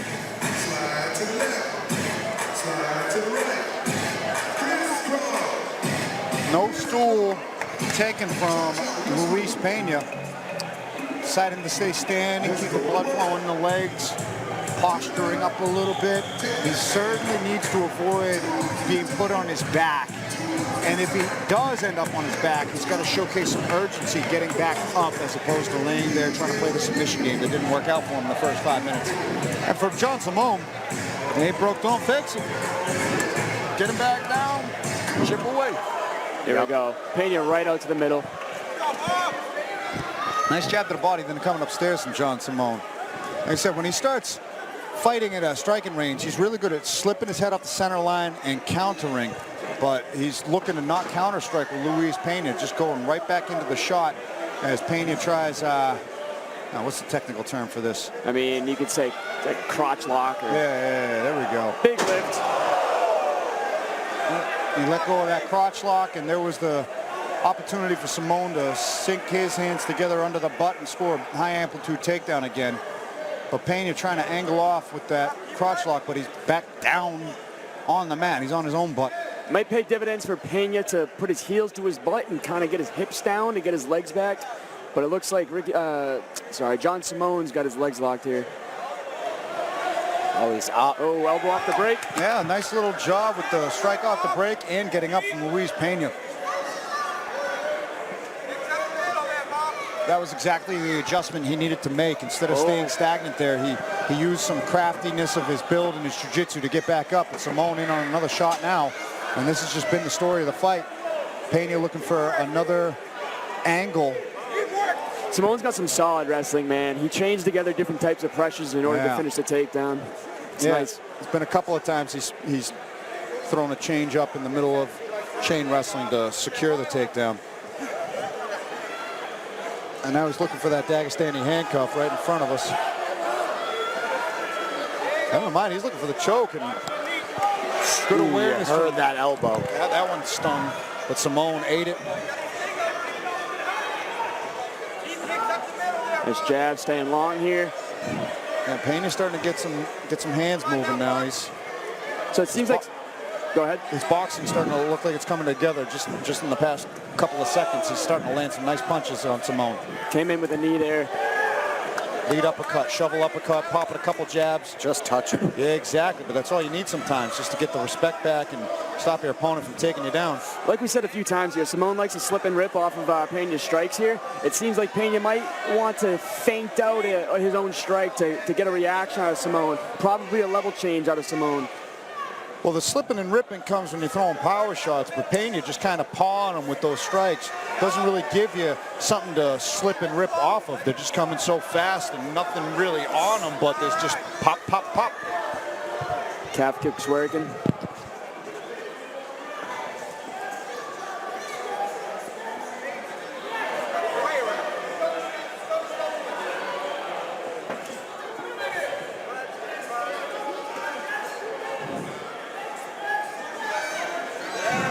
Great straight, long punches by Pena. Those are nice. Getting his head offline.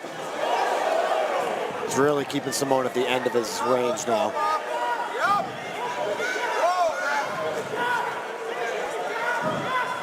Ooh, nice leg kick that. Simone. He's feeling that. Yeah, he stumbled a little. Oh, he went to check. Oh, another one. Those aren't feeling good. No, he doesn't like that at all. Simone looking nice with the leg kicks, and to see if that helps with the takedown. The leg being a little compromised there. Another takedown for John Simone. It's a nicely timed too. He gets him thinking about strikes, gets him thinking about his leg. Oh, indeed.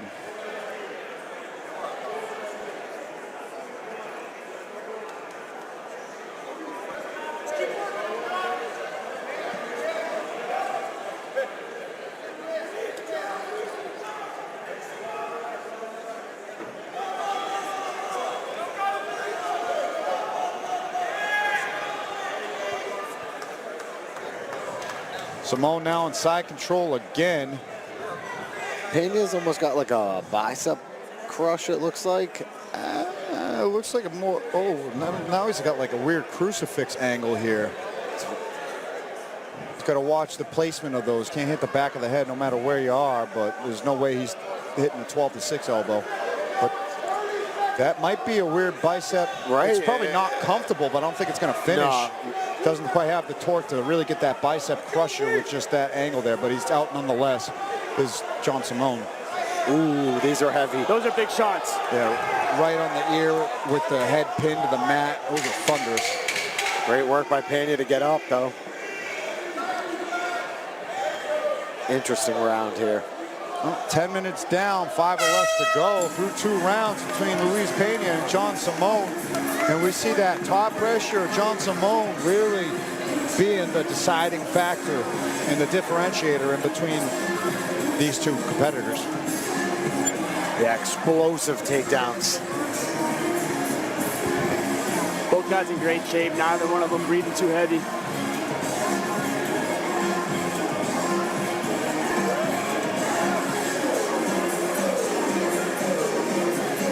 Yeah, they're both certainly representing a certain level of professionalism and athleticism with the way that their cardio is held up through this.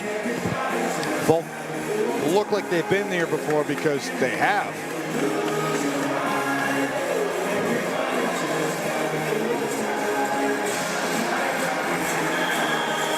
Pena Pena's eyes are locked on Simone right now. Very focused indeed, but he's got to make some serious adjustments if he wants to sneak away with the win here, because John Simone, in my opinion, should be ahead on the scorecards. He's pretty much dictated the placement of this fight. But Pena started getting off with some boxing. He just needs to up the output, maybe sit down on some of these punches like he's doing right now. Just hit a big combination early and already getting the calf kick involved is Simone. Oh, inside strip attempt. Pena saying shoot a double underhooks here. Pena looking for a takedown of his own.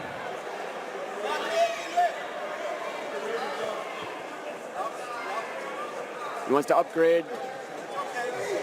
Oh, big knee. Blocked, but definitely he felt the impact of that.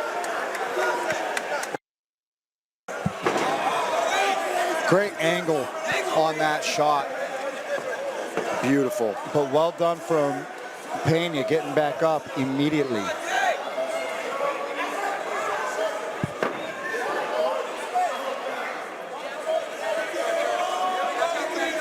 Pena getting his hands locked with the double unders here. Imagine he's going to look for some body lock takedown here.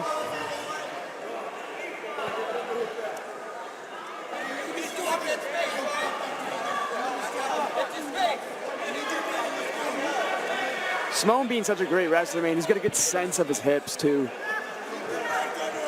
Yeah, it's an interesting decision to try to win this fight by wrestling right now against someone with such a high caliber wrestling pedigree. Ooh, very nice elbow. Spinning elbow attack. Big flying knee from Pena. Oh my gosh, these guys. He faked the looping uppercut to land the flying knee to Luis Pena. I've never seen that. That was cool. He's painting a beautiful picture here. He's battling Bob Ross in this third round. I gotta admit, I gotta concur with that right now. He's starting to piece things together here, but he still might need a finish, in my opinion. John Simone has been looking great thus far. Yeah, and now he's showcasing his chin. I'd be striking right now if I were Pena. Good elbow off the rip.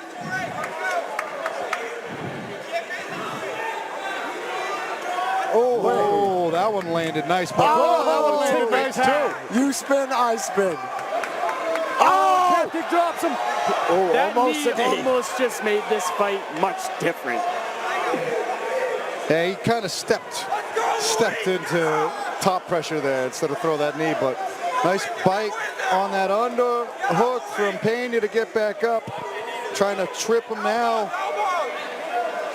But the leg kicks that he was landing earlier paid dividends, certainly, with that leg kick that dropped him. Now on a guillotine, but the hips aren't really at the right angle, but if anybody can do it, shift it into place. Never mind, he relinquishes the submission attempt. 2 minutes to go here in the last round. Simone keeping that wrestling pressure on top. Getting his licks in.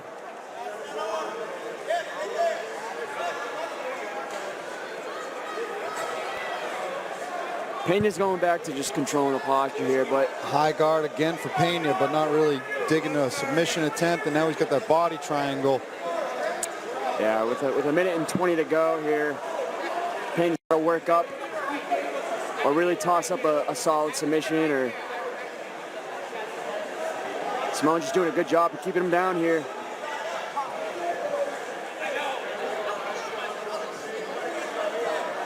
Pena was about to give his back and then laid flat again to prevent it. It's a chess match.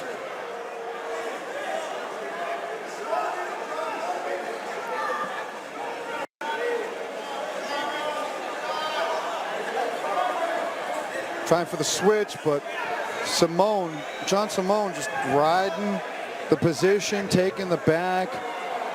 And this has kind of been the story of the fight once it gets here. Hands are clasped, gets the takedown again. John Simone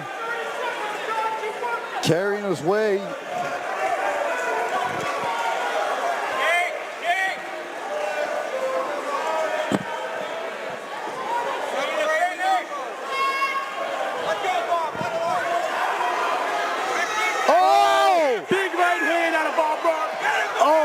And he is on. Yeah, Luis Pena might have landed the most concussive blow of the fight with 10 seconds to go. But John Simone toughed it out, got a takedown through it anyways. We go the distance, 3 hard-fought rounds. We got to wait to see what the 3 judges say about it. Wow. Yeah, man, what a fight. 2 high-level guys getting in there. A lot of the time, you know, it kind of was a little bit of a technical chess match when it was on the ground, because Pena knew that in certain positions that he wanted to explode to get up, he would have sacrificed back control and stuff like that. Pena tried to keep it on the feet.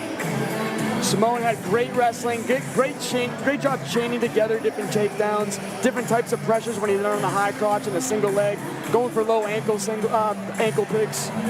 And you know, once he was on top, he had great ground control, ground and pound, and kind of dictated the fight when it was in those positions.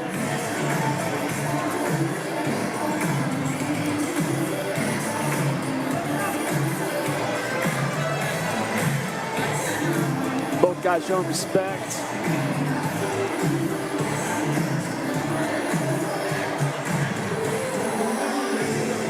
Pena was getting crafty in that last round, man. He was throwing that flying knee, spinning back fist, faking this big auto right hand for a flying knee. Wild. And then when they went spinning back fist for spinning back fist. Oh, yeah. That was fun. And Pena cracked him over here. I thought that he could maybe get the finish with 10 seconds left, but Simone so crafty on that takedown. Ladies and gentlemen, how about it for these two? After 3 rounds of action, we go to the judges' scorecards for decision. All 3 judges score this fight 30-27, giving you your winner by unanimous decision, John Simone.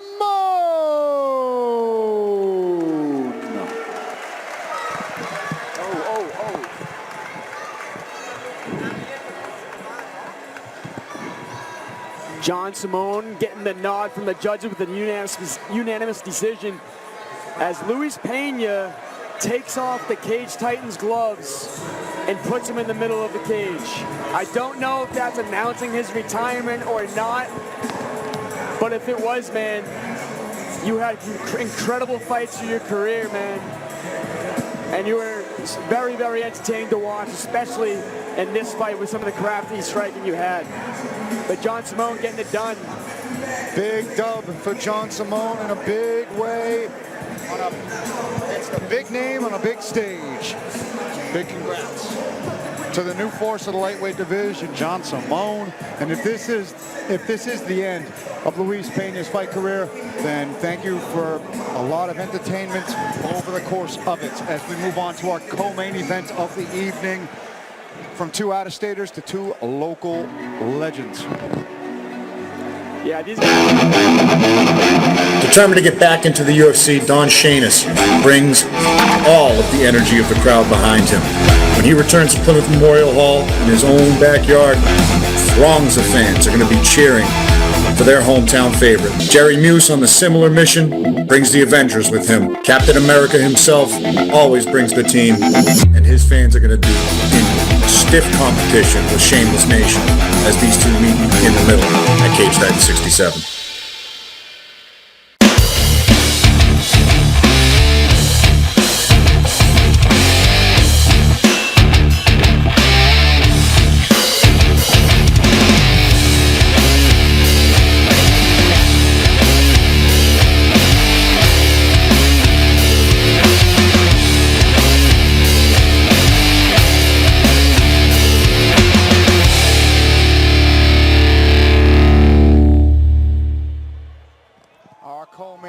Is upon us. Let's go. Don Shanis and Jerry Muse. 2 fan favorites here. They both like to have fun. And these walkouts are going to be something, I guarantee it. Ooh. This song's, man, I knew someone was going to walk out to this song with a Deadpool Wolverine. Here we go. Deadpool, Spider-Man, everybody's coming out with Jerry Muse, the entirety of the Avengers.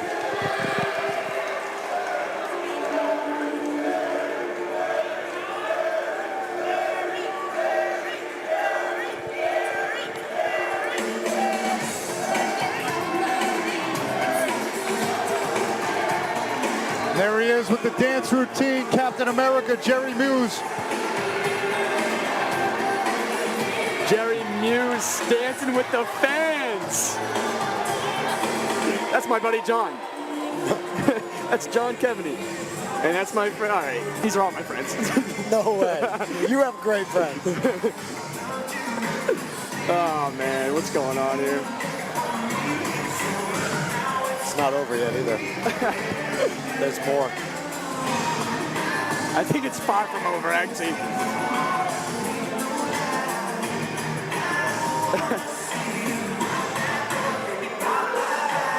Oh my goodness.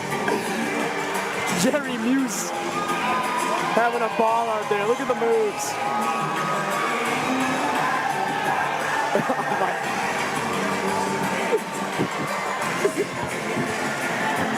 The confidence in your cardio to do this is elite.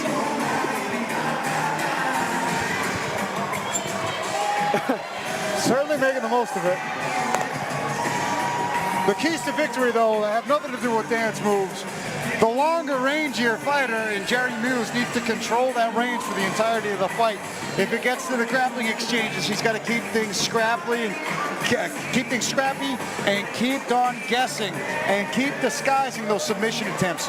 6-1, a lot of submission finishes on the record of Jerry Muse. He's got a tough opponent with a great grappling pedigree ahead of him, so if he's going to go for the submissions, he's got to be as discreet as possible and keep things scrambly and scrappy all night long against the very durable Don Shainis. We know Muse has incredibly diverse submissions. He can hit all kinds of different things, and Don Shainis will definitely be on alert for most of that. As the first and only twister finish in Cage Titans history? Absolutely. Yeah, man, it's fun to watch. It's fun to watch from walkout to the last bell.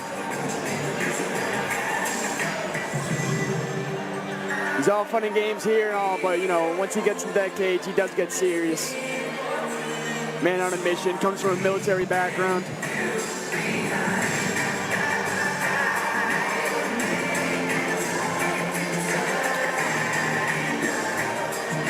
Notable recent wins over Jake Hixenbaugh and Aaron Hughes.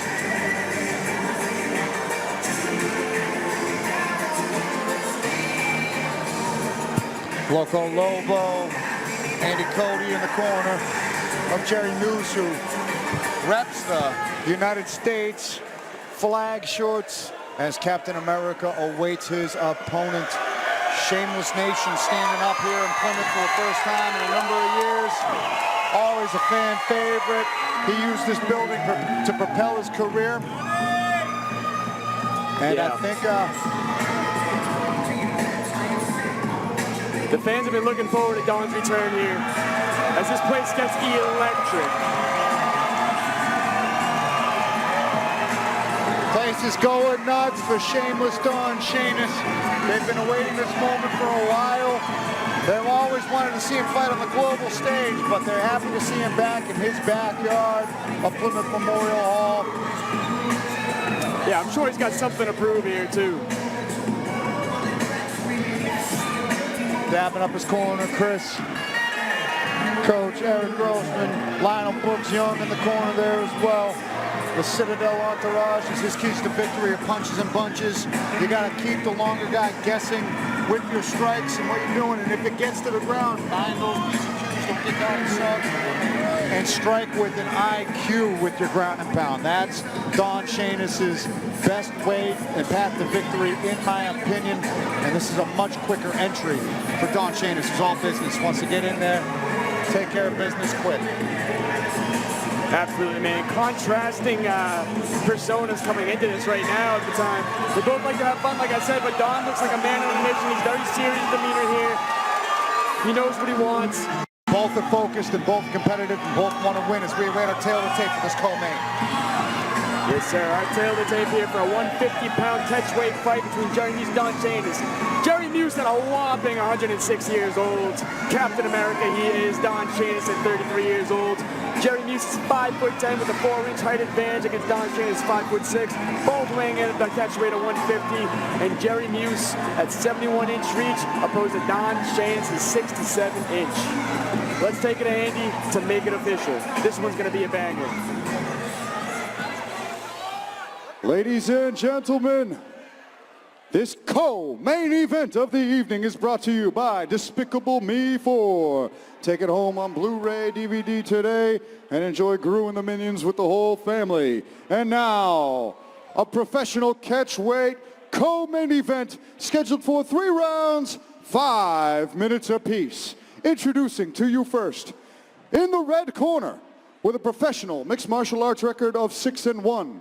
He stands 5 feet 10 inches tall, and he weighed in at 150 pounds. From Boston, Massachusetts, he's representing Sit Your Tog. Make some noise for Captain America, Jerry Muse.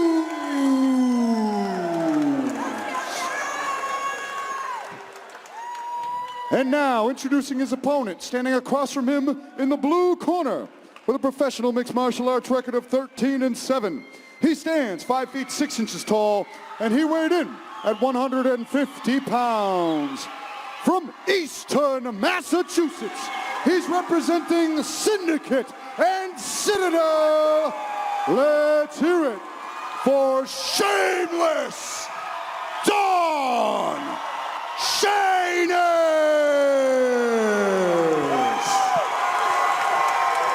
And when the action begins, our referee in charge of this co-main event is Kevin McDonald. Man, this place is deafening right now. Yeah, you could hear that from space, I'm sure, man. It got really loud in here.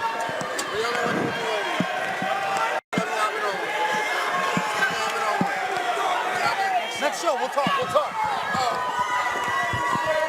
Shainis in the black trunks, the red, white, and blue USA trunks for Jerry Muse, who lands a nice 1-2.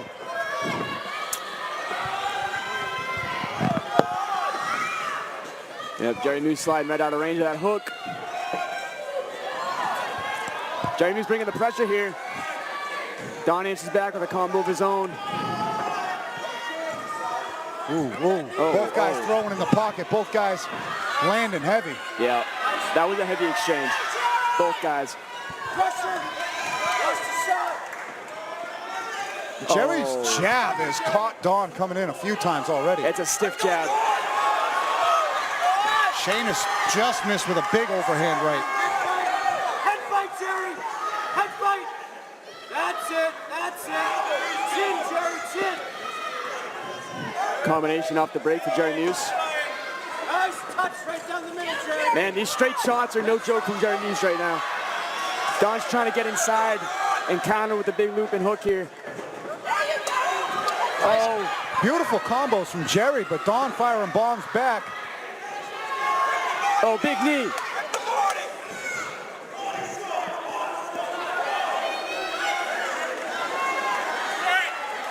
Oh, just blitzing with big those straight karate punches. blitz there. Big right hand from Don on the end of that. Yeah, Shainis shelling up and countering well. Yeah, shelling and countering very well, but Jerry still getting the better of these exchanges with the combos. Yeah, he likes that split straight blitz there. Yeah. Shainis starting to time it though with the head movement.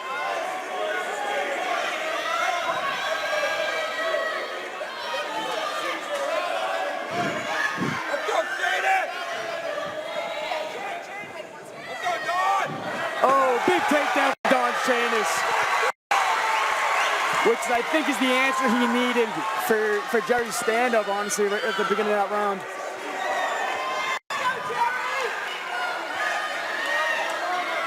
Oh, great job putting the feet on the hips to separate for Jerry. Puts Don right back on the cage.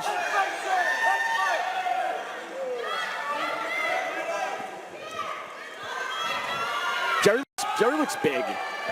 He does. He's kind of bullying Sheamus in some of these clinch positions.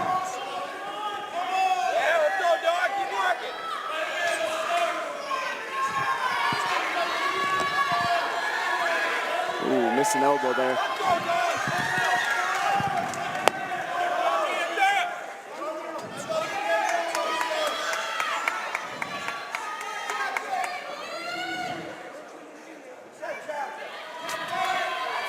Jerry with a nice jab.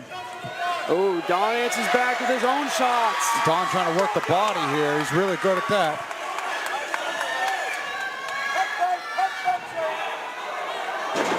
Great work by Muse.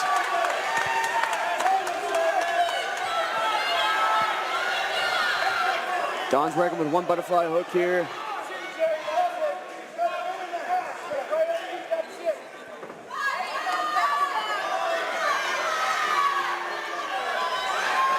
Don's trying to work him off and with a sweep, or at least try to work to a technical get up there.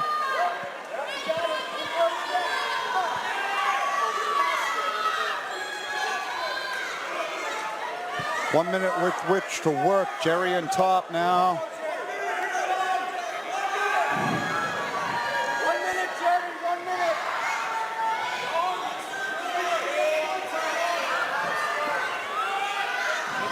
Oh, big sweep, big sweep. Use that single butterfly.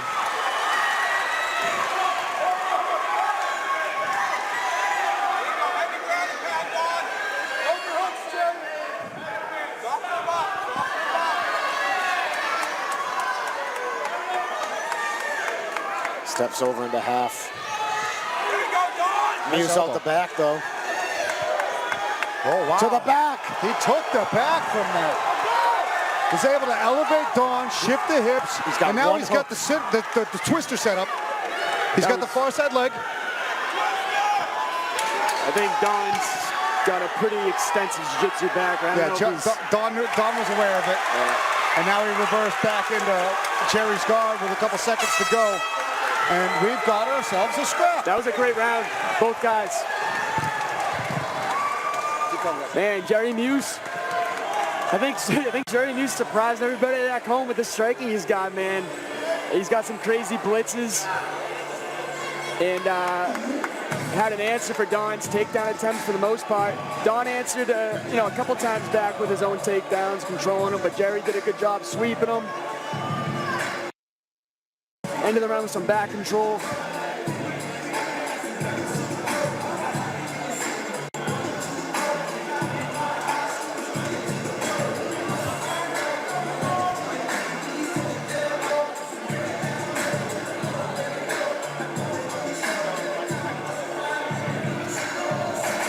Don's fired up off the stool right now. Oh, all right, there's some respect here, but I think Don's just ready to throw down. He doesn't want any of this hugging. We got ourselves a fight. Yeah, Don's a serious competitor.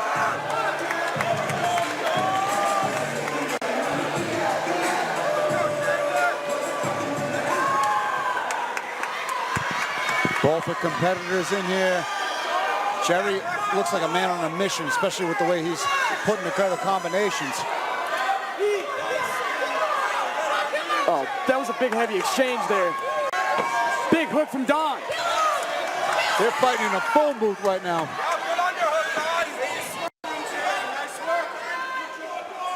They went knee for knee. It looks like one grazed low.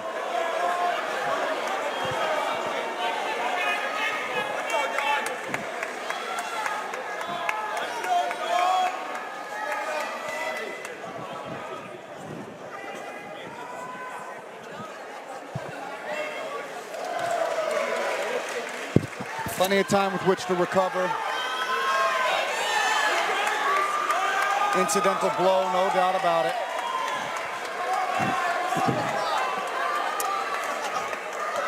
Wait, who was hit in the below? Was it Jerry? Don was hit? Okay. I think so.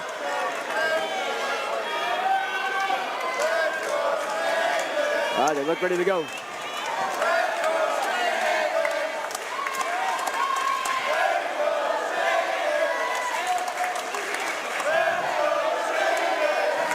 Shameless Nation in full effect. They're chanting for their man, but Jerry Muse with a big combo to close the distance. Don firing right back. Man, Jerry's hitting with some big shots right now. They both are. Just exchanging. What a war this has been. Jerry not fazed by the power of Sheamus, and neither is Sheamus fazed by the volume of Muse. Great takedown out of Don. I think at first he was thinking about going for a big lift, but instead he went the more efficient route and just ran the pipe a little bit. Probably wise. Yep. Full mount now for Sheamus. Don Sheamus. Big turn events here. Let's see what we can do with it. He's got Muse's back. He's got Jerry's back. Place is going bananas.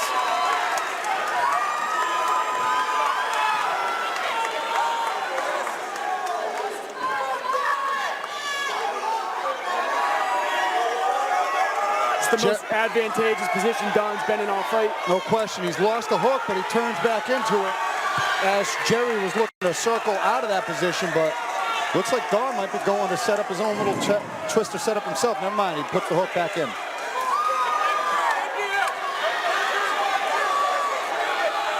Can't twister the twister.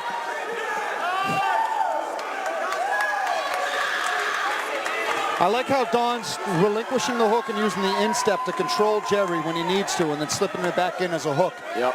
And by hook, I mean the heel being in the groin for those at home that don't know the jiu-jitsu hooks.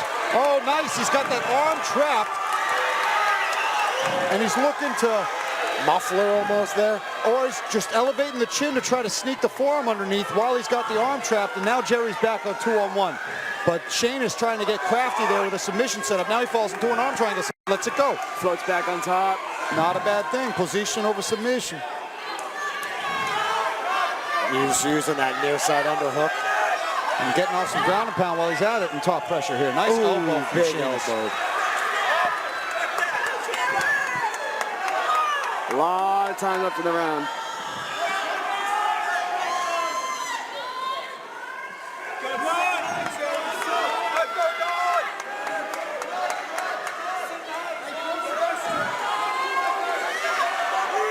Jerry back up to his feet. He's in on his own takedown here. And he gets it. Wow. We knew this was going to be a scrappy grappling fight if they got there. And so far it has been. Don likes to go one foot on the hip and then a butterfly hook in the other. It's a couple times he's been found himself in there.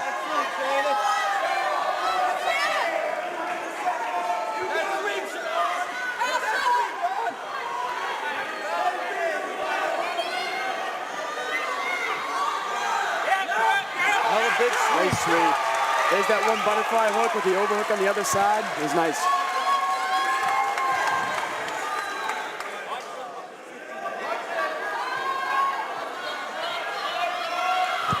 Jerry looking for a switch here. And Don was savvy to it and circled out. Tried taking the back, and he's almost got a crucifix position here. Yeah, holding on to that calf is actually almost worse for Jerry. There we go. Upgrades to a body lock. This is great grappling exchanges here. Good head position.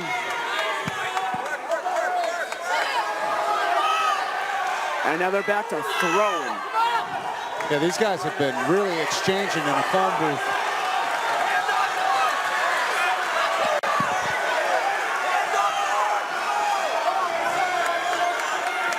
I'm losing track of who's landing what. Man. Nice. Oh, big hook from Don. Oh, another big hook. Couple of hooks from Don. Jerry Muse has a chin on, man. That lead hook was flush, and he just ate it. Spinning elbow attempt from Jerry Muse. Oh, Muse checked his mouth guard there. Yeah, Sheamus really landed some bombs there at the end of that round. That guillotine is something. Oh,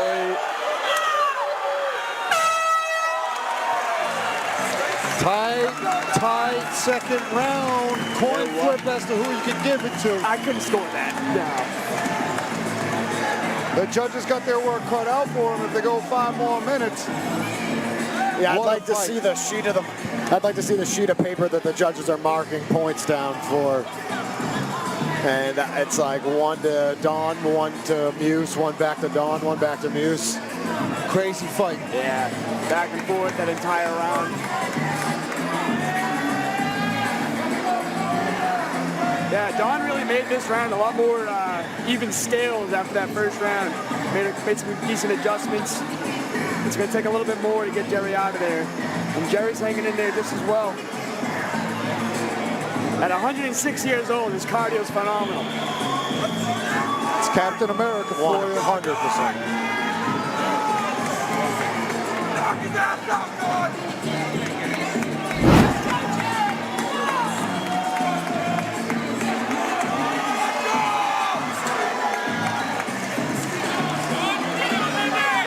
Don is not having it. He doesn't want the hugs. He doesn't want the handshakes. He wants the fisticuffs. Yeah, they'll be friends afterwards. They're both classy competitors, but Don's all business in there. He just wants to fight. Jerry with a big strike. Big right hand from Jerry. And he gets out of range of Don's return. Oh, nice step back right from Don Shainis. Don's finding a home for his strikes now.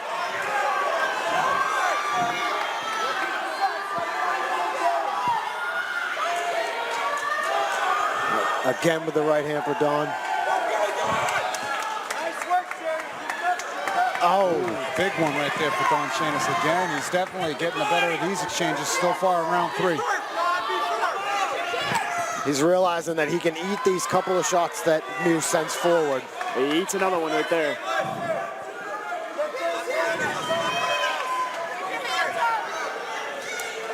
Nice jab from Don countering the kick, and he goes to the body. Oh, great knee by Muse. Big knees, big knees. Nice body work in there from Shainis, too.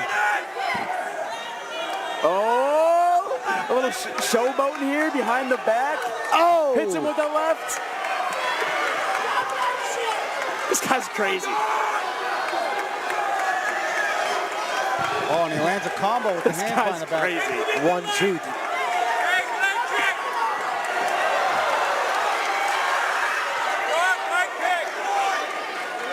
Looked like it went low. He was trying to time a teep with the hands down and whatnot. Little low blow.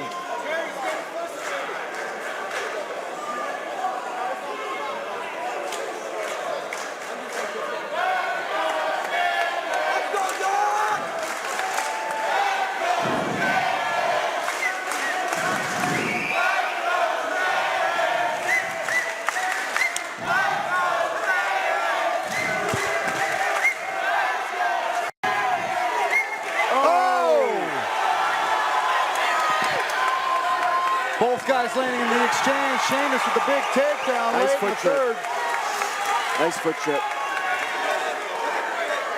Right to mount. Wow. Right where he wants to be. 3 minutes left on the clock. Wrist control, double boots. Floats back on. Oh. The hands behind the back really frustrated Don.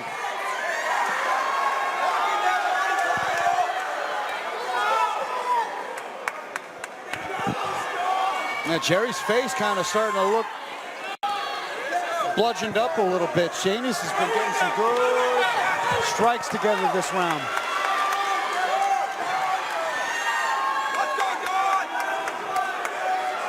Oh, good elbow from top there, right to the body. Another elbow up top to the head. This has been a scrap between these two. So evenly matched, it feels like. Yep. Yeah, this is awesome to watch. A lot of tiny momentum shifts. Both guys having tons of success in their own regard. Very tight one to score.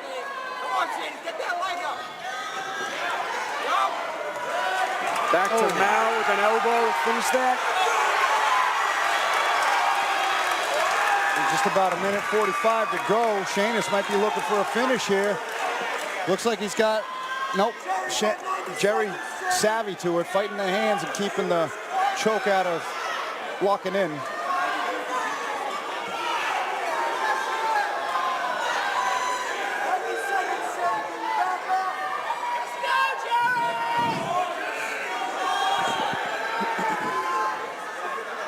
Jerry looking to scrape him off again. Yep, as he does. Shanus, though, heavy hips, staying on top.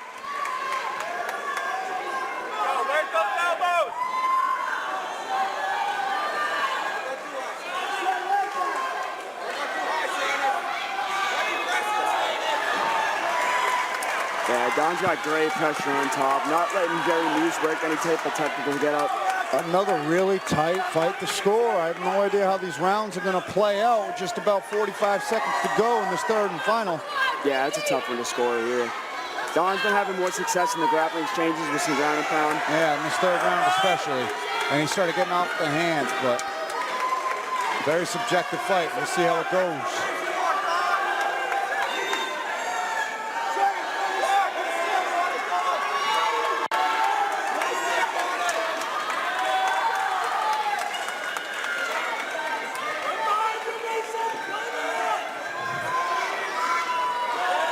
Shanus with the left hand. 10-second clap's about to happen. He's got that half guard trying to step the mount. Trying to finish off with some Donkey Kong ground and pound. Hammer fists and bunches from Shanus as Don Shanus and Jerry Muse go the distance. 3 5-minute rounds, 15 minutes of fighting, and we got to wait the tally of the judges. And this fight could go either way, gentlemen. Most definitely. I don't know how they're going to score this thing. Shanus wins the third round, but the first two were so close. Absolutely. Third round, yeah, I mean, I'm no judge, but I would say I would give it to Don Shanus. First round, Jerry Muse is opening up with some crazy striking, man. That was finding a home on Don's body quite a lot. And then second round was honestly a coin flip. Both had pretty even strikes and grappling exchange in that second round. I'm not 100% sure how accurate the strike count was, but they both landed both their takedowns. Every takedown they attempted. There's some heavy exchanges from both guys here. Big 1-2. Counter strikes from Don. Yeah, these guys are just throwing, man. Both dying to get some wins back. And it showed, man. There's all heart in there. Right to the end. Ridiculous pace the whole time. Official decision. Ladies and gentlemen, don't forget the official Cage Titans 67 after party is taking place at Tavern on the Wharf, directly across the street from the back of the building we're all currently in. And now, keep the noise going for these two co-main event warriors. After 3 rounds of action, we go to the judges' scorecards for decision. All 3 judges score this fight 29-28, giving you your winner by unanimous decision, Shameless Don Shanus. Man, that was an incredible high-paced fight from both guys. Showing all types of avenues to get the job done. Grappling, strikes, man, wrestling. It was awesome.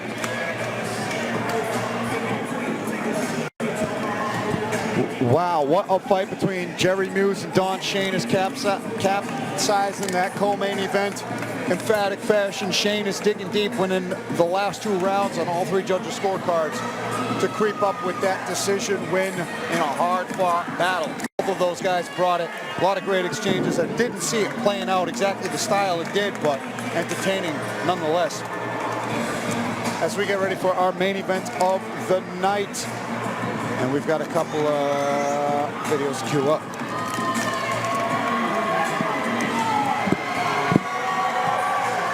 Main event time, baby.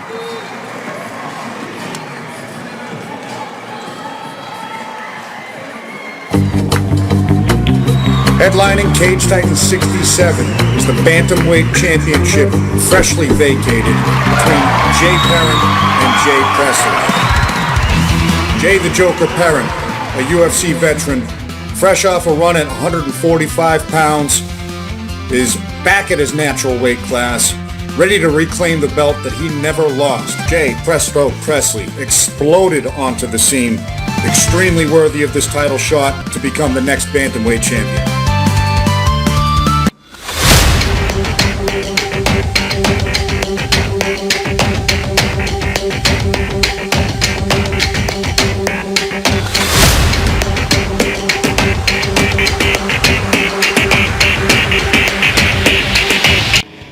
The main event is here, ladies and gentlemen. Jay Presto Presley versus Jay the Joker Perrin. No longer for the 135-pound strap catchweight bout at 140 pounds, but that story is under the bridge as the fight is upon us as Jay Presto Presley emerges to the walkout point. Two former foes of yours, Johnny Cupcakes Campbell. You've probably got more insight than anybody as to how this could play out and how competitive of a matchup this really is.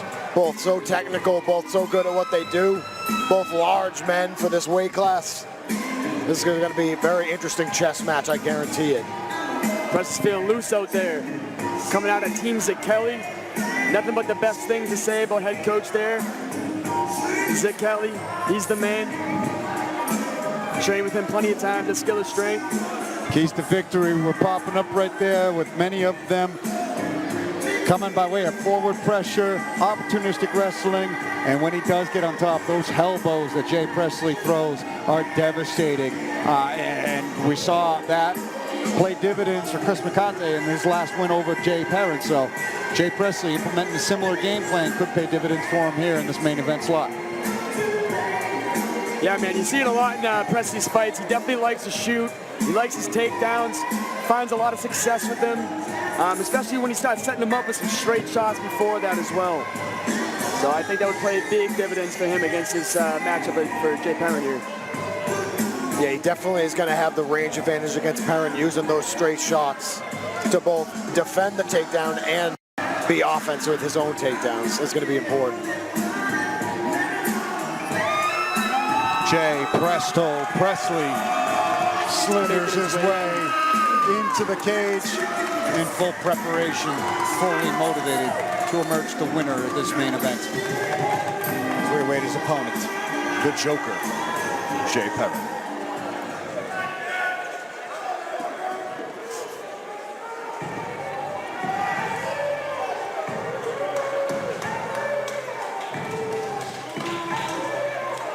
Jay Perrin definitely likes to embrace the crowd here at Plymouth, as I'm sure we'll see when he hits the stage here.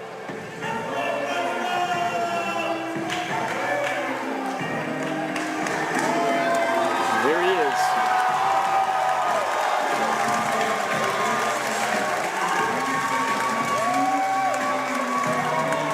Jay the Joker Perrin. Both making a little dance moves on the way to the cage here. Feeling loose and feeling ready. Star-studded corner here. You got Peter Barrett, the lightweight champ at Cage Titans, Randy Costa, and Joe Lozon, who needs no introduction. What a savage corner that is indeed. And Jay Perrin with a well-rounded game with many keys to victory coming into this fight. Angles, footwork, and output. That's pretty much what you got to do to beat Jay Presto Presley.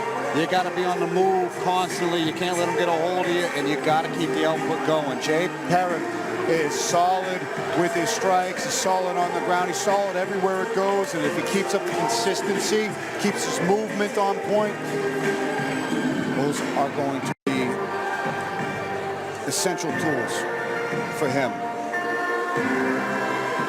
Absolutely, man. And in the striking department, like we talked about Randy Costa, I know that's one of his main training partners these days. So he got him prepped and ready every single day, every single week here for this moment.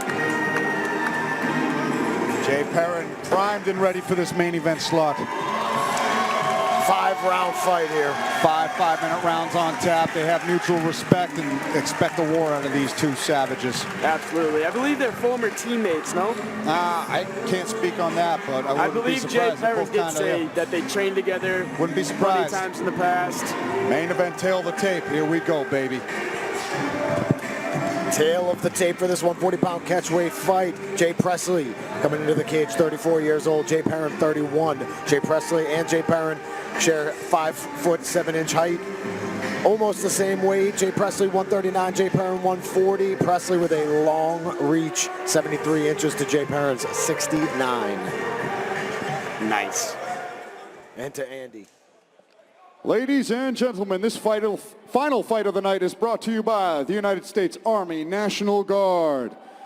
And now, after a long night, our judges ringside are ready. Our referee, Tommy Santana, is ready. These two fighters are waiting for you. If you want them ready for this main event, then Plymouth, Massachusetts, let them hear you! Let's go! 5-minute rounds for the Cage Titans 67 main event. Introducing to you first, in the red corner, with a professional record of 8-4. He stands 5 feet 7 inches tall, and he weighed in at 139 pounds. From Leominster, Massachusetts, he's representing Zekeli MMA. Let's hear it for Jay Presto Presley.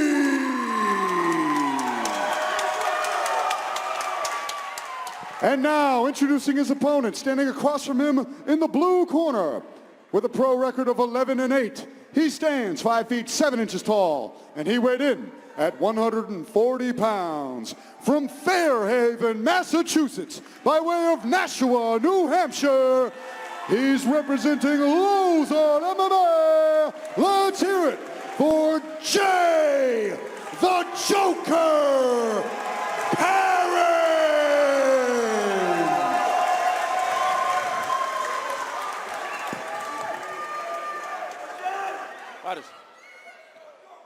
Gentlemen, good evening. Welcome to the Cage Titans 66 main event of the evening. You both are professionals. I expect you guys to conduct yourselves as such. Respect my rules at all times. When I say stop, you stop. You want to touch gloves? Do it now. Come out ready to fight. Man, this place is going crazy for this fight. Both brought a crowd.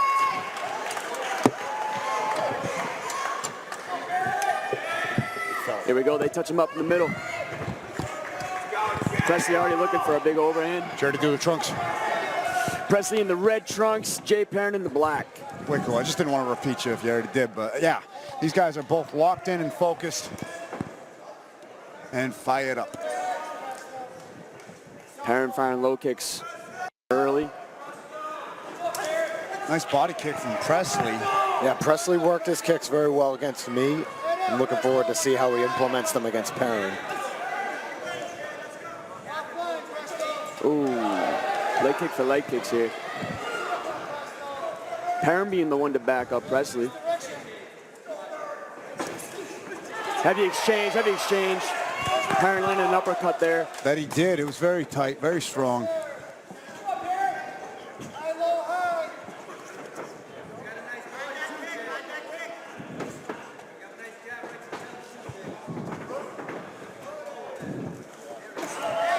Ooh, way to finish that combination with a kick there.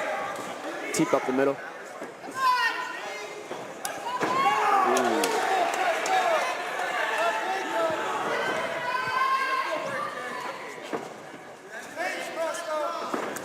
Head kick from Perrin. That might have wobbled him a little. Yeah. Yeah, these guys are throwing heat.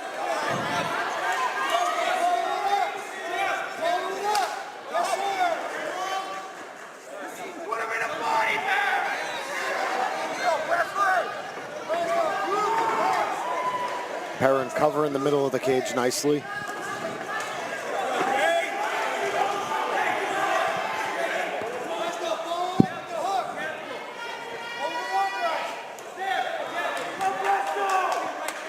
Ending with the leg kick in the direction that Presley's going.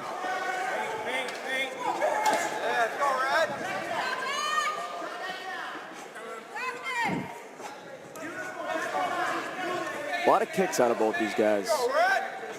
Kind of a feeling out process going on in this first round. Both guys right on the edge of striking range, neither committing to closing the distance.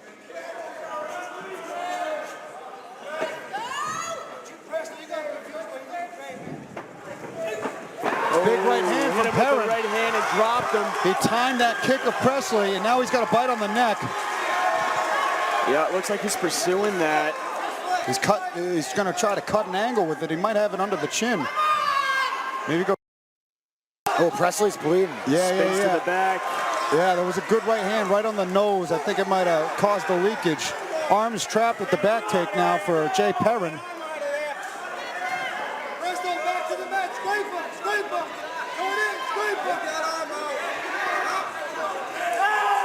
Bulldog choke set up here, but no, Presley back up. Great scramble. Yeah, Presley did a good job spinning out of there. Timing the explosiveness.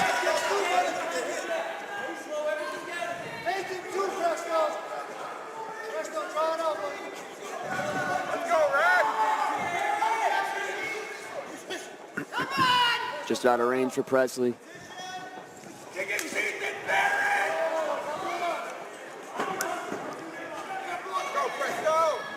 Man, Perrin's body is marked up from whatever Presley landed there.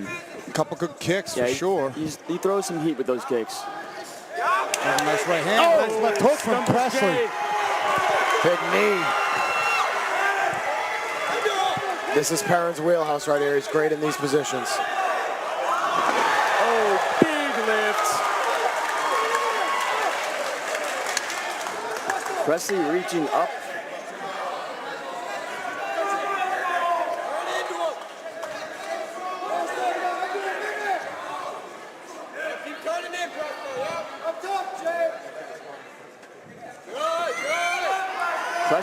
He's got a bite on that neck again, but Presley got out.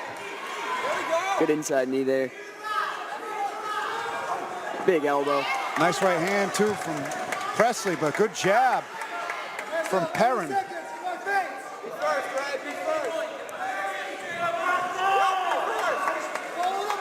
Short time here on the clock with 20 seconds. Perrin searching for the knee there. Touches the chin with his toes.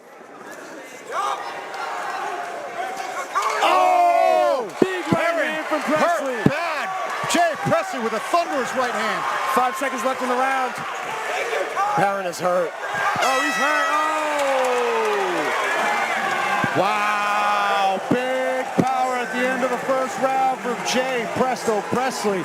Had Jay Perrin in all sorts of trouble, looking for his legs, looking for his equilibrium. After a round that he was starting to control. He heard Presley early on, blooding his nose up, very competitive. The fight through the first stanza. Can't get too comfortable with these guys, man, you know? Perrin definitely not 100% sure of where he is right now. Look at this right hand. That Perrin lands right off the timing of the kick. It sits Presley down. There's the right hand that started it off, and a left hook that wobbled him. And then at the end, this one really changed the figure of the fight. Big momentum in favor of Jay Presley after that 5-minute war. Good back and forth round, though. Perrin landing a lot of good takedowns, clean takedowns. Presley not hanging out too long down there, really reversing it, getting back up. Competitive fight.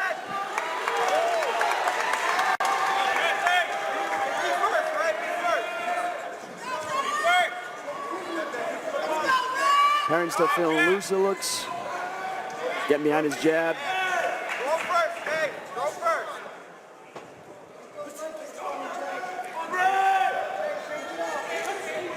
Another good body kick. Yep, big kick from Presley. Oh, that landed flush to the body for Perrin. With that southpaw, he's got that attack to the liver.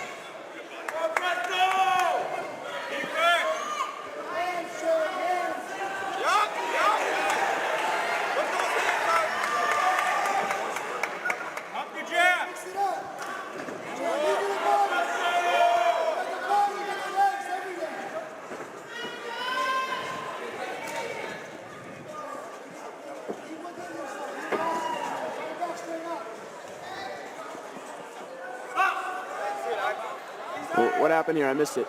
Eye poke must have happened. I didn't see it, but it happens. They were closing the distance on each other. Paw must have got out there, finger extended. Yep. Ref gave him a warning.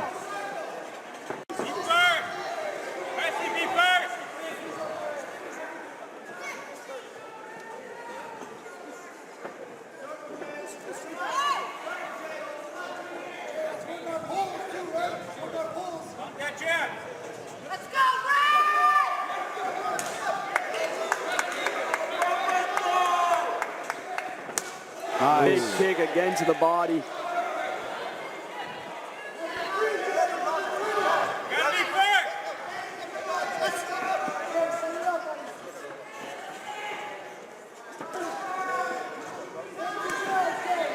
Both guys landing left hands there.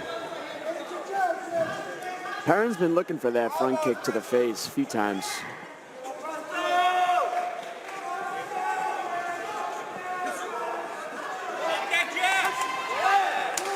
Perrin, a seasoned member of the commentary booth, has a very analytical approach to talking about fights and fighting in fights. So, oh, nice left hand. Yep, stumbles Jay Presley back a little bit. Presto, you gotta put it on him.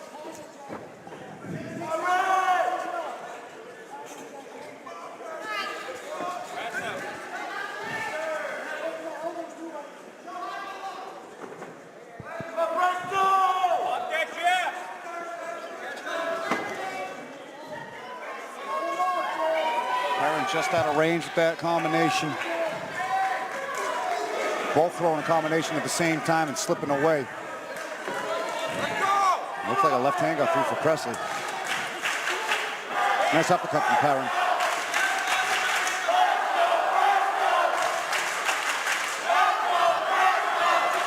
Oh, big right hand off the kick and a left hand after it.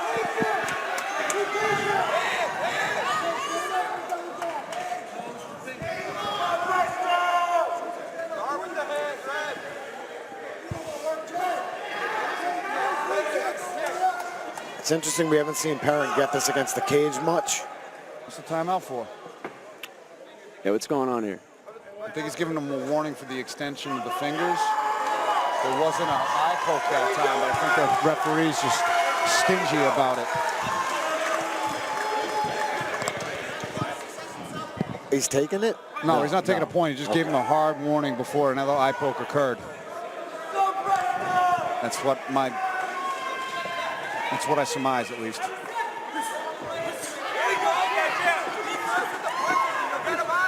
Nice right hands from Presley there. Good team. Good front kick.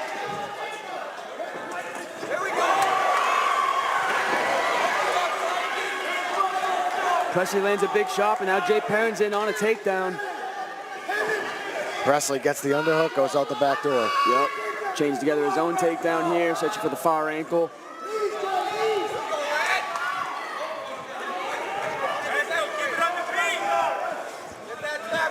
Perrin answers back.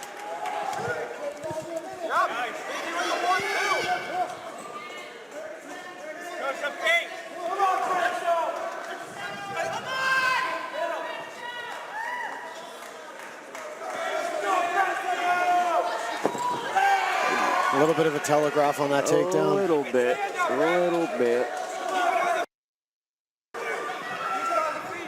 Deep breath from Presley here. This is where Perrin does his best work. Just grinds him up against the cage. Nice combo from Perrin on the break. Front kick to send him back.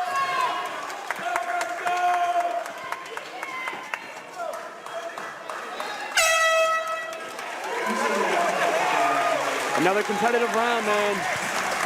Very back and forth. Both guys landing good strikes, getting the better of exchanges respectively throughout the 5-minute round.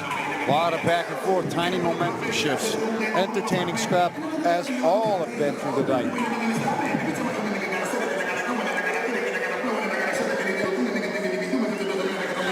See some of the replays here. Jay Perrin getting just a little too close to that leg kick. Presley answering back with a big right hand. Barrage of right hands from Presley there.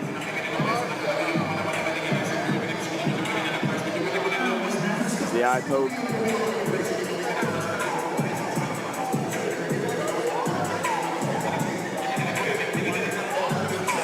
Both guys very much still in this fight, and it's only an arm's reach away. Not a huge differential of momentum. Nobody's really running away with it just yet, but yeah, both guys still looking composed.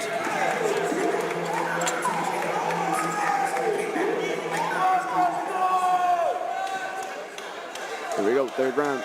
And this is still a 5-round fight, despite it not being for a belt. Off that jab, man. Off that jab. Perrin trying to set up that right hand, had a couple jabs. Inside leg kick. Straight punch. Oh, nice left hook from Perrin.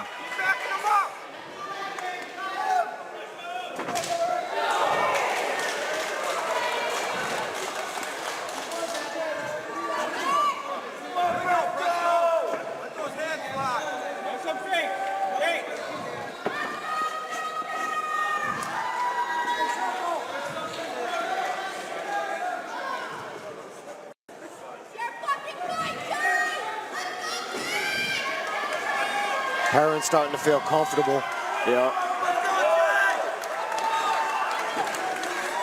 Good right hand from Perrin. But Presley's jab is popping Perrin back too. Presley's trying to establish that jab now.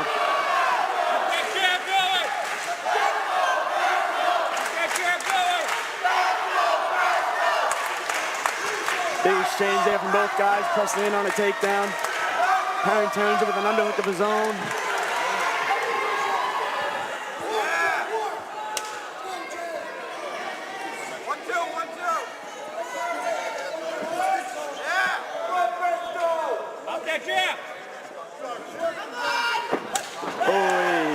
Big kick from Presley there as he's going into the direction of that.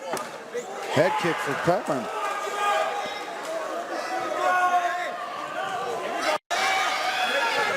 Ooh. Presley getting off with a few right hands in that exchange. Big exchanges, both guys.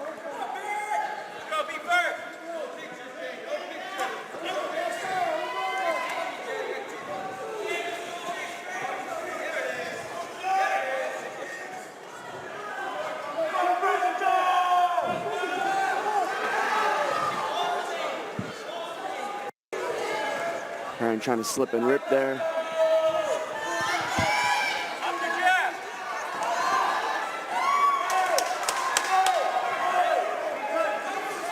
Oh, nice right hand in that exchange from Presley. It looked like he got the better of that one with a couple of big punches, but Perrin firing right back. Both presenting an extraordinary amount of activity. Yeah, high-paced fight, both guys here. Both in solid shape. Perrin looks to have some blood trickling out the nose.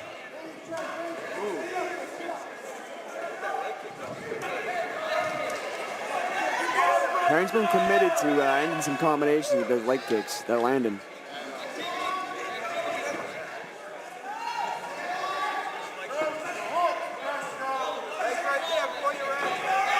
Oh, that shot might have went behind the ear there.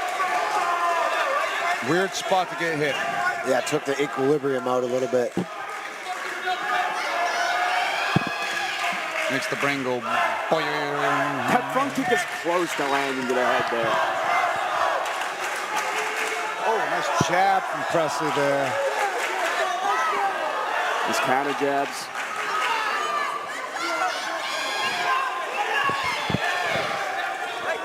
Perrin's jab finding a mark now too and setting up bigger strikes. The head movement there from Presley.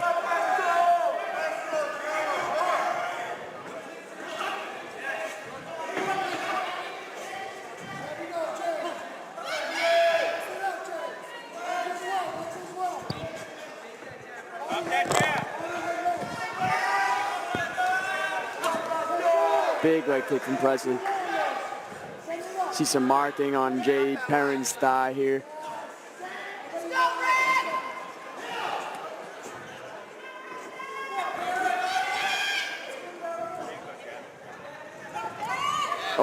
Big right hand from Perrin. Ooh, nice left hook on the end of that from Perrin, too. Yeah, he's sitting down now. And Presley's starting to bleed out the nose now.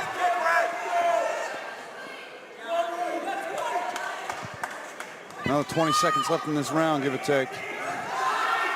Very competitive through 15. We got an eye poke. Another eye poke here. Uh-oh. Oh, what's going on here? What happened? A little bit of fan banter. Where? Perrin answers with a middle finger. Oh, it happens. You can hear everybody here. I felt like some actual things were going down. It was keeping an eye out, but no. Little finger never hurt nobody. Point getting taken. Tommy Santana not messing around. Third eye poke. Second eye poke, third warning. Yeah, there's the point taken from Presley. So we saw that have a significant impact earlier in the fight card.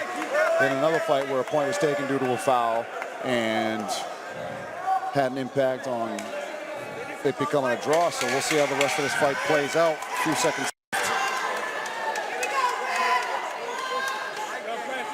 in this third round.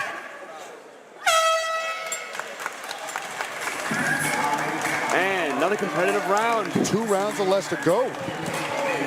Into the championship rounds. Haven't seen too much wrestling exchanges. I wonder if in these later rounds, someone will be more opted to shoot here, especially with a point deduction from Presley.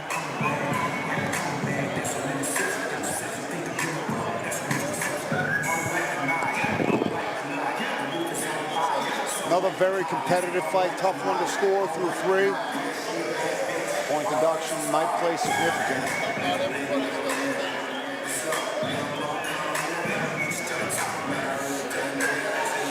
Joe Lowe's on, giving him some sound advice, as well as Peter Barrett. Mike Kelly doing the same for his fighter.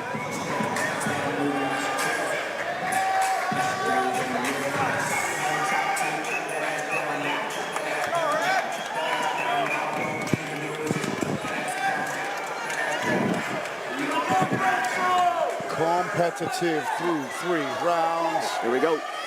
Round 4.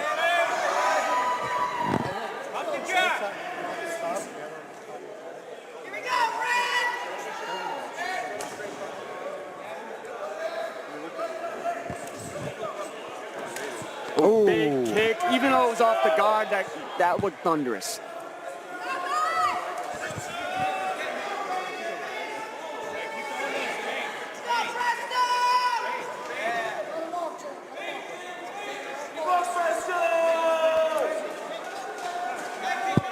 Trying to go up the middle is Perrin. Perrin being the one to back up Presley now.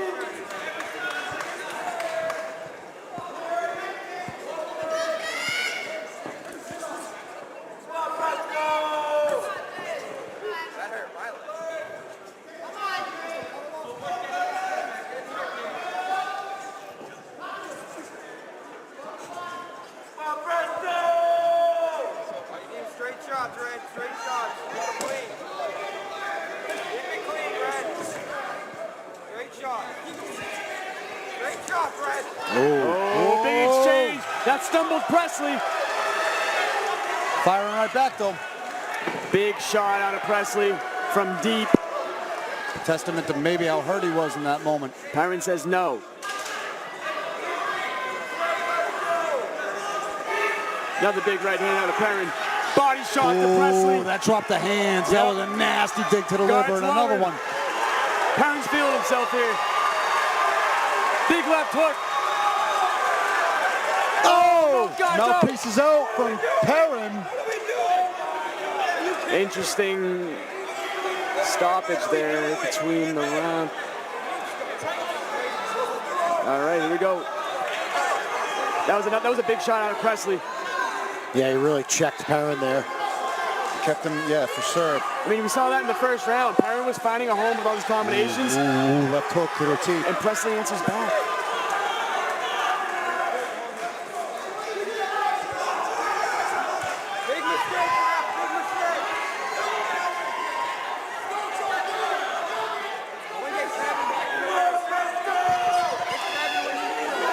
Nice low kick from Presley, and Perrin's leg is changing all kinds of colors. Oh, that kick was almost sent right there.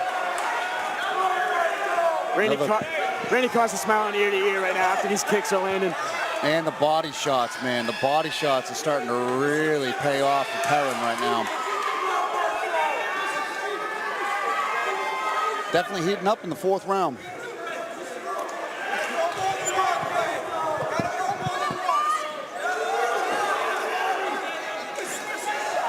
Perrin's really figuring out the range here, it seems.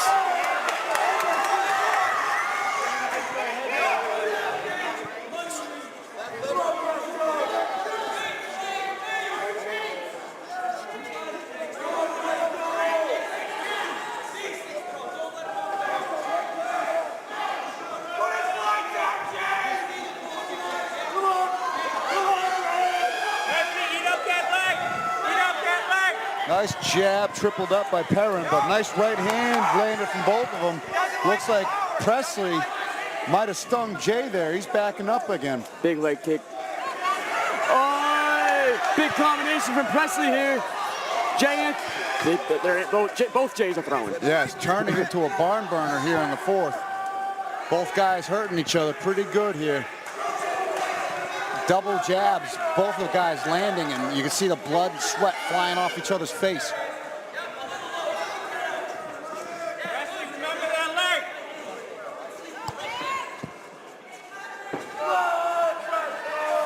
A lot of mid-round momentum switches. Oh, nice left hook to punctuate that combo for Perrin.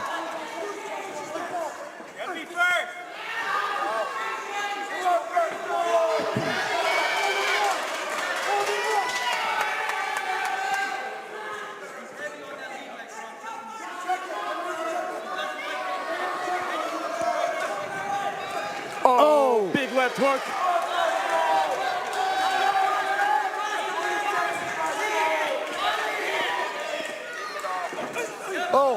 Oh, nice combos from Jay Perrin. 10 seconds left of this 4th round. Go down, Presto! Go down! Go down! Man. More round to go. This fight is a very, very competitive fight, man.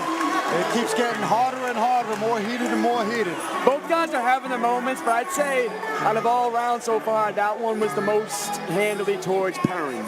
I think he got the better of the exchanges there. I gotta agree there. But man, every single round, both guys are landing. It's a great fight.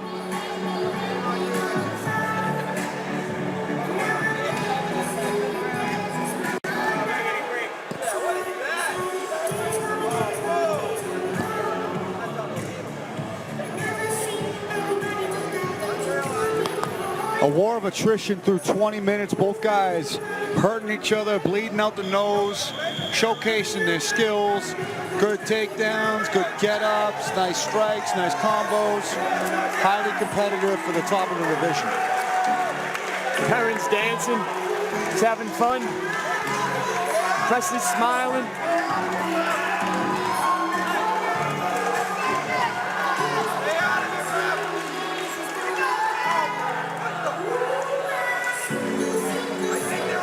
What's going on here? Looks like he's calling the doctor in to check something out. Said being stingy here. Looks like he's good. One glance from the doctor ends the stinginess. That eye's not too bad. Yeah, I didn't see anything like it.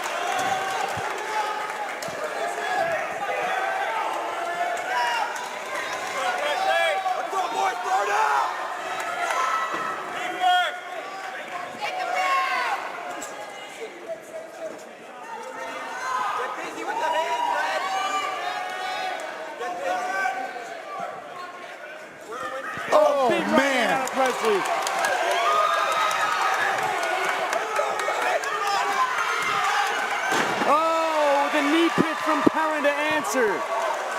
Puts Presley on his back here. Just 30 seconds into the 5th round. Presley cracked Perrin right there.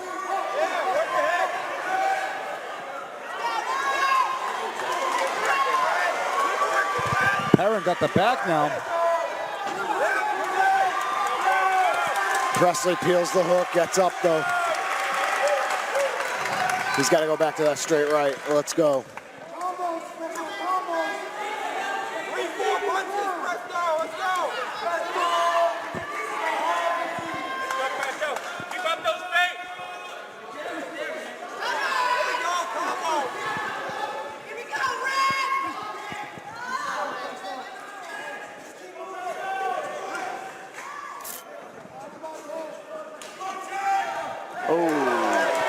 Kick lands up top for Perrin.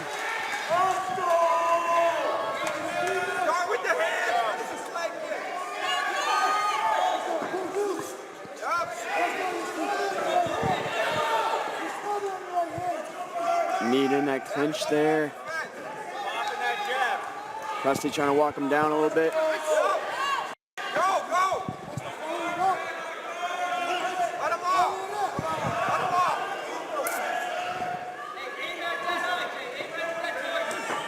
Nice low kicks from Presley.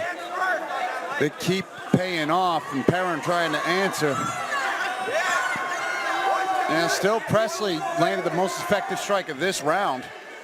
All 5 have been reasonably competitive and very subjective, so we could see scorecards all over the map after 5 rounds of this.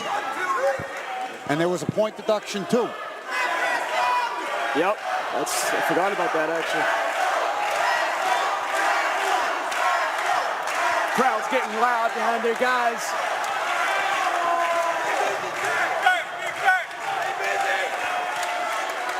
Good jabs from Presley, but a counter hook from Perrin here. 2.5 minutes left to go in this 5th and final round.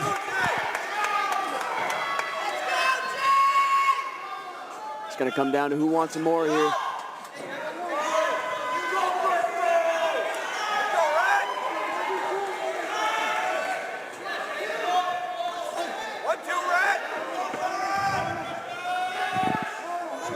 Big feint of a takedown there from Presley. Well, nice teep from Perrin there. He's landed that a few times throughout the fight and then finds a sneaky left hook through the guard. Starting to, whoa, he might have tagged Presley there. Ooh, another dig to the body with a knee. Oh, another big right-hand bomb from Jay Presto Presley. This has been such a war.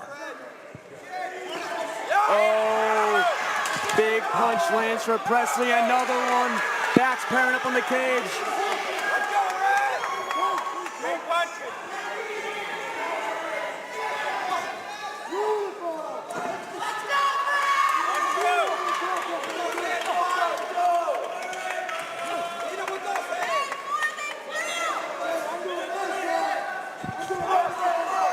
Both so tough, so durable. Taking each other's best shots. Both getting cracked and hurt, wobbly legged. Man, a counter right from Presley here. Backing Jay up. Yeah, this might be the most solid round for Presley if the last round was the most solid round for Perrin. Just 30 seconds left in this main event. Perrin's backing Presley up to the cage. Presley breaks off. And anybody's fight still. Teep to the chin. Place is going nuts. 20 seconds.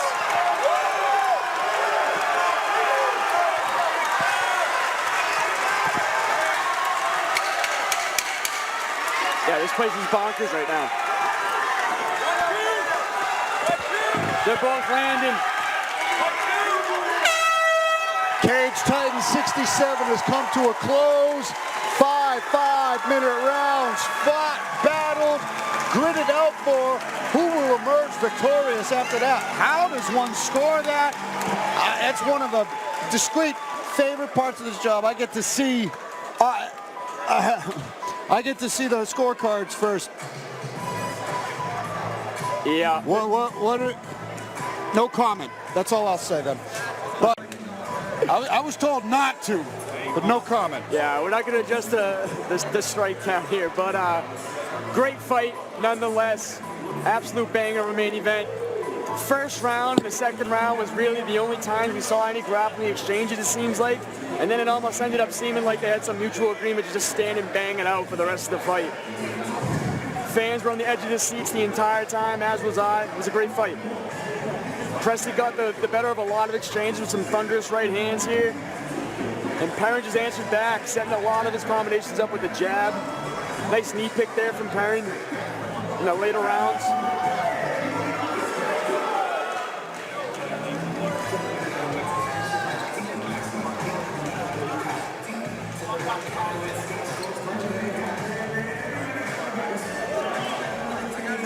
Yeah, these guys are just throwing, man.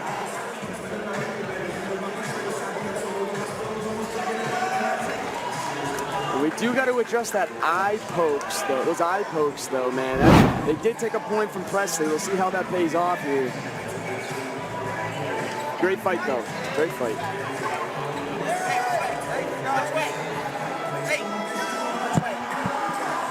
I don't know.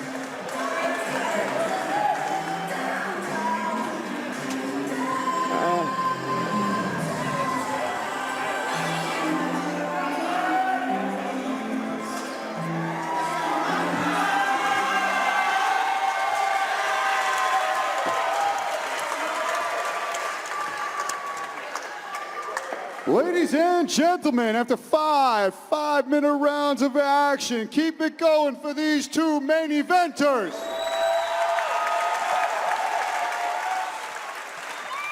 And after those 5 rounds, we go to the judges' scorecards for a decision. And with scores of 49-45 across the board, we have your winner by unanimous decision, Jay the Joker Perrin! Jay the Joker Perrin getting the nod for a great main event to cap off the night, man. Both guys showing respect here. Both coming out of great gyms.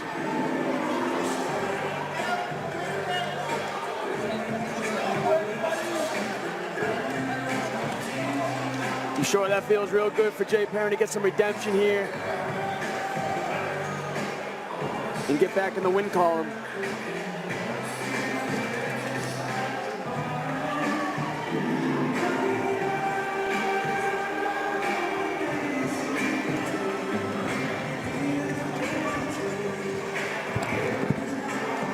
And gentlemen, there we have it. Cage Titan 67 has come to a close after a 5-round grueling war of a main event, which sees Jay the Joker Perrin emerge victorious. A bunch of gritty decisions from seasoned veterans, some of the finest amateur action, and a new amateur champion. A crazy, crazy night.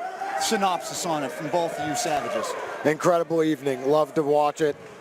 So many fights, couldn't even speak on it, really. I mean, every fight delivered. We had some of the best fights and rounds that we've ever seen in Cage Titans, and it's just, the show just upgrades every single time. Man, I feel like I'm the luckiest guy in the world when I get to sit in this freaking chair, man, and watch these fights. This is an awesome card. Cage Titans always delivers.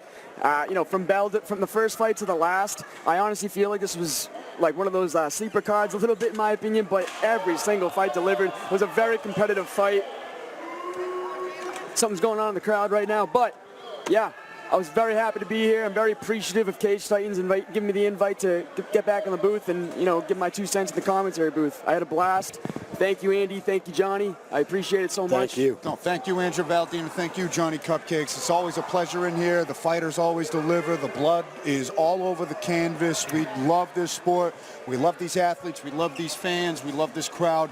And we thank and love everybody watching at Spectation Sports. Couldn't do it without you. It's all for you guys. And just truly blessed to be here in this spot, watching the best action in the best sport in the world. So absolutely. Couldn't be happier with it. Cage Titan 67 is out. We will be back in November for Cage Titan 68 to close out 2024. I'm Andy Kurz, and we're signing out. Cheers, everybody. Thanks as always, and we'll see you in November. See you soon.